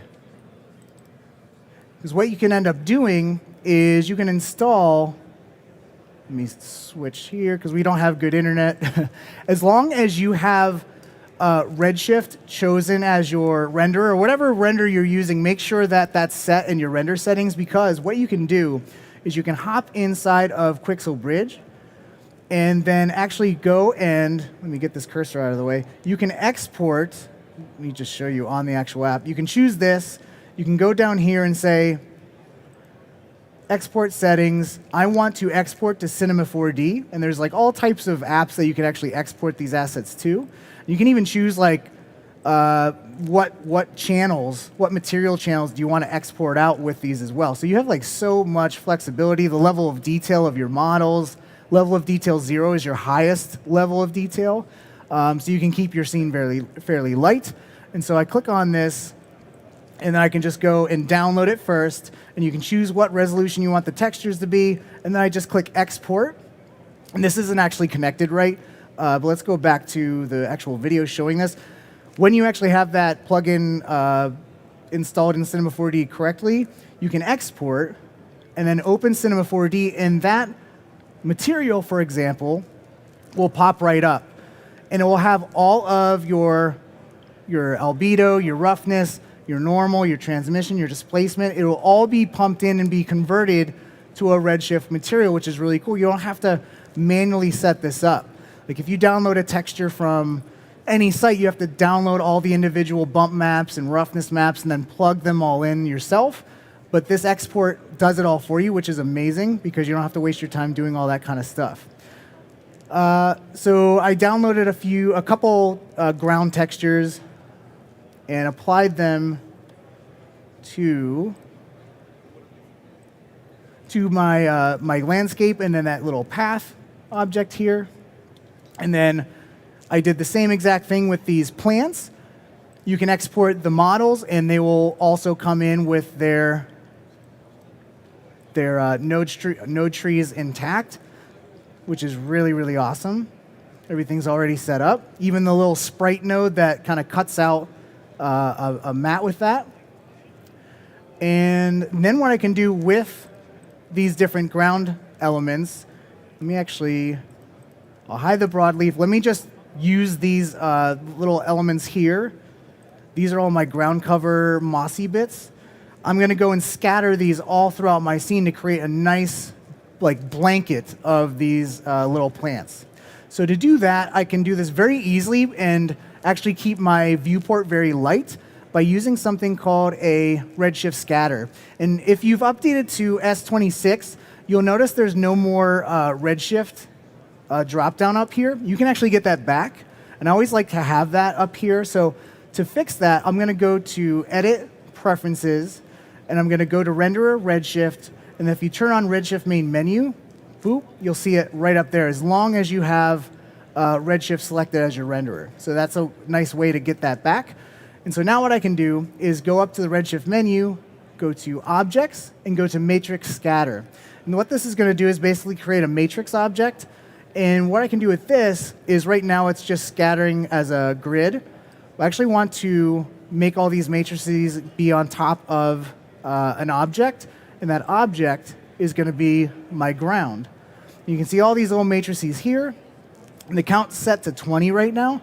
But if I crank this up, I can crank this up super high, 800,000, and you can see all of those little matrices there, okay? So what you can do with this Redshift scatter is have these matrices as visual placeholders, and at render time actually render out an object where all of these little matrices are. So to do that, I'm going to go up into my Redshift matrix, go to particles, and right now the mode is set to optimize spheres. What I want to do is set this to custom objects. And now I can actually define what objects I want to show up where all these matrices are, at least at render time. So what I'm going to do, I'm going to lock this view, and I'm going to select all of these little sorrel plants. They're named really weird. They're not really defined, but they're these little ground cover bits. I'm going to drag and drop all these in here. And then what I can do is there's some really nice settings in here that I can have these kind of be generated randomly. So instead of sequentially having this plant and then this plant and this plant, this, and then going back to the top, I can actually have these being generated randomly from this list. So we get that nice randomization. And let's actually fire up a render here to see all of these plants show up where all these matrices are. So let's go to our Redshift render view, and let's hit the preview button. And we'll let it's got to load up the textures and all that good stuff. And there we go, look at that. We have a ton of ground cover here. And the great thing about this is, again, all of these are applied at render time.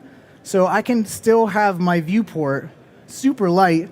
And look how quick that updates. That's incredible. We have nearly 1 million of these little plants in this scene. And our scene is super light. So what we can do with this is we can either scale down everything with this scale multiplier. So if I do 0.5, it's going to shrink everything down by half. You're also going to notice that actually all of my plants are kind of facing towards us. They're rotated oddly. So we can fix that really easily by going to the Redshift matrix, going up to, well, I still have this locked, so I'm going to unlock that.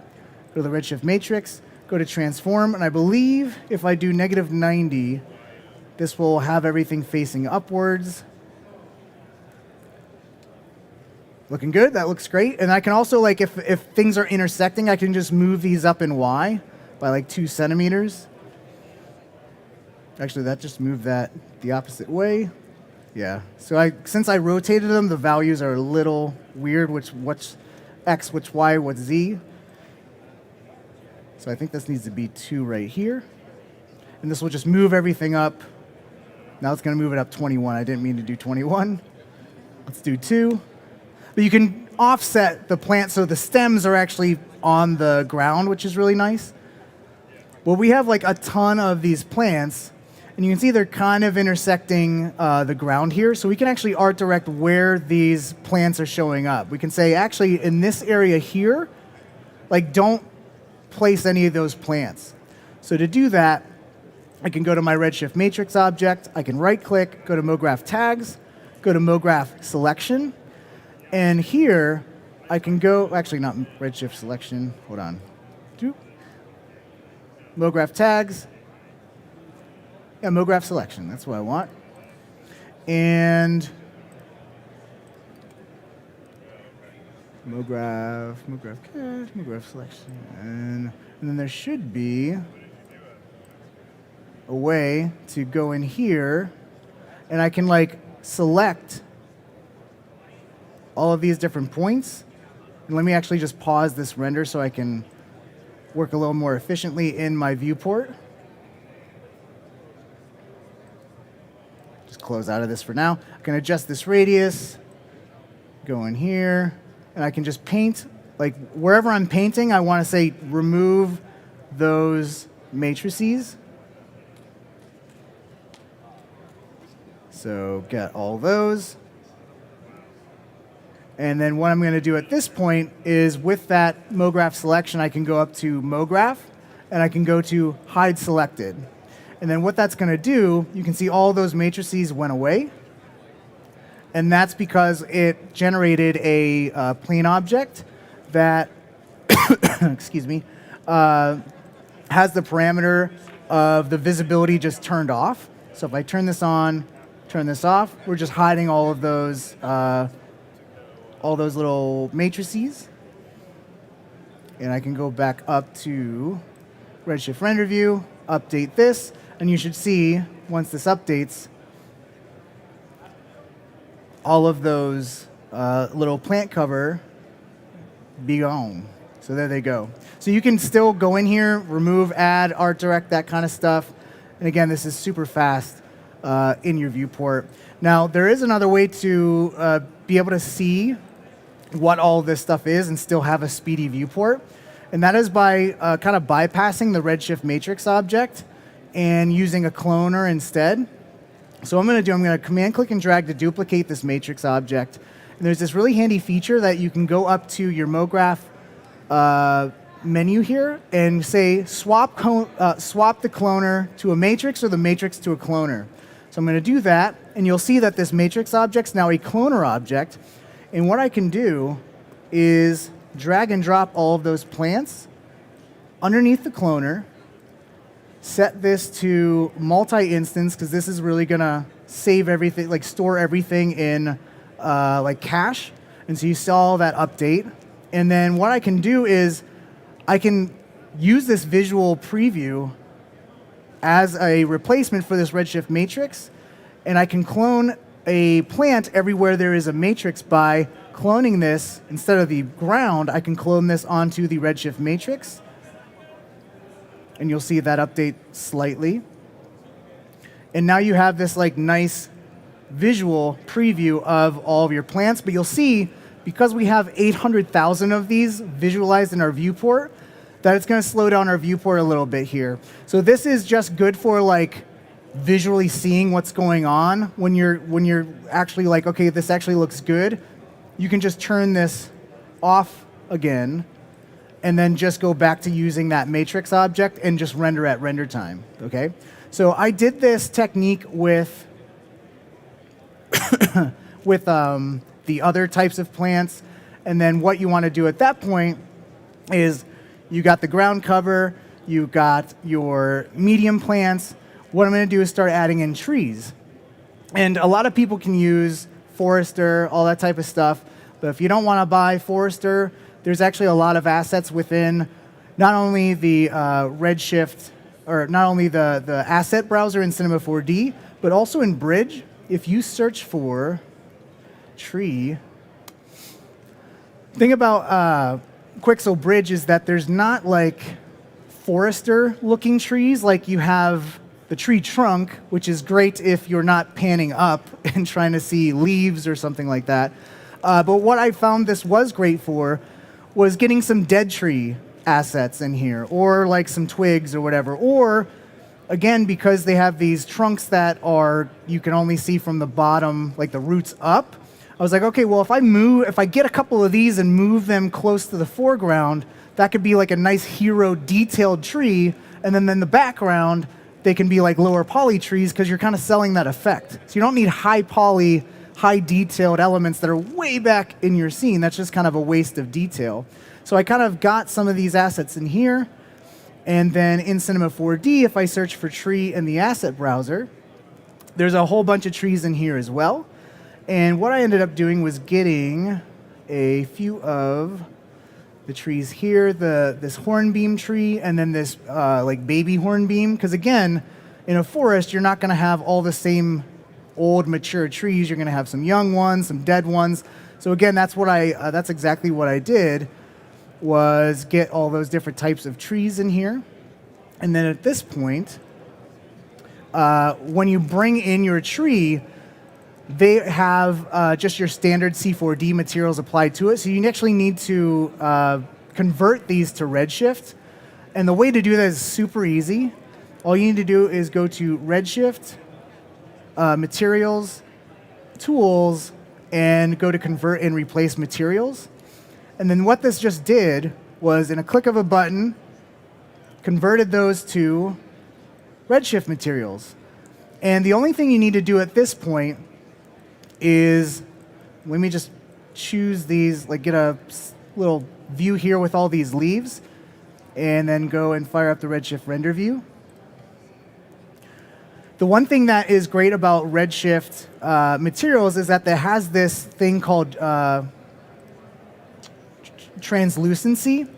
And you can see in the shadows of these leaves, they're super dark. Now, we all know if you look at a leaf, there's a lot of light passing through and scattering through the other side. And that's exactly what this backlighting translucency can help with. It can create that effect of like a very thin sheet of paper and the light going through it and being illuminated. And all we need to do to get that is, you can see my actual leaf material is in this diffuse shader that's getting pumped into this diffuse texture node. All I need to do is I can reuse that texture and put this into the translucency color. And you're not going to see anything happen. Once I go to the Redshift material node, right now there's no weight to it, but pay attention to all these dark areas. If I crank this up to 1, see how that brightens everything up? We got a little bit of that translucency going through, and this looks much more realistic. So when you're dealing with leaves and plants and stuff like that, you want to have some of this translucency. Otherwise, it's going to look kind of cruddy and like muddy, because you should have that kind of like translucency passing through there. So that's the only change I needed to do with all these materials. These other materials for the bark, they already have like your bump map added and all that stuff, so you don't even need to touch those. And then at this point,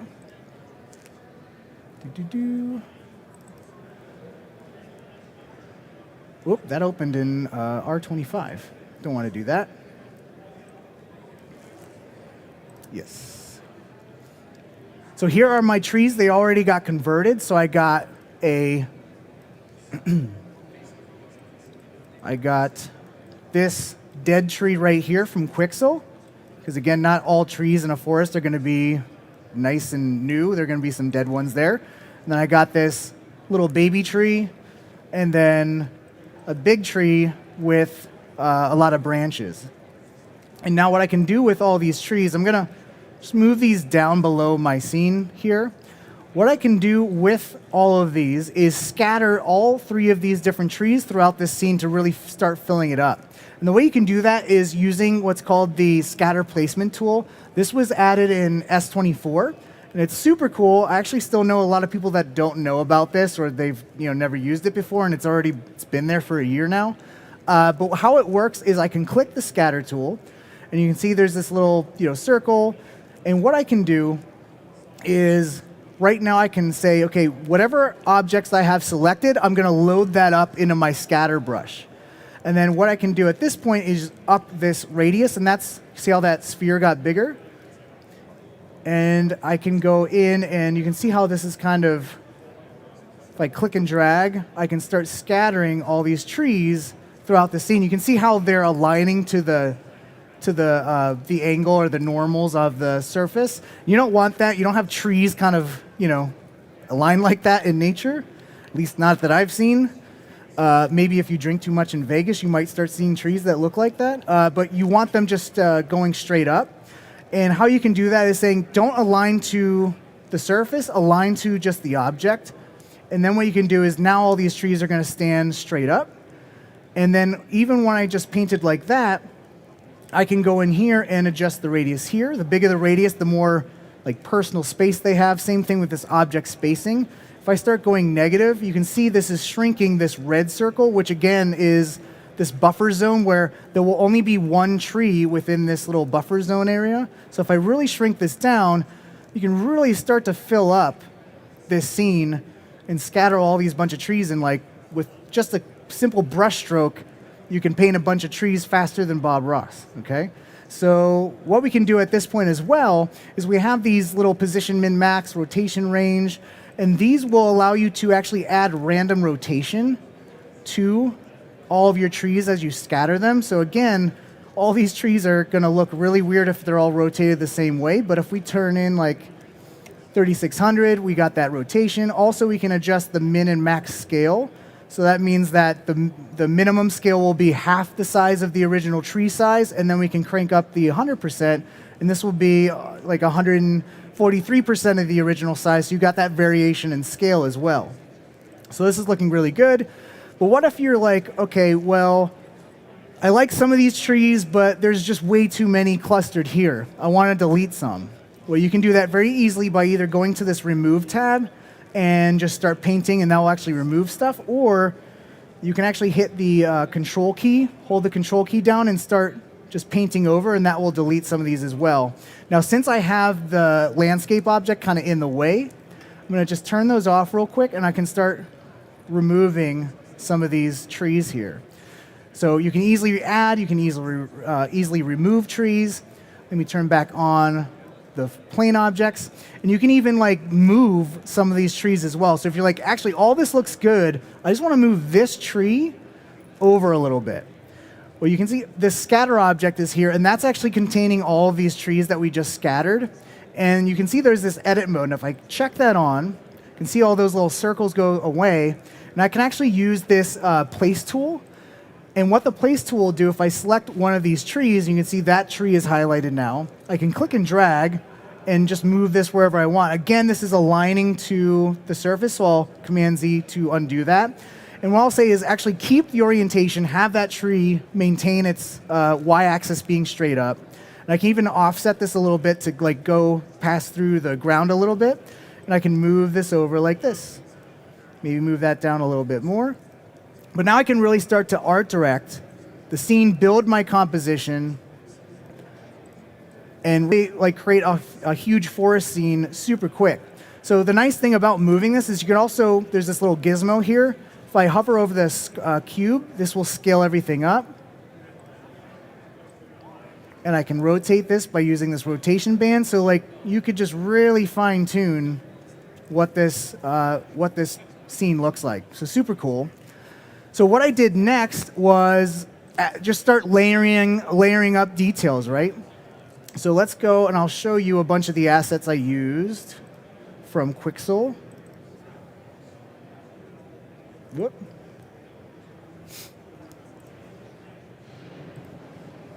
So again, it's loading up all these textures here. I can show in Bridge some of my favorite stuff that I used. So the nice thing about Quixel is you can actually like favorite things. So you can like figure out which ones you used. So I used this to be like a nice hero element that will be closer to the camera. All these different rocks. I had like a placeholder statue, this cool stone pillar, just to add some like nice hero elements. Whoop. And so here are all of the Quixel Bridge elements. Again, when you export all of those assets out, the materials are already applied. We got our displacement already set up as well in our bump. And you can see all the Redshift tags are added as well. Now you will have to manually turn on all of your displacement, inside of your Redshift tag, and I'll show you really quickly why that is. So if I go to Redshift Render View, let's fire this up.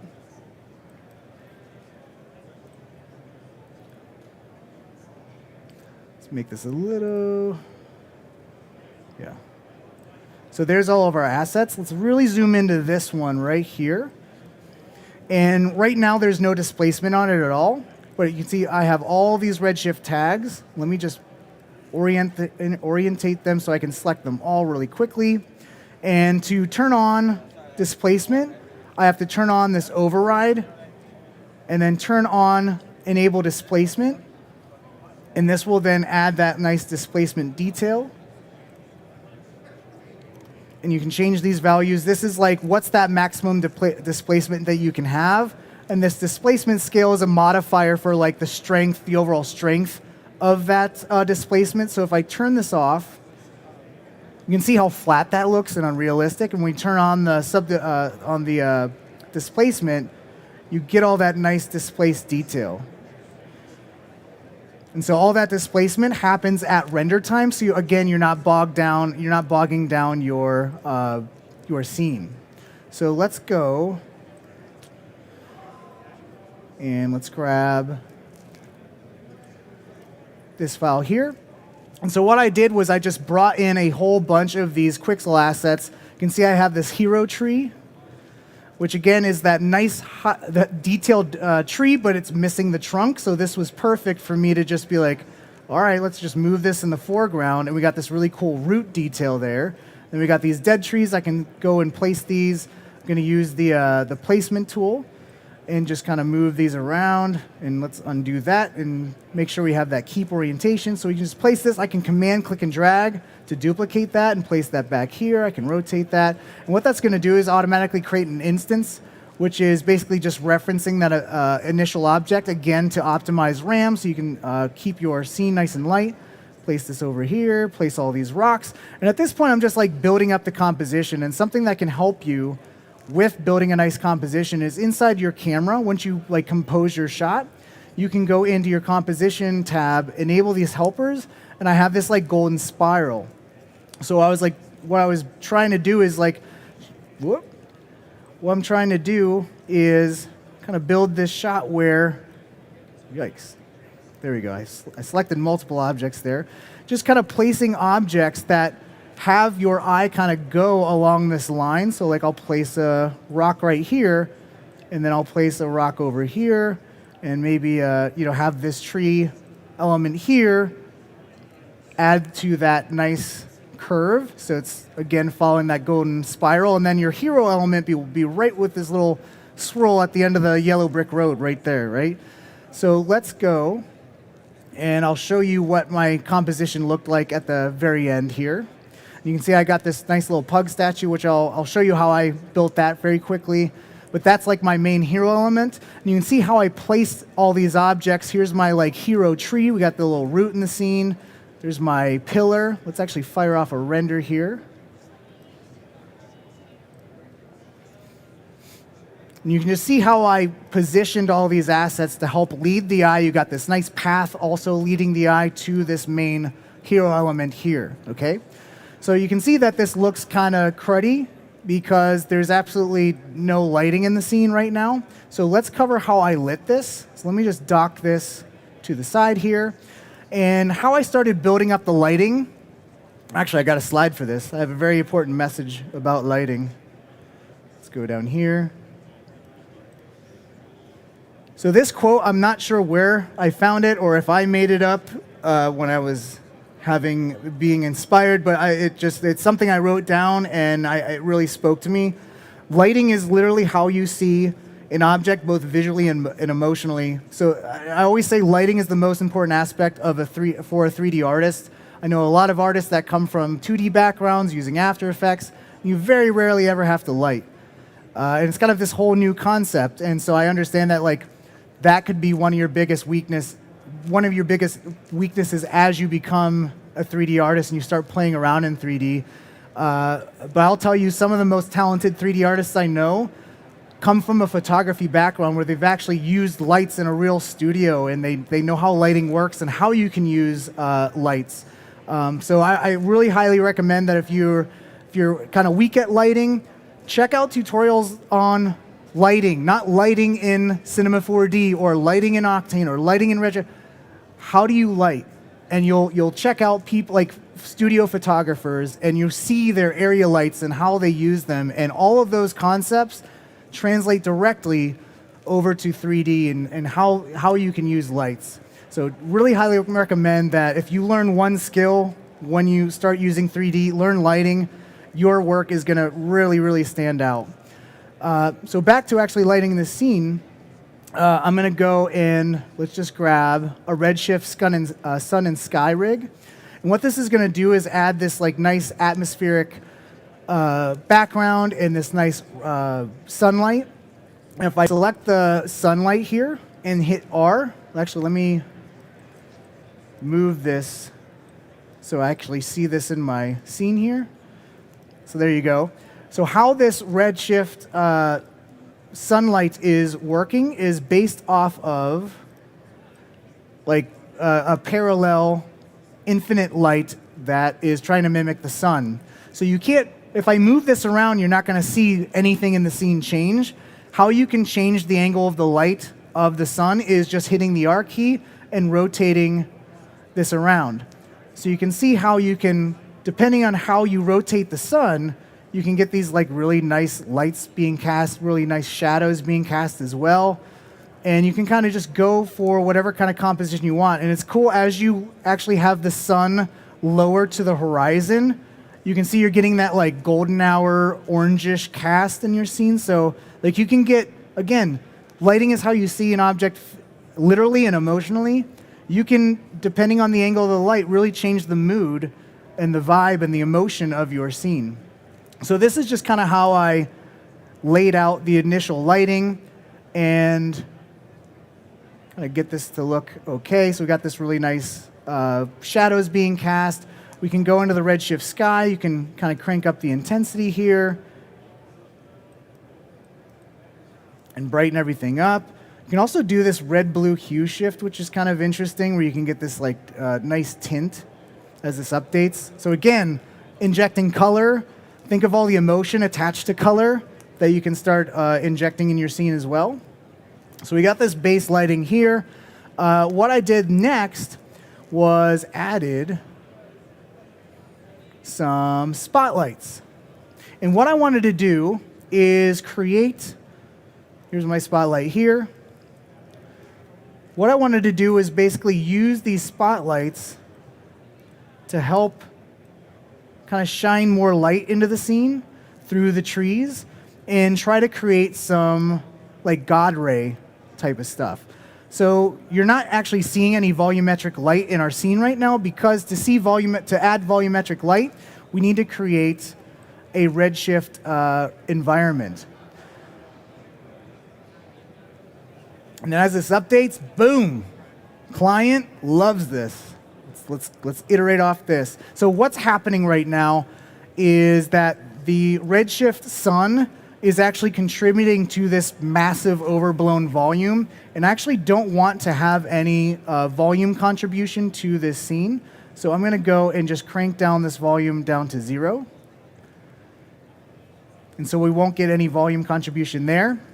And so now you can start to see these little shafts of light coming from our spotlight here. And what's happening is this is being cast through all of these leaves, and this is where you're getting these cool, these cool God rays, right? And that's all from the Redshift environment. So this is like this is like way too bright. You can see how this adds this cool vibe. So what I can do on the Redshift spotlight is you could go into the details tab and like bring down the volume contribution there. You can see that's almost like an opacity slider for this effect, but you can actually go into the Redshift environment and there's all these settings that control these, the scattering the light, the fall off of the volumetric light. And the one thing about Redshift and volumetric lighting is it's so fast. Like I can move this, not like that. I think I just rotated into a tree. So I can move like this.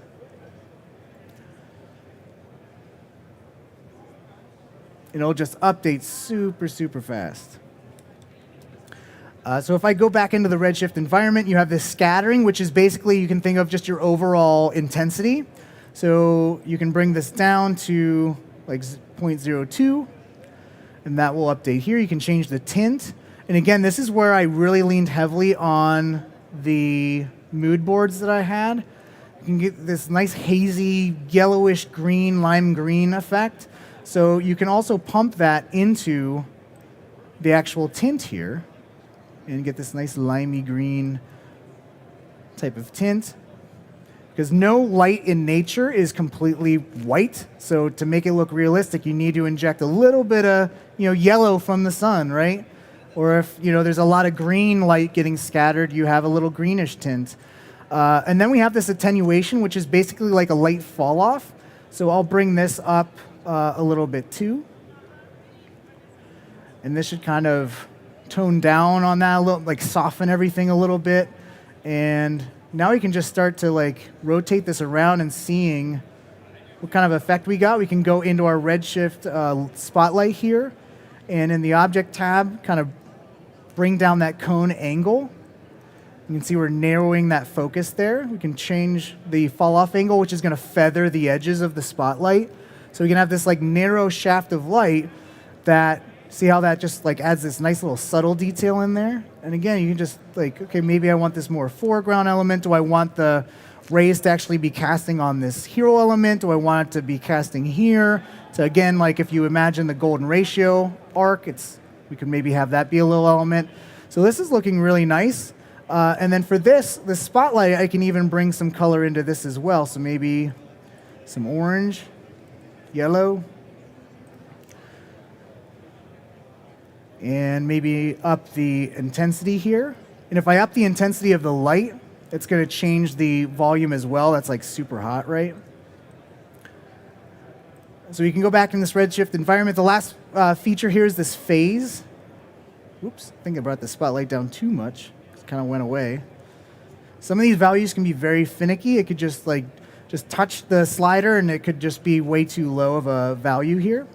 So let's go in here, and the phase is if I have this negative, it's going to have like more volumetrics away from the camera, and if I do positive, there's going to be more volumetrics like closer to the camera, so it's like this phase kind of shift. Actually, I think I switched that back and forth. Negative is close to the camera, positive is further away. Usually I don't touch this very much at all, but if I go to this fog, you can actually make this like nice hazy fog here. Let's really crank this up. And this is just the height of the fog, so think of if you were in like a swamp or something like that. And you can even change the emission color from like black to dark green. And actually, let's actually bring this up so you can see this in the scene. So see that like orangish haze? And if you adjust this height, that's how high this little haze will be. So again, you can have this like cool little, we can blur this so it doesn't look so harsh. So you can add this like cool little fog element in here. So again, if you're in like a swamp, you got all that like low level like mist. So this is a really cool way to do something like that. I'll just reset these back. So what I did is I layered up a bunch of these spotlights here. So I had like a foreground spotlight that was yellow, whoop, like this. And then I duplicated, command, click, and drag to duplicate this light and just move this back in the scene, maybe make this a little bit bigger to kind of illuminate the background here because it just looks too dark, too drab. Now that looks like that's getting blasted by the Death Star, so let's bring this down here a little bit. We can change the color to more of an orange. But I'm just layering up like the foreground detail, the background detail, and then I will maybe increase the cone angle here. So you just like get these really nice filtered lights back here. I'm going to duplicate this one more time and try to angle this where this is going to hit back here. And it's just such fast feedback that I can really art direct really quickly. Let's really crank this up.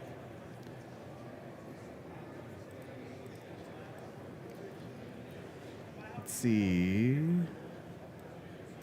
Yeah, so there is that light back here. And let's change this to like a more lime green to try to get that nice hue from that reference image. And let's maybe push this back even more in the scene. So that's a little bit too hot.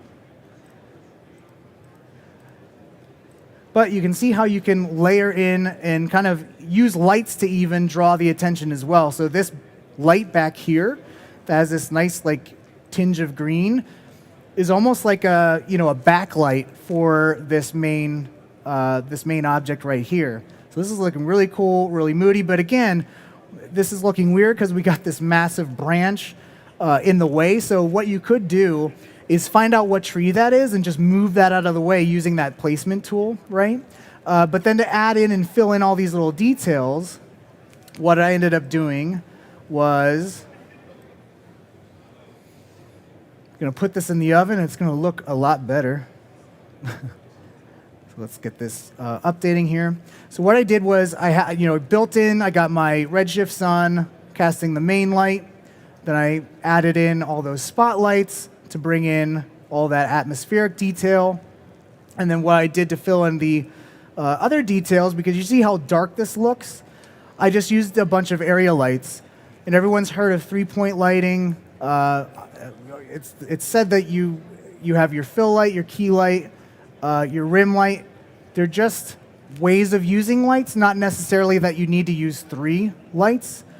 They're all about how you can use them, not how many.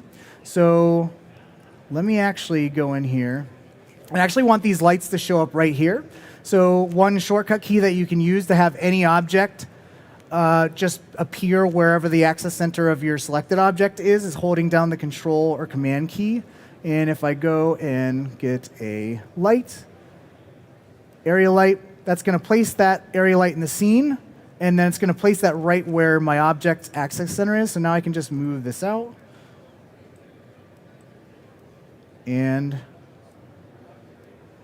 this will be, and you can see this is actually contributing to the volume, and I don't want that. So let's go into this area light here and go to the details and bring down the volume. So it's not going to contribute to the fog or anything at all. So now you can see this is just kind of like blasting here. Let's make sure this is looking through our Redshift camera. And at this point, I can just, shrink this down.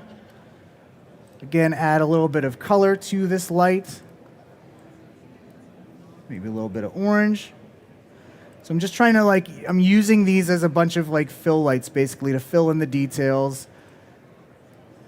And again, you want to know where the source of your light is coming from. So the sunlight, you want this light to be motivated. So you want this light to look like it's also coming from the same angle as the sun. So it looks like it fits in the scene. So that's actually looking really nice. We're kind of getting this detail here. But this side's a little bit dark, so we can rename this as our key light. We can command, click, and drag to duplicate this. And this will be our fill to help fill in the darker areas here. So something like this. We'll bring down the intensity. So the fill light is usually a lower intensity than the key. And usually it's placed at a 90-degree angle on the other side. And so that's adding in this nice little detail. The smaller the light, the harsher and sharper the shadows. So it always helps to know how lights work. So if you want a lot of dramatic lighting, you'll want some harsher shadows to have that nice contrasty lighting. So something like this, maybe make this a little taller and skinny. And then I can duplicate this fill light yet again, and then use this as a rim light to help us pop that the statue off from the background. So I'll use this other view here.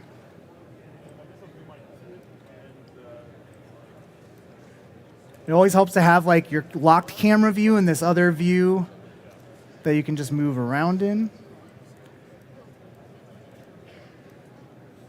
And then for this, since we have this greenish hue in the background, maybe this rim light, again, we want to have motivated light. So if there's green lighting from here, maybe we have a little bit of green spill or green hue added to this rim light here. So let's see how this is positioned. Let's bring this up a little bit.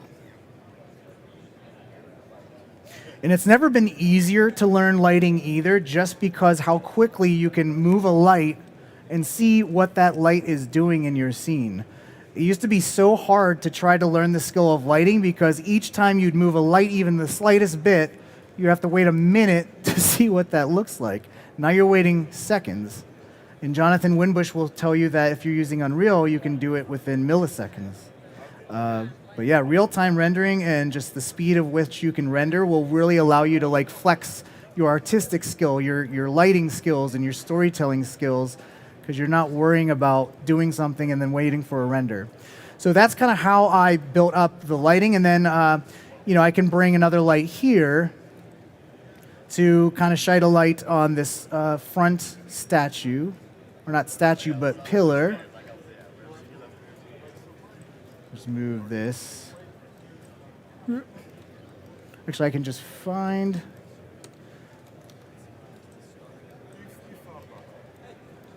this light, move this back.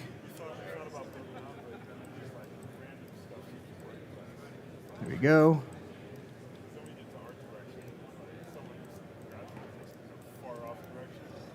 That light, move it here, move it back. There it is up here. So I can make this small.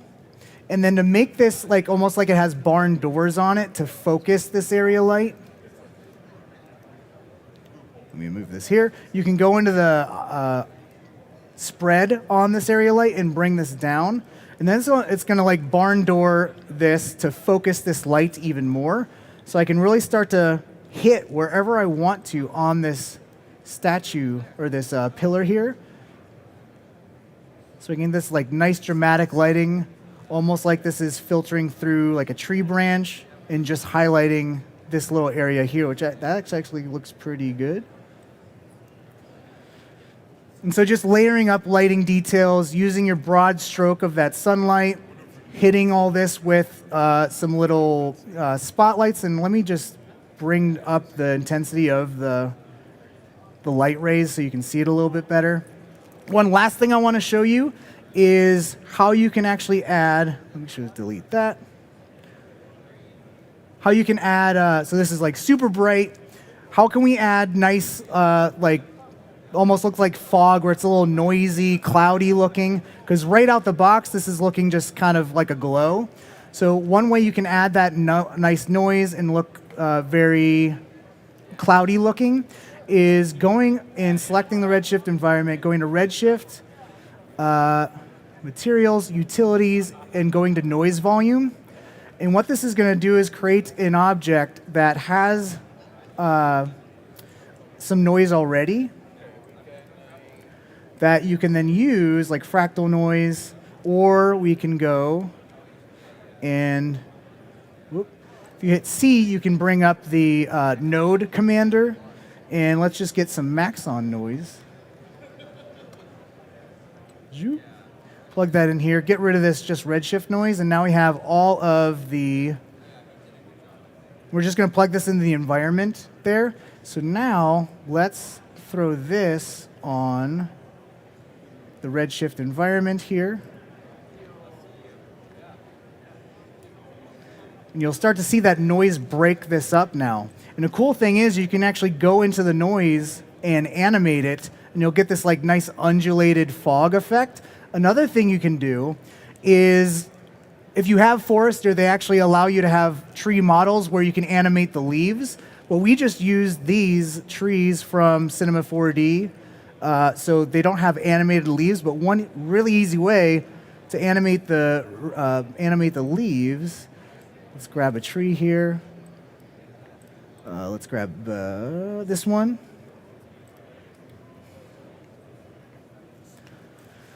I actually showed this to Beeple yesterday to help him out with his dollar bills. All you need to do is just grab another displacer. And where is the tree? Let's reset transform. There's the tree. So we got our displacer here. We're going to load up some noise. Maybe make this a little bigger. And then we can just animate this noise. If you put in any other number in this animation speed than 0, it's going to have a little bit of, it's going to animate that noise. So now, let's pause this and zoom in here. Press play, and you can see all this nice little undulation of the of the leaves. The nice thing about the original the tree elements that come with the asset browser is I can actually just apply this to the leaves, so it's not also displacing the tree bark as well, because that just looks like an avatar weird tree thing. But now you just have this like fake like leaves blowing in the wind. And then if you remember, all of those like God rays that are filtering through our scene is filtering through those leaves. So now you not only have this like nice atmospheric fog that's animating, but then you also have like the trees moving as well, so that your shadows are going to be dancing as they would if a breeze was flowing through your scene. So again, like that could be like a nice, graceful kind of bit of element here. So let's show that final bit there. So you can see all the animated volume. So that's all from those animated leaves. I actually didn't. The one thing I should have done is just animated the leaves on the back here as well, but I didn't do that. But then you can also see a little bit of that like nice noise animating there as well, which looks pretty cool. So you got this. I added some nice animation on the back here. So it's this animated fog. It's not static, and looked pretty awesome. But wow, I went over. But I'm the last one. I can go as long as I want. The show floor doesn't close until like another hour. So. You could. Yeah. But that'd be rude. No, Yeah. I would just no, don't be rude. But yeah, you get them to a slide, and we Yeah. have a special treat for everybody. Ooh. There we go. Yeah. So I'm online at iDesign, on the web, on Twitter, on the Instagrams, on the YouTube. I'm always doing tutorials on YouTube. But if anyone has any questions about like anything Cinema 4D, or if you're too shy to like ask a question here, you can totally hit me on Instagram, Twitter. Always down to help. Anything. The reason why I joined School of Motion is because I love teaching. So don't hesitate to ask me a question. I always love the people that like hit me up and ask me if they can ask me a question. I'm like, bro, you just asked me once, so just ask the question. But yeah, thank you all so much. Thank you, Maxon. Thank you, Matthias. It's so good to be back in person and see all your beautiful faces. Hopefully we can keep doing this a lot more. But appreciate you all. Love this community. Love you all online. We'll see you again next year. Yeah. All right. EJ Hassenfratz, folks. We might have some questions, though, so stick around for questions. And the bonus is we're going to do a little couple quick tips, right? So we're going to do a little tips and tricks. Is your scene still open? Yeah. Yeah, let's keep that open. We'll just we'll mess it up for you. Okay. So we do have a lineup of some of our own trainers, some of our own artists, and we're just going to show you some stuff. Maybe you know it, maybe you don't. Maybe you at home could follow along, and we'll dive into that. But let me see. Questions for EJ. Survey says, EJ, when is the next Colorado MoGraph meetup? Ooh, that's a good question. They happen every third Thursday, so next third Thursday. There we go. Yeah. And someone asked this. I don't know who asked. You didn't ask this question, Internet, did you? What renderer did you use? Like, didn't you just come on, Internet? Come on. No, Internet. Look at rewind. My mom always trolling in the comments. Come on, Mom. All right. Do I need to enable the displacement in the Redshift tag every time I upload assets from Quixel Bridge? I believe so. I can't remember because I can't. Yes, I thought so. Yeah, because that's one of the great things about Quixel Bridge is it literally sets up everything for you. But when you do have displacement, like I added the textures to the ground. When you do that and you just bring in a material and it has displacement, you would have to manually go ahead, like for the close. For the landscape, this is the mossy forest that's got displacement on it. Whatever object I apply this to, which would be that plane object, I would have to make sure that I had added this tag, turned on into geometry, the override, and then in this. And the cool thing about the geometry tag as well is you can actually not only add displacement at render time, but you can actually subdivide at render time as well, which means that you don't have to have like 1,000 width and segments dialed in here, you can actually subdivide using this tag at render time to like even smooth out that detail anymore with that tessellation option there. There we go. Let's see. Are Macs up to the task for Redshift Octane, or do we still have to use PC? That's actually a good question. We actually, I need to test this right after I get off from here, but we have some of the Mac studios out back. So what I'm going to do, if anyone wants to see, I'm going to load up this scene, the end scene that I made here, and kind of compare and contrast, like how fast is it on the Mac Studio? How fast is it? So we'll find out. But I mean, you're definitely going to get more bang for your buck with PC. I think that's always going to be the case. I just switched to PC last year, a little over a year ago. I still love the Mac OS, and I hope they come out with a Mac Pro. But you can use AMD cards. You can use Redshift on older versions of Mac. Same thing with Octane. And hey, if you like Mac and you don't have to do a lot of realistic lighting and do more stylized stuff that's not render intensive, then go for Mac. But if you're doing more like physically realistic stuff, you're probably going to want to save yourself some time and get yourself a PC. Yeah.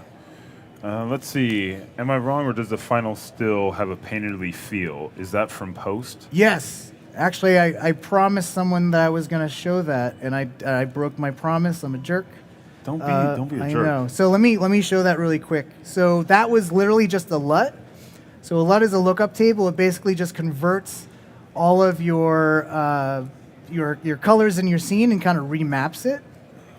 So let's go to this final here. Let's fire up the Redshift render view. Let's move this here. And if you go over here and go to the gear, you can also use Red Giant looks and stuff for this too. So we got Magic Bullet looks baked right in here. But right here is, turn that off, turn this off, turn this off. Whoop. I don't know how to do the, I'm used to the Wacom where I know how to zoom in with the thing. Wait, how do I, do you know how to zoom? I'll just do this.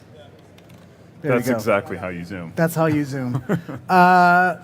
So this is looking pretty good, but again, based off of my references, right, I had that really nice greenish cast. So I wanted to try to recreate that.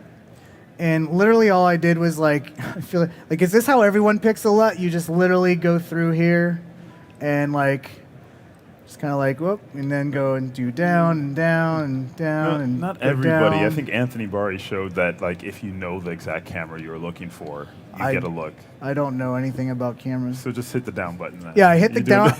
I hit the down button until I went to this Agfa color, and it got this really nice greenish cast, and you can see how bland that looks and how like nice and saturated this looks. And then I went to the color controls and like added that, and you can like adjust your curves here. And then the photographic exposure, you can like kind of clamp your white values. Oh, the one other thing I did was I adjusted the white point. So if you want more greenish hue pumped into your scene, you'll want to go to kind of the opposite color. Or actually, if you want blue, so right now I wanted to pump a little blue in here. I went and added a little bit of yellow.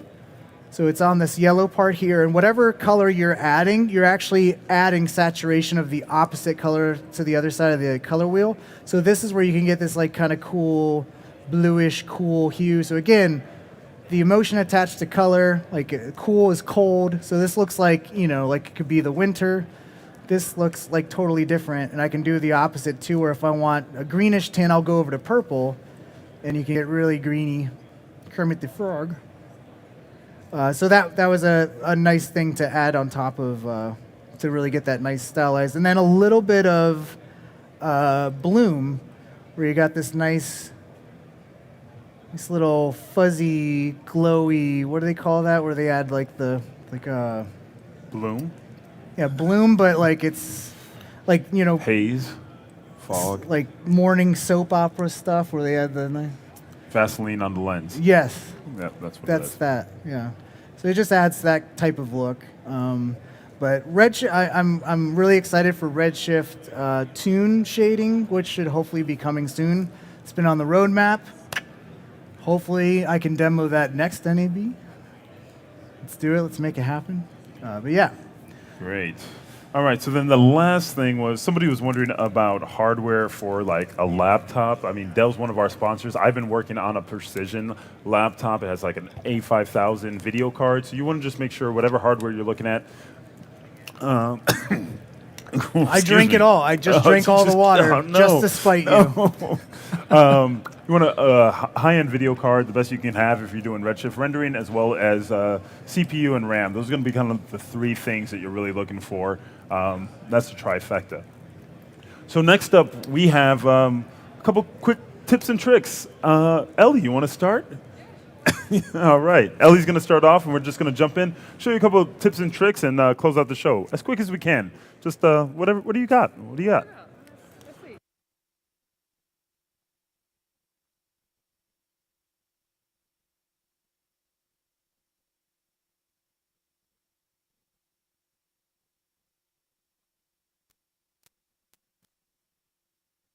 Oh, wow. We only have 2 minutes. You know what? We're going to have to save this for another time. We only have 2 minutes till the showroom closes. So sorry, folks. What we'll do is we will follow up with tips and tricks. I'll reach out to all of our presenters, see if they want to record a tip or trick or two. And if you haven't been scanned, go ahead and get scanned in, and we will send that out a reminder once we get any of that stuff recorded. Yeah, they're like, no, not her again. Nah, that's a wrap. So thank you, everybody, for joining us. That will conclude NAB 2022 here at the Maxon booth. We love having you join us. So happy to see everybody back in person. Interwebs, we will be back next month live at the 3D Motion Show in May and every other month between now and December. So we'll see you then. Check out all of our events on our training page. And until next time, you guys be good to each other. Take care. Ciao. Vibe.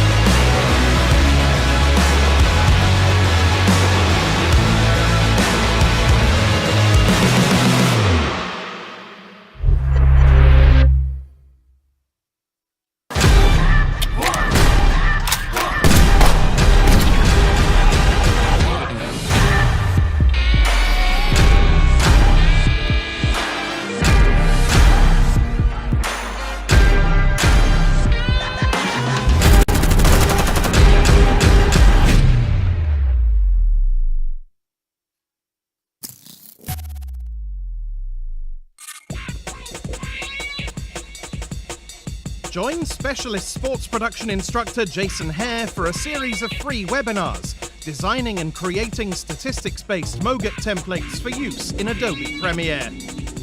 Using real-world techniques he developed for the 2018 World Cup and 2019 Rugby World Cup, Jason will show you how to build templates in After Effects, combining Red Giant Universe, custom expressions, essential graphics panel techniques, as well as data-driven graphic workflows.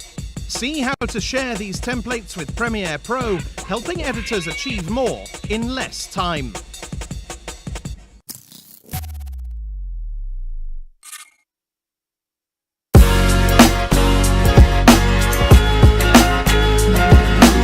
Introducing MoGraph TV from MoGraph.com, a free motion graphics and animation channel streaming your favorite content and favorite artists 24/7. MoGraph TV features motion graphics tutorials, talks, tips, inspiration, and replays of popular live shows. We offer something for all levels of designer, from introductory tutorials to high-level breakdowns and everything in between. That track looks great to me.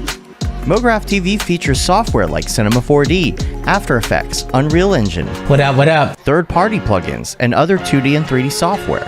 We also feature live motion events, short-form clips, crypto art, and even a little photo and video editing. Learn from the people that inspire you most, and stay up to date on all the latest industry news, announcements, and community events. You'll also see exclusive offers only available by watching. With 3 8-hour blocks each day, you'll be sure to catch everything, no matter what your time zone. Keep it on as a companion to your workday and learn something new. Meet a friend, watch a demo, catch a classic tutorial, or even find new inspiration. That's a British word? A lot of things are British words. Yes, good luck with all your projects. MoGraph TV, television for the design community 24/7.